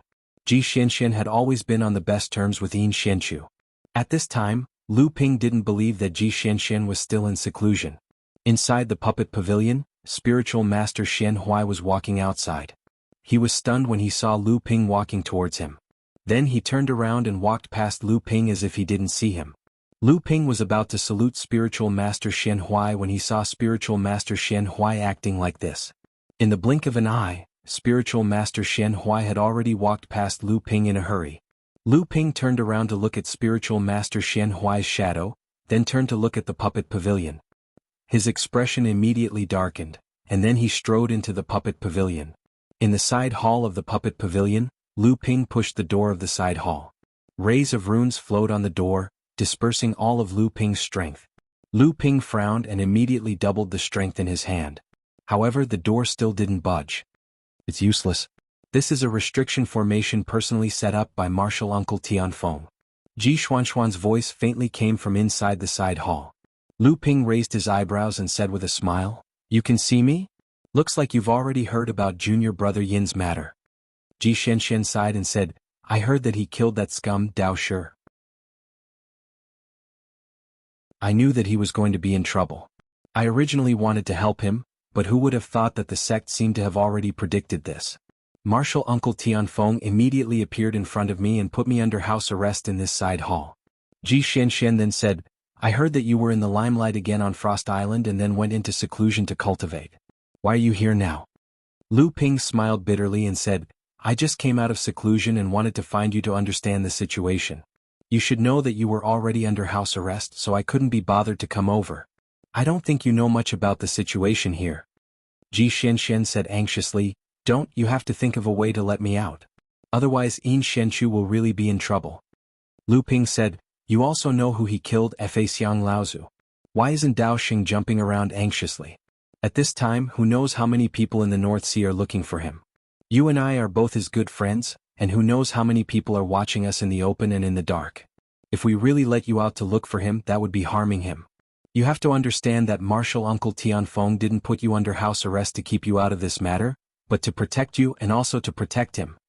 Ji Xianxian was silent for a moment, then said, "You're right, but I still have to go out. I also know that you will go find him." Lu Ping opened his mouth but heard Ji Xianxian say again, "Don't worry, I won't go find him. It's just that what's with putting me under house arrest in this side hall?" Lu Ping recalled that Taoist Master Xuanhuai had deliberately pretended not to see him, so he sighed and said, "I'll try, but I've never been to the puppet pavilion today." Ji Xianxian laughed in a low voice, "Do you think I don't know your methods?" A golden light flashed in Lu Ping's palm, and the restriction runes on the door lit up once more. However, after being touched by the golden light in Lu Ping's palm, it began to slowly melt. A moment later, the power of the restriction on the door was greatly reduced due to the destruction of a part of it. Lu Ping took the opportunity to form a few hand seals on the door, and the flickering light of the other runes instantly dimmed and disappeared from the door. Lu Ping pushed the door open and said, "Come out." Ji Xianxian, who was covered in sloppiness, walked out of the side hall and stretched his waist. Lu Ping frowned and said, "How did it end up like this?" Ji Xianxian didn't care at all. He turned around and laughed in a low voice, "Where's that withered willow tree of yours?" Lu Ping was startled and said happily, "What, are you confident now?" Seeing Ji Xianxian nod his head proudly, Lu Ping finally noticed that Ji Xuanxuan's cultivation had already risen to the 8th level of the core forging realm. However, it seemed that he had just broken through, and the aura around his body hadn't completely stabilized yet. This was probably because he was under house arrest. "Oh right." Ji Xianxian seemed to have thought of something and asked, "I remember that you once cultivated the soul-splitting secret technique. Do you still have that piece of soul-nurturing wood?" Seeing Lu Ping nod his head, Ji Xianxian smiled and said, "Fortunately, with this spiritual item that has been nurtured and refined by your divine sense, the creation of this avatar can be saved a lot of trouble."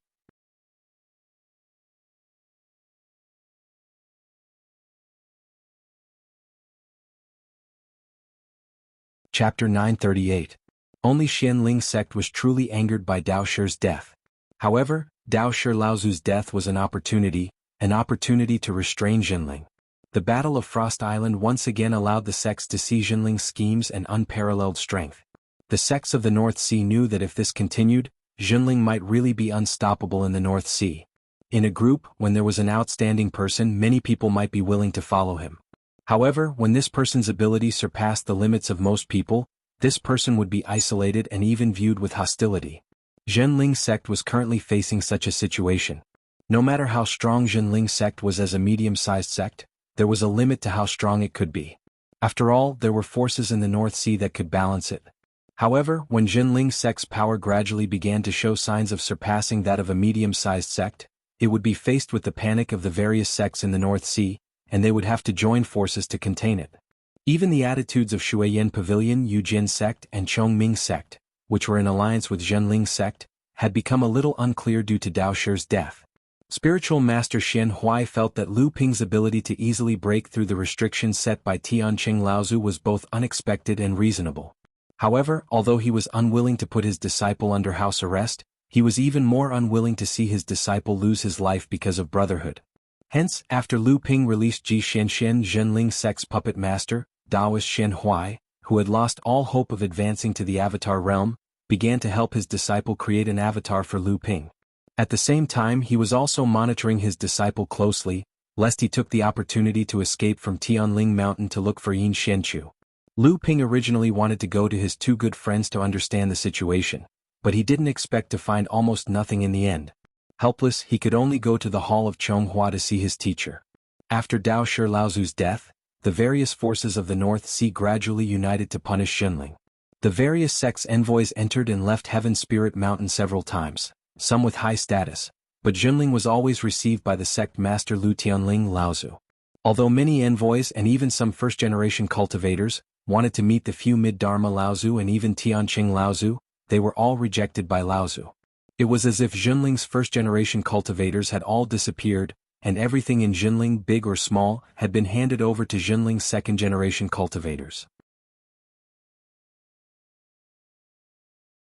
However, Lu Ping knew that it wasn't because Xunling's first-generation cultivators had given up their power, but because the sect's first-generation cultivators, Laozu, were all focused on repairing the wreckage of Fei Ling sect's treasured ship.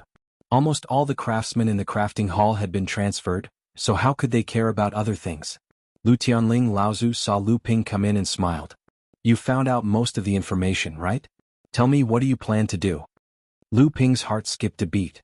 Does the sect already know the whereabouts of Junior Yin? Lu Tianling Laozu looked at Lu Ping in surprise and said, Junior Li Xianyin only has one successor, so his inheritance shouldn't be broken. But now this kid has surpassed his predecessor, and his abilities are even better than Junior Li Xuanyin's. Otherwise, he wouldn't have been able to kill Dao Shi and break out of the encirclement in front of so many Xianling sect cultivators. It won't be easy to find him. Lu Ping was relieved. Obviously, none of the sects in the North Sea had any news of Yin Xianchu. The reason why the sects were pressuring Xunling was probably because they thought that Xunling was secretly protecting Yin Xianchu. Lu Ping thought for a while, then said, I heard that Master has already sent Uncle Master Tian Shu out to search for Junior Yin? Lu Tianling Laozu looked at Lu Ping and said, I understand what you're thinking, but this time, our sect has no choice but to do this, because the Crystal Palace has officially begun to intervene in the North Sea's affairs. Lu Ping was shocked. Although the Crystal Palace had the intention to intervene in the North Sea's affairs, they were suppressed by the sects in the North Sea. In the end, they had no choice but to stand behind Xianling's sect and be the driving force behind the scenes. Now that the Crystal Palace had officially stepped onto the stage, why didn't the sects in the North Sea object this time? Lu Tianling Laozu seemed to know what Lu Ping was thinking and continued, that Yin Xianchu destroyed a lair of the overflowing ocean gang in the East Sea, and found a teleportation formation that leads to the North Sea. That's why he snuck into the North Sea. The overflowing ocean gang was an external force of the Crystal Palace. This was almost an open secret in the North Sea. One of the overflowing ocean gang's lair had been destroyed, and dozens of their disciples had died in Yin Xuanchu's hands. The Crystal Palace naturally used this to pressure Xunling. The sects in the North Sea were worried that Xunling would not be able to keep them in check, so they turned a blind eye to the Crystal Palace's public intervention. Lu Tianling Laozu continued, originally the sects in the North Sea had been weakened by a lot during the Battle of Frost Island, and the share of the Spirit Stone mine should have changed as well. However, with the current situation, in order not to provoke the sects in the North Sea, we had no choice but to postpone this matter for now. Lu Ping did not know why his teacher would tell him so much, so he asked carefully, then what will our sect do next? Lu Tianling Laozu glanced at him and said, what else can we do? Rest and build up our strength and prepare to go. Lu Ping thought for a moment and said, is it because of the treasured ship? Lu Tianling Laozu said, the restoration of the treasured ship is the most important thing, but don't forget, if our sect wants to become a large sect, not only do we need the treasured ship and 2 Dharma adepts, there is another important condition, and that is to have 3 Dharma adepts. Lu Ping was stunned for a moment and said, this disciple understands. The so-called 3 Dharma adepts referred to the first, second, and third generation of Dharma adepts in a large sect. This meant that the inheritance of this large sect would not be broken in a short period of time, and it would not just be a flash in the pan. This was also one of the basic conditions for a large sect to be recognized by the cultivation world. In order for Xunling to become a large sect, after finding the wreckage of the treasured ship of Fei Ling sect, there were only 2 conditions that had yet to be met. One was to have a second Dharma adept, and this was something that no one in the first generation of Jinling could achieve. Tian Shuer and Tian Fan, the two Laozu's path of cultivation had almost reached the end. Tian Kong Laozu did not have much time left to live, and as for Tian Lu and Tian Jiang, the two Laozus, it was needless to say. The second Dharma adept's hope had already been placed on Tian Lin Laozu. The second condition was to have a Dharma adept appear in the third generation of disciples. Currently, among the third generation of disciples in Jinling, only Lu Ping was outstanding. Naturally, Lu Ping would not pass on this responsibility. Lu Tianling Laozu drank a mouthful of honey tea. Lu Ping's eyelids twitched involuntarily. Ever since Lu Ping obtained a nest of amethyst bees, the 10 or so Laozus in Jinling all started drinking amethyst honey tea. Naturally, the amethyst honey was exploited by Lu Ping. Lu Tianling Laozu continued, "Your uncle Tianqing has already entered Huangli Island. For the time being, don't go out and focus on your cultivation. Don't bother about Yin Xuanchu's matter." Lu Ping was a little confused. Could it be that teacher was going to put him under house arrest like Ji Xianxian? But wasn't this a little too much? Lu Ping asked carefully, "How's Uncle Tianqing's injury? Is it to guard against the demon race?" Lu Tianling Laozu said unhappily, "It's to guard against you. If you go out of the sect alone, I'm afraid there will be a few Laozus from various sects coming to kill you. You've made a name for yourself on Frost Island. Even blood azura fell in your hands. Compared to you, what is Yin Xianchu?" Lu Ping's heart skipped a beat, and his expression immediately became a little ugly. It seemed that the current situation in Jinling was worse than he had expected. It was obvious that the various sects were willing to shed all pretense of cordiality with his own sect for some matters. Lu Tianling Laozu saw everything clearly from the side, so he said, "You don't have to worry too much. The various sects in the North Sea don't dare to make a move against our sect at the moment. But if there's a chance to surround and kill you, it's very likely that the various sects will do it at all costs." Lu Tianling Laozu paused, then continued, "Your uncle Tianqing's origin is damaged and he lost the chance to advance to the middle Dharma stage. But his strength is not affected and his injury is not too serious. The reason why he is stationed at Huangli Island is not only to give you time to cultivate in seclusion, but also because your little girlfriend has been recruited. The repair of the treasured ship is extremely important. Not only do we need a large number of artificers to work together, we also need formation masters to repair the formations on the treasured ship. Nephew who is currently a formation master, so the repair of the treasured ship can't be done without her." After exiting the palace of Chonghua, Lu Ping had basically figured out the situation, so he naturally had a plan in his mind. Lu Ping thought for a moment, then called out Wang Qi, who was cultivating in seclusion from the House of Gold. He said, "You go to Huangli Island first.